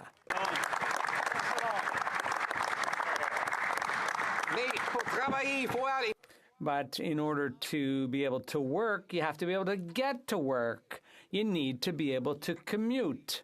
And that's why we need to put an end to the war on cars. The Bloc and the Liberals are anti-car. They've tried to kill a huge project in the Quebec City area, the third link, which would have made it possible for Quebecers to cross the St. Lawrence, but that's been scrapped. And that's part of their anti-car agenda. It makes no sense. People in the suburbs and in the regions, they need their cars to commute to work. And that's why a government led by me, guided by conservative common sense, will both promote public transit, but also highways and bridges so people can get to work. The Liberals and the Bloc want to increase the taxes on gas by another 20 cents a litre, but Canadians can't afford to pay 20 cents more per litre. We already pay among the highest for gas in North America, and in Quebec, the gas prices at the pump are higher. But we believe that the environment can be saved by making green energy cheaper, not by making traditional or conventional energies more expensive. So by getting rid of those taxes, that we will protect the environment at the same time.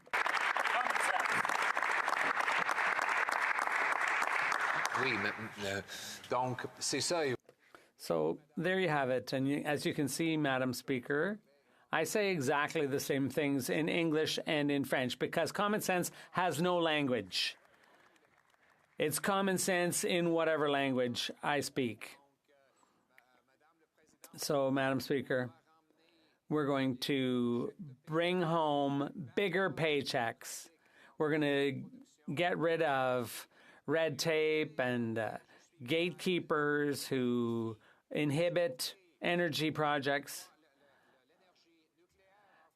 So, yes, I support nuclear energy. I'll say so in French, too. Nuclear energy is very popular in France, by the way.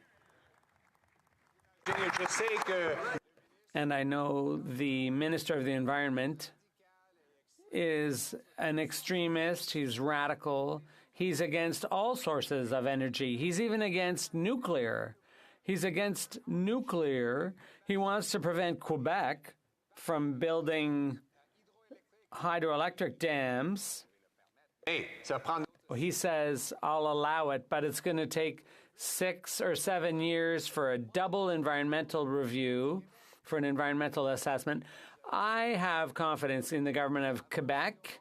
They're one of the most environmentally advanced governments in the world. So obviously the government of Quebec will protect the environment. It's unnecessary to have a second environmental assessment for the same project.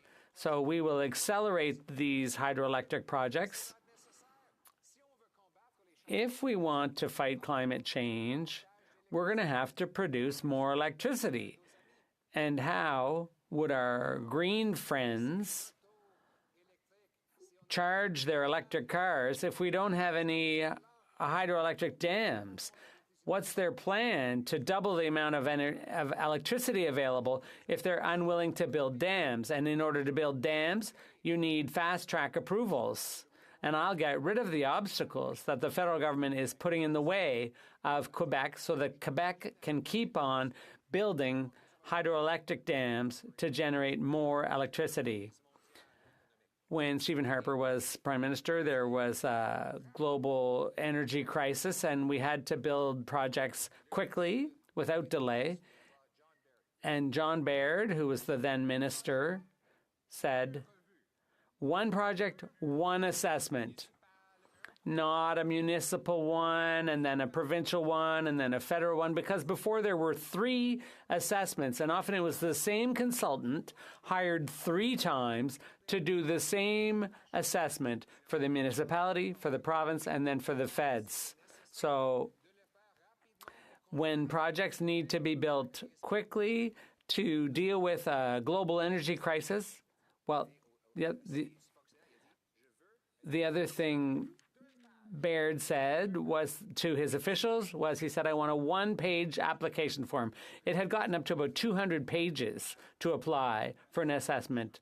So the official said, no, can we make it 200 pages? And he said, no, 1 page. Okay, can we compromise 100 pages? And he said, no, 1 page, a single page. Then the official said, well, how about 50 pages? He said, no, just 1 page. And so the official said, okay, we'll make a deal, 10 pages. And the minister said, no, 1 page, 1 page, 1 page. And after that, the officials did manage to produce an application form that was 1 page for 1 project. And I was a member for Nepean at the time. And the founder of Nepean, Aubrey Moody, was the mayor of the region. And there was a story of a man who came to his house at 6 a.m. to say, I bought a lot and I want to build a car dealership to sell cars on that lot. The next day, they met with their lawyers, the city lawyers, and on the Tuesday, 2 days later, they broke ground and the construction began.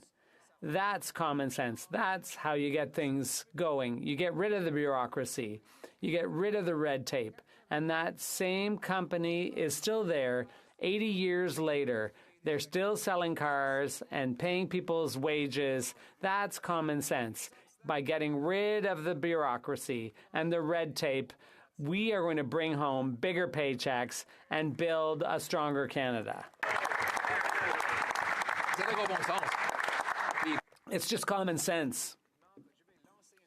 And I will throw out a challenge here. When I'm Prime Minister, I will challenge the premiers and the mayors of the cities and towns. We will get together and I will say to them, we should be the fastest place in the world to get a construction permit in all of the OECD. We can do that, and we can protect the environment at the same time, but we can move faster. We can do these things quicker. We can get things done in Canada still. Yes, it's possible. Madam Speaker, if we want to build houses for our young people, there are so many young people who can't afford a house, and why is that? In the second largest country in the world, we don't have enough housing for our young people. It makes no sense. And why not? Because we're the second slowest place in the world for the issuance of building permits. And that's why we have fewer houses per capita than any other G7 country. In the U.S., they have 10 times more people to house in a smaller country, but they have lower prices. It's because they get building permits. Here, we should encourage our municipalities to build faster. When I look at the amount of money in infrastructure for each municipality, I will base that funding on how many housing projects are completed. I will increase the number of permits by 15% per year. And if the municipalities don't play ball, they will lose their funding. But if they exceed their targets, they will get more infrastructure funding. We will reward municipalities that are successful, and we will give more to people who are building more, and we will require big cities to build more housing around public transit stations. And we're going to bring in more immigrants who can do things and get stuff done. And we're going to make trades a priority, not just professions, but also trades. And we're going to support colleges, not just universities, so that we can build the working class of the future. And if you don't believe me, Madam Speaker, that this is possible to build faster, look at the Squamish people and what they've done in downtown Vancouver.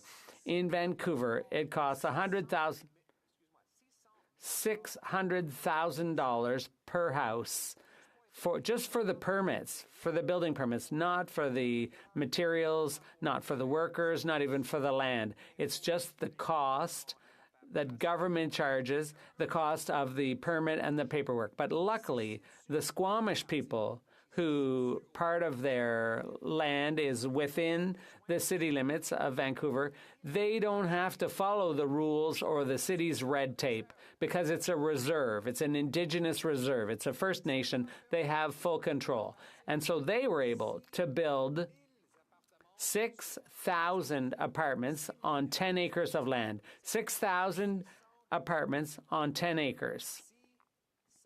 So that's 600 apartments per acre. It's incredible. Those 6,000 families, those 6,000 young people, those 6,000 seniors will all have a place to live because of the Squamish people. Thanks to them, because they were able to bring it home. And if we follow their example, we can build more all across this country. So let's follow the example set by our friends in the Squamish Nation. We can build faster for Canadians and Quebecers.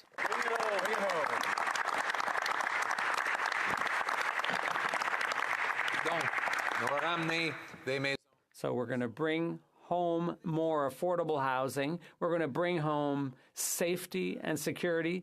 The Liberals and the Bloc, those woke folk, they are so disconnected from real people in Quebec. They want to ban hunting weapons. The Bloc, when Bloc members saw the list of rifles that the Liberals wanted to ban, they said, oh, that's excellent. That's the list we've been waiting for a long time. We're very happy to ban all those hunting guns. But then the Bloc realized that, oh, we actually have some hunters in our ridings. There's a lot of hunting that goes on in Quebec. It's a tradition that's been around for thousands of years. Before the Europeans even came to Quebec's shores, there were Indigenous people hunting, and then after the French arrived to build the beautiful province, or the province of Quebec, La Belle Province, then hunting continued. There are still to this day many Quebecers who continue to hunt, and the only party who's been there all along to defend them against these attacks, these unfounded attacks, was the Conservative Party. And we will never allow the Prime Minister to realize his dream of banning hunting here in Canada. Using common sense, we're going to spend the money on bolstering border safety.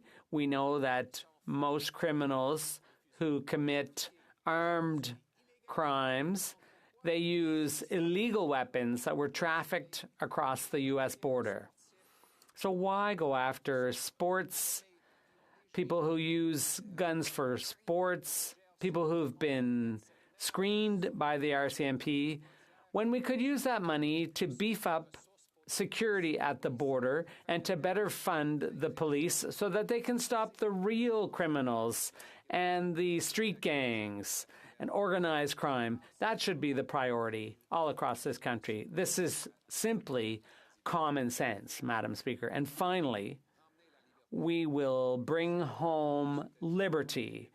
I know that liberty was a founding principle of our country, and the federal government wants to censor the internet.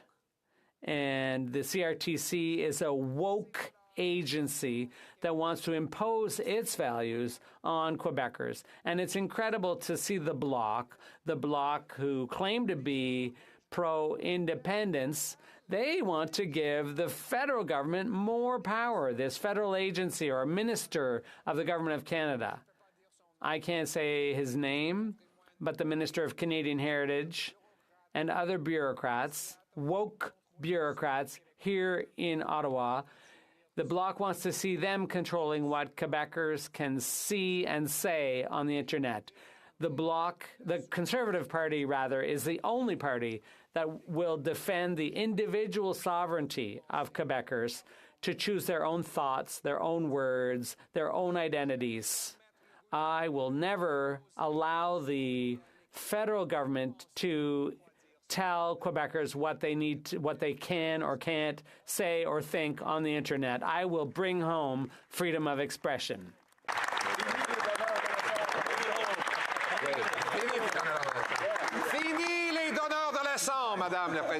Enough lectures from the other side, Madam Speaker.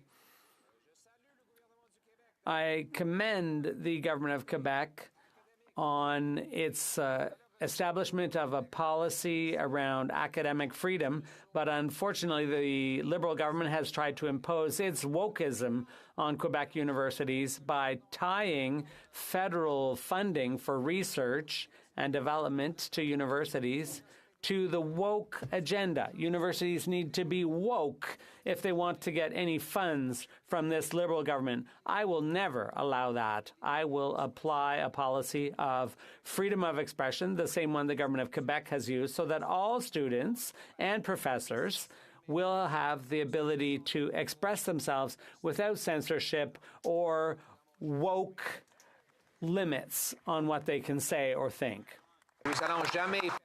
We will never allow the central bank to create a digital currency. We will protect the monetary freedom of all Canadians. All Canadians will be able to have their own private bank account without any monitoring or control by the central government or the central bank. That is how we're going to protect the economic freedom of all. It's just as important as freedom of expression and any other type of liberty or freedom. Madam Speaker, if I needed to create a party out of nothing, my party would be a mind-your-own-business party. That would be the best way to lead a party and to allow people to make their own decisions. It's laissez-faire. It's a concept that comes from the French. It's laissez-faire, live and let live. Let people make their own decisions, because I believe in the common sense of the common people. Often we say that it's ordinary people, but Madam Speaker, that's not true. A waitress who works 12 hours, who has to hold 10 plates at the same time, serving 15 difficult clients at the same time, and goes home at 8 p.m. to teach math to her child, and she balances her budget with a minimum wage. She's not ordinary, she's extraordinary.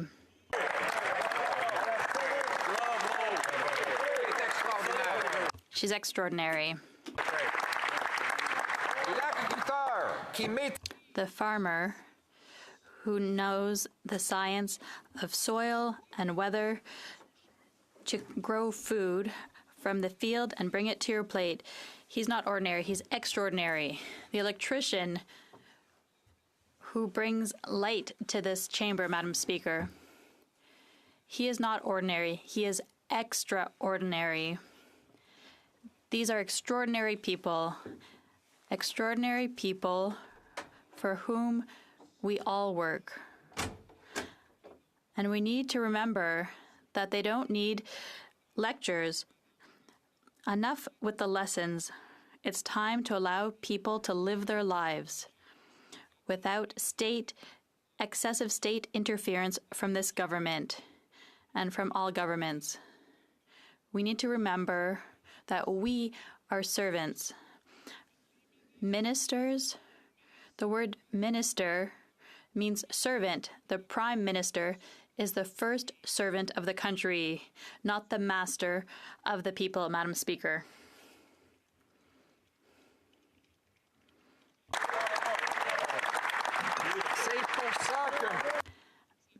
That is why we are calling for a fiscal policy that puts control back in the hands of ordinary people, the people who do the work, who pay the bills. That is why I told the Prime Minister that I would stop this speech at any time if he met two criteria: that he would balance the budget to reduce inflation and interest rates, and two, that he would put an end to all increases on the carbon tax.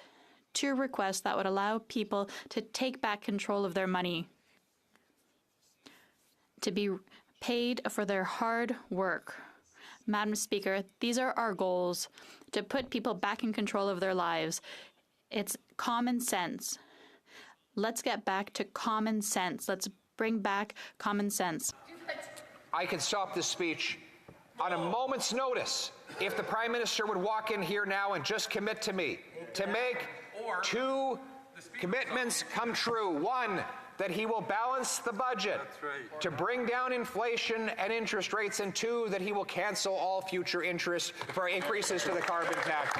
Two simple demands, and I stop speaking. Two demands, that's all it takes. Speaker, but he won't do it because he wants to take more from the people. He believes he knows better. He knows how to control their money and run their lives better than all of those ordinary people. Madam Speaker, these people are not ordinary. The waitress who balances 10 plates, serves 15 customers, helps her kid with math, balances her budget on a $15 an hour salary is not ordinary, she's extraordinary. The farmer who brings the food from his field to your fork is extraordinary. The electrician that captures the electricity from the sky and runs it through a copper wire to light up this room, he is extraordinary. These are the common people for whom we fight. It is the common sense of the common people, united for our common home, your home, my home, our home. Let's bring it home!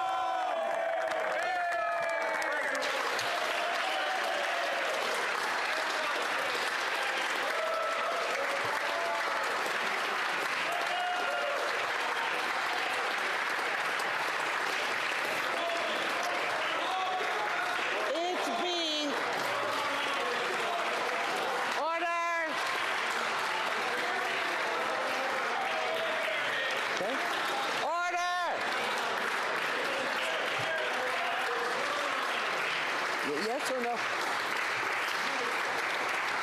Order. I believe.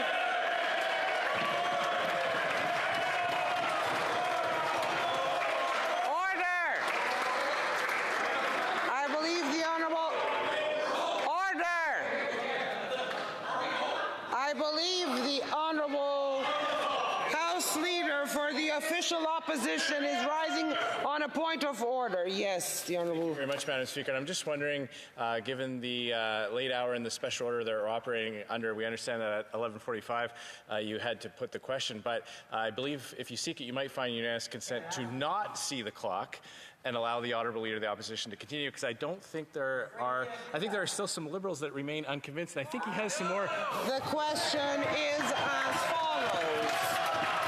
It being 11:46, pursuant to order made on Tuesday, June 6,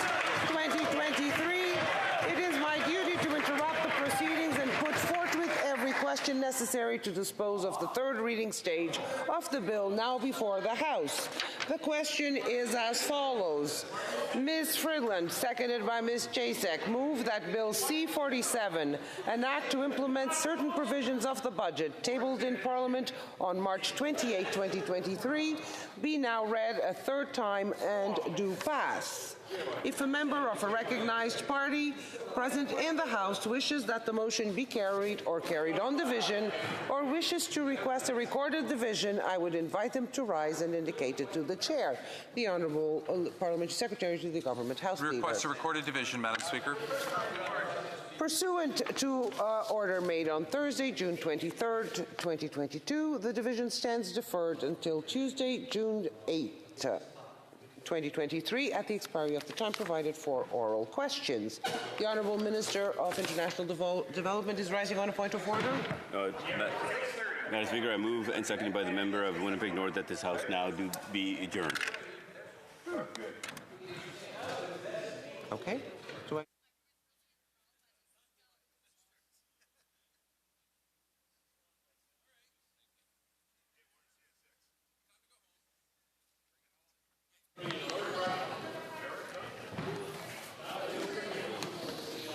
Alexander, a great job.